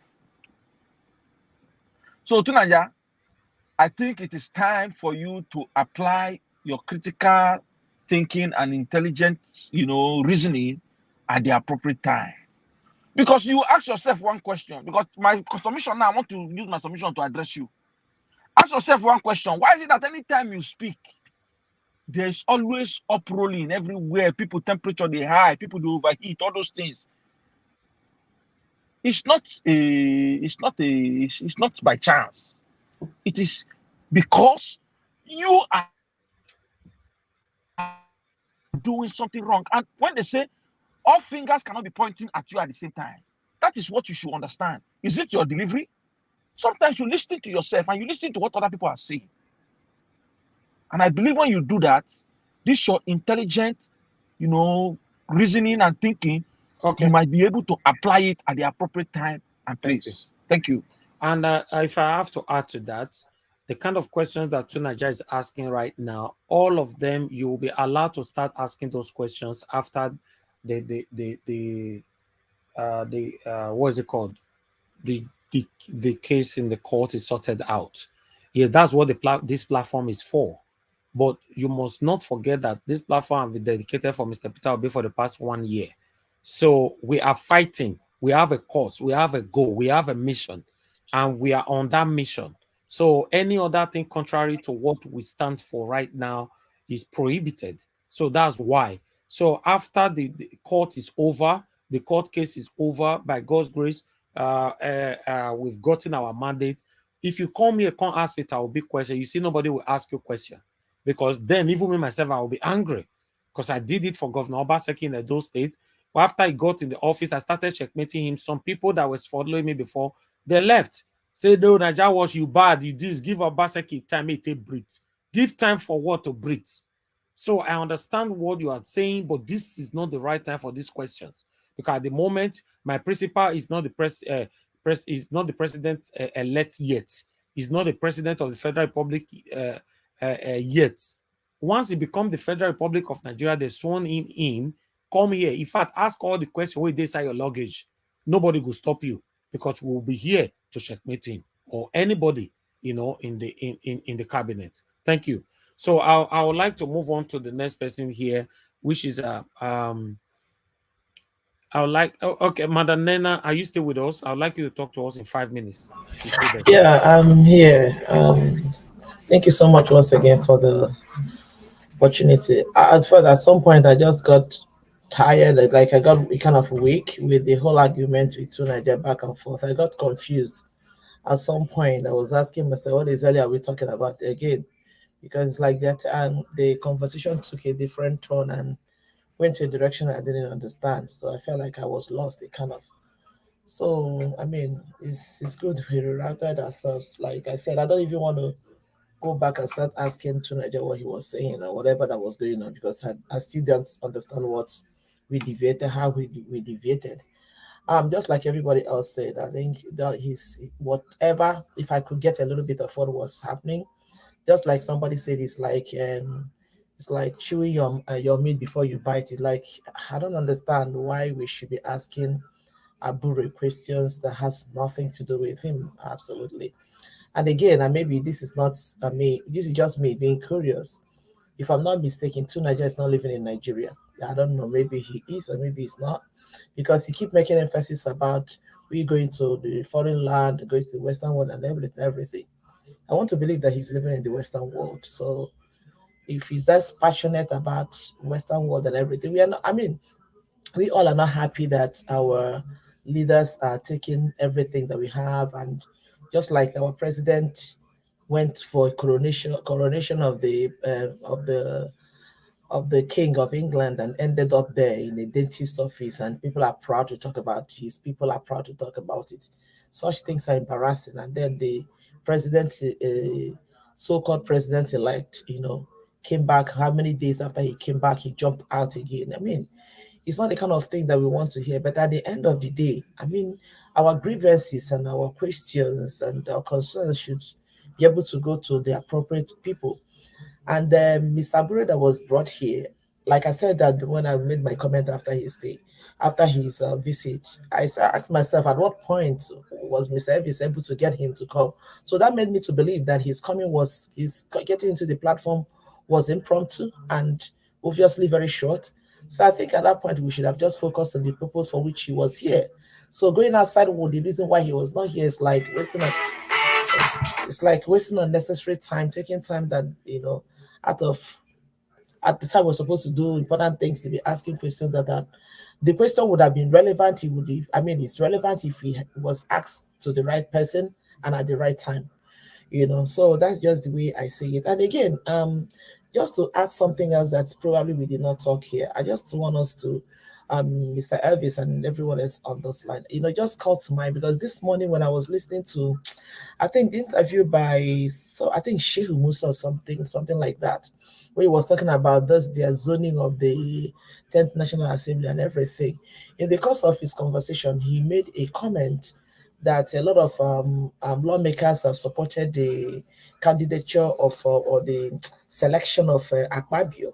And in the process of saying that, he mentioned that two Labour Party senators, apparently the ones that are going in, are part of the people that supported Akpabio. And I would just want us to, just like an appeal, maybe, if we can try also to use this panel, this platform, to begin to address those people who went into these positions through Labour Party, so that they don't go there and get carried away, and to begin to sensitize them that there is a reason and there is a movement that brought them to where they are. Obviously, we will do that. We need to. We have a bigger task with us right now. We cannot divert at all. This is the biggest of all. I'm not. I just want to, the thing. Yes. Just No. It's good that you brought it up. It's very very important. But after the because we have for the 17 around the corner, which is Wednesday. Then in fact this Wednesday might be the day. Who knows? So let's all these things be out of the way. Then we can focus and concentrate properly. Yeah. So thank you so But much. yes, yeah, and I think Barrister Abure said something about they are going to be organizing a retreat for all of them. So I believe they are working on that to keep them in check and in line. Yeah, it's important they understand that they cannot just afford to go there and just dance to the gallery. That's just my thing I want to say. Thank you so much. Thank you very much. Okay, Madam Patricia, are you there with us? Please use your 5 minutes. Thank you very much. I am, Mr. Elvis. Okay, 5 minutes, please. Yes, I want to thank you, for all that you do, and also to just remind us that that was my first argument when we started. That if you don't have any reason to fear or be uh, discouraged, that Labour Party are not sleeping to sort out this shenanigans that is going on. So I'm glad you were able to bring him to clear the air and to, you know, give the information, pass this very similar information to everyone that were already in dismay, you know. So I'm really grateful that you could do that to restore hope again, because that first reaction, I can tell you a lot of people were not were just like it's like, oh, we've lost it. But I thank God that um, you brought him and he was able to encourage and make people have this renewed hope again in them that yes, it's not over, because it would have not been enough just for me and other people, some certain people to have said, "Oh no, it's not over," because it was so. Yeah, I believe if if you go back and look at the comment section, you will see that a lot of people were very, very. It really affected them negatively. But like I said, yes, even the fact that we are here to debunk and also debunk whatever negative information that is being thrown at us. But we should also be very, very careful on how we, especially we in the panel, you know, how we also react to it. It's good to be critical, but at the same time, don't let your being critical, you know, put fear or make other people see hopelessness in the whole situation. So that's my advice. And I want to thank you again. Thank you. And good Thank night you to very much. everyone. God bless you, Madam Patricia. Thank you for your contribution, your submission, and your encouragement. Thank you. Thank you. Okay. All right. I'll quickly move on now to okay, the last two here. Everybody have contributed. The last two that we have here now is CM and Pego. Okay, I want CM to be the last. Pego, thanks for joining us. I don't know where you're joining us from. Oh, mute yourself. Somebody unmuted themselves again. Pego, are you there? Hello, Pego. Can you hear me? Okay, Pego, I'm not sure where Kingsley Obu. That's your real name. You know, in the name Pego, but you are not talking. Okay, you're not talking, Pego. I need to remove it for now because this distraction is costing us. I don't have enough time, to be honest. Okay, let me go to Augustine. Oh, who is Okay. on? Do you have me on or no? Okay, go ahead and talk No, to us. let's see him go ahead. I mean, I'm just wondering, but let him go ahead. Thank you. Augustine, please unmute yourself, talk to us. Sorry, I was on earlier, then I had to attend to something. I quickly left so that somebody can take my place. Actually, it's been a it's a good evening because the Labour Party chairman came. In fact, what he said was sort of a morale booster, to be honest. Because when you go on online, all you keep seeing is snippets of Babalawo and what is the imagine. In fact, when what shocked me was him to say, "I'm in charge." I don't know whether people saw that film. He said, I'm in charge." That all the lawyers of a Labour Party should give them 48 hours. And when you look at a 78-year-old man asking senior advocates who he can't afford their pay to come and see him, I'm looking at it. I said, well, this is becoming a macabre dance. But thank God the chairman came and then cleared the air. The thing is, it is obvious. Labour Party know, I mean, APC and their candidate, they know they know they have no case. That's why they're organizing all sorts of tout and then using all this type of intimidation, do this. Ordinarily, they should not be doing this. They should have been the people leading, telling the tribunal, please do it today, tomorrow. We have evidence to present. But they're just using technicality. And thank God it won't work this time. Just to intimidate people and do all these things. So Julius Abure coming today, he gave people a lot of hope, not just me. So that, in fact, I would like him to be coming often, or like he promised, whatever it is, he will always keep in touch with you. So we want for anything that comes from Agbado camp, then we have a counter rebuttal with it, so that because Nigerians are vulnerable, most people because of the poverty in the land, they will lose hope. Everybody is hoping that. By now things will be over. And again, our principal Peter Obi is not the type that talks all the time. Probably he's going through a lot of things, maybe pressure and all this, but as a person I know, he's always quiet. He knows he has a very good case and he's gonna win. There is no way 25th city we count for nothing. That is clear. Like there are so many unconfirmed stories, but I don't like saying most of them here until I'm sure, or maybe if it's not in the public domain, probably I would like to comment on it. Otherwise, as if somebody is listening to gossips. But all I know is that it's not likely to happen. Agbado may not make it to May 29th for the simple reason that probably the tribunal will put everything on hold. And there's a loophole in the constitution in which they say that the president will hold on until he hands over, there's a person he will hand over. So May 29th is not sacrosanct. The chap leaving, somebody was interpreting it. Even if he doesn't want to go, the vice can hold on because it says um, he will hold on until there's another person. This legal terminology, I'm really not into it, but something to that effect.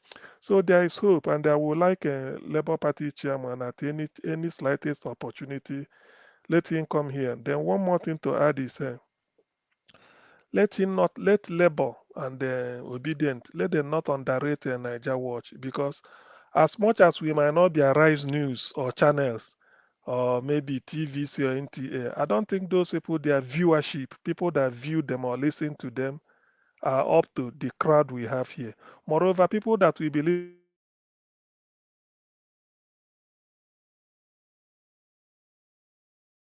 you talk unguarded. So sorry, unguarded, not in terms of saying something bad, because you are free to express yourself. Niger Watch is not paid by anybody. So just like TVC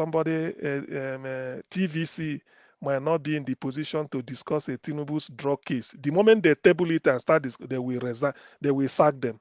So that is Tinubu's television, just like the Nation newspaper publishing it. But here, we don't have a papa bullying who will say, okay, this is my editorial policy, you must defend me and the business. No.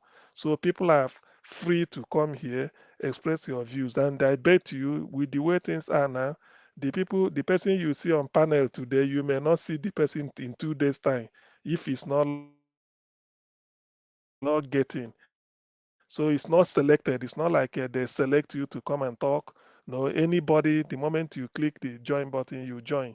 So that is another way to say that the journalism here is quite. Okay. Only network. the guide is only the video clips. Oh, sorry. Okay, The go guide ahead. is only the video clips. Okay, yeah. The guide, if at all I may say a guide, the guide is only the video clips we watch to tell us on the topic to discuss for the day. Ordinarily, nothing is, I mean, it's free for all.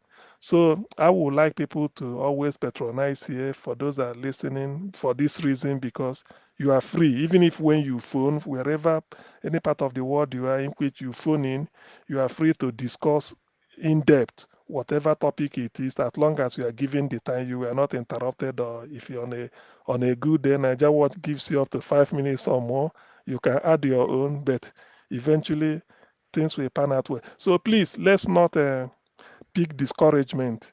The thing is, why we do all this, to be honest with you, I don't know why I'm such a passionate person about poverty. Probably I was brought up in poverty anyway, having my parents lived at Ajegule, face me and face you. So when I see poverty, I feel it. Because Obi is the only man I see now who thinks for the welfare of the poor people. That's all. Okay. He's the only man who thinks for the welfare. That's why I'm dying for him, not because of anything. And I keep saying it, and let me end on it. Obi is Nigeria's last chance.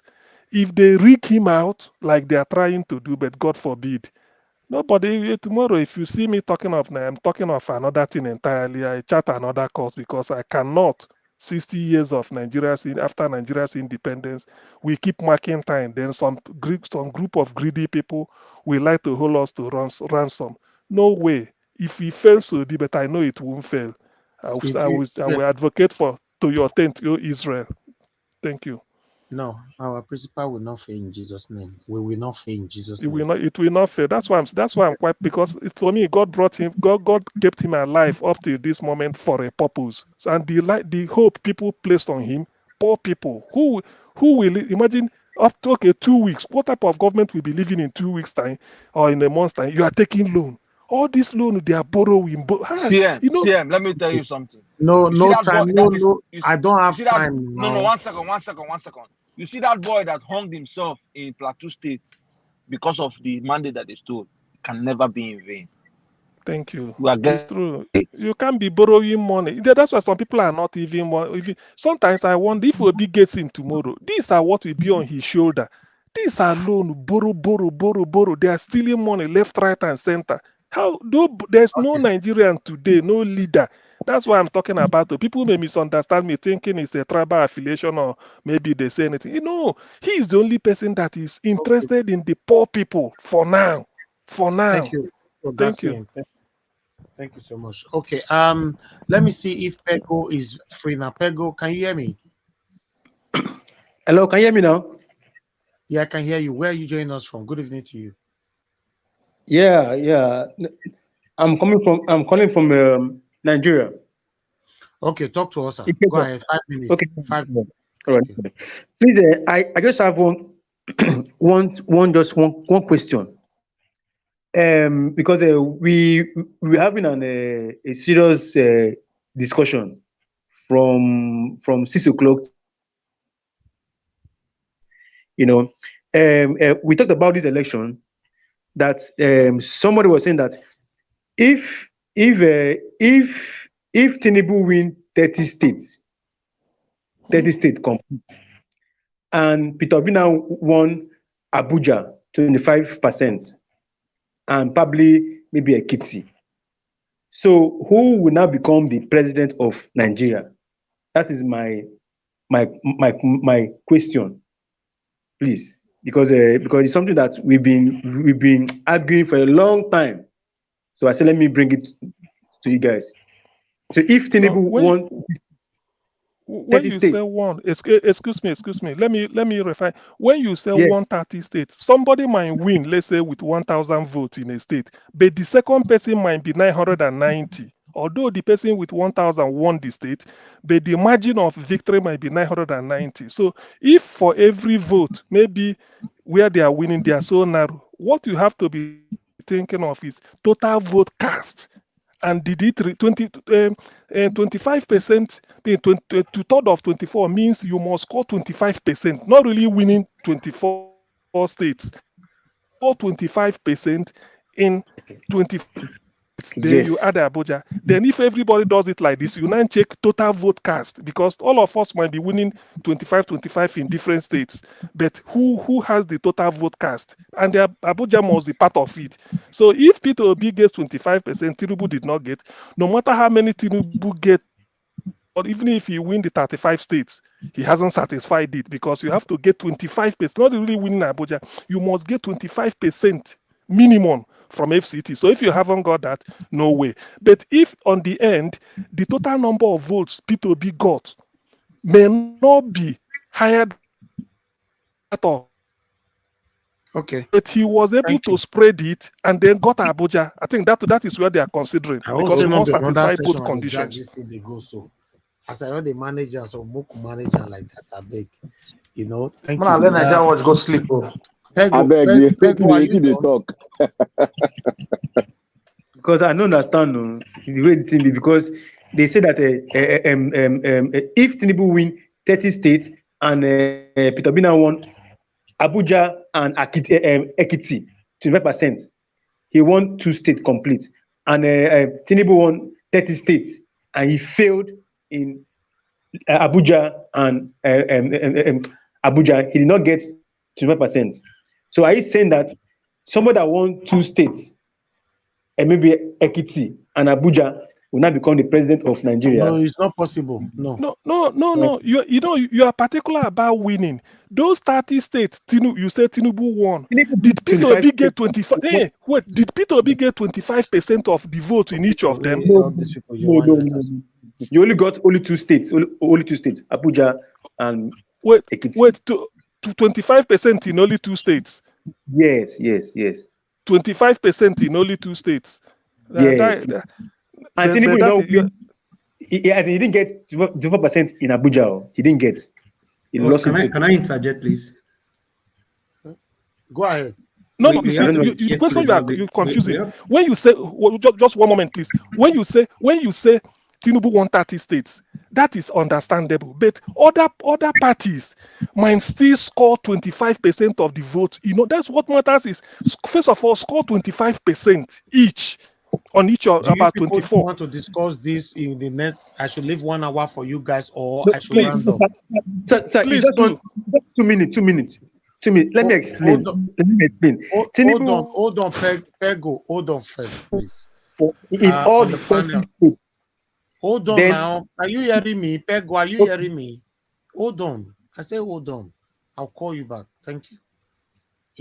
See, is anybody here? You guys want extra 1 hour to do this? Or should I just take on the... Yes, let's trash. Yes, I do. Which one? 1 hour, right? Yes, okay. 1 hour. All right, that's fine. 1 hour. Go ahead. What's your question? Go ahead. 1 hour is okay now. We'll trash all these things. Come on. Sir, I beg. This is a very short argument. I say Tinubu got 30 states. He won 30 states with 25% of all the states in 30 states. Then Peter Obi only has only one 2 states, 25% vote. Do you understand? Are you calling the third person? The third person. You must mention the third person. Are you calling the rigging? The rigging of Tinubu winning? Which one? No. Or is it the fake winning? No. Let's be careful. Let's be careful to answer this. Let's be careful to answer this question. Yes. Are you calling the question is confusing? That is the thing. No, forget it. Hold on.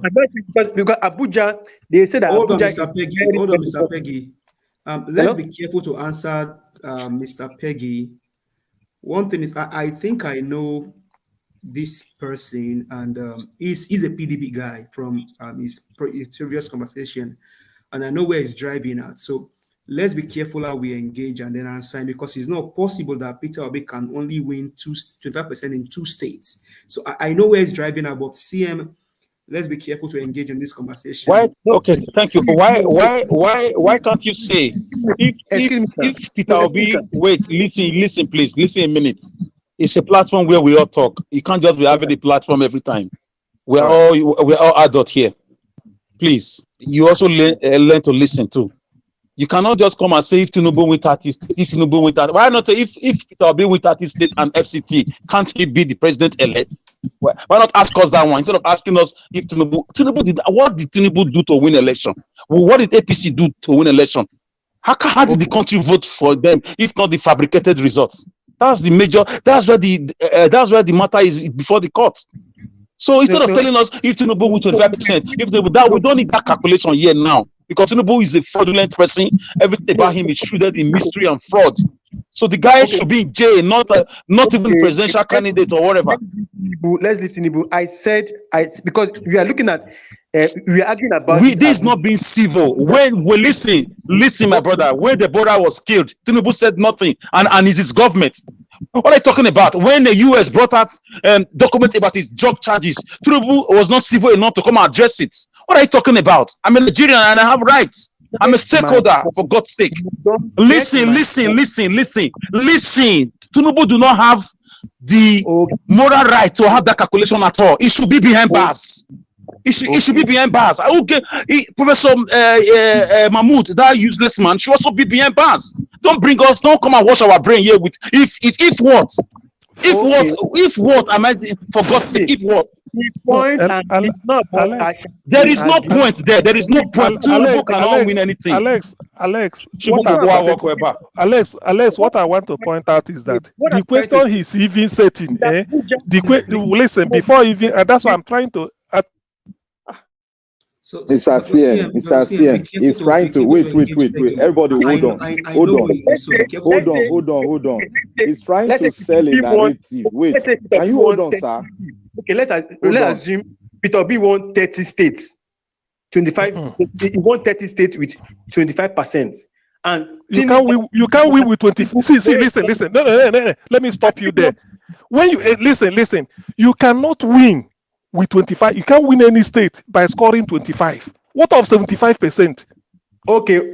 My point is the arithmetic. Listen, hold on. That's what I'm pointing out. The arithmetic you are giving is faulty. Somebody cannot get 25% of the total vote cast. You say you win the state. What of the 75% that remain?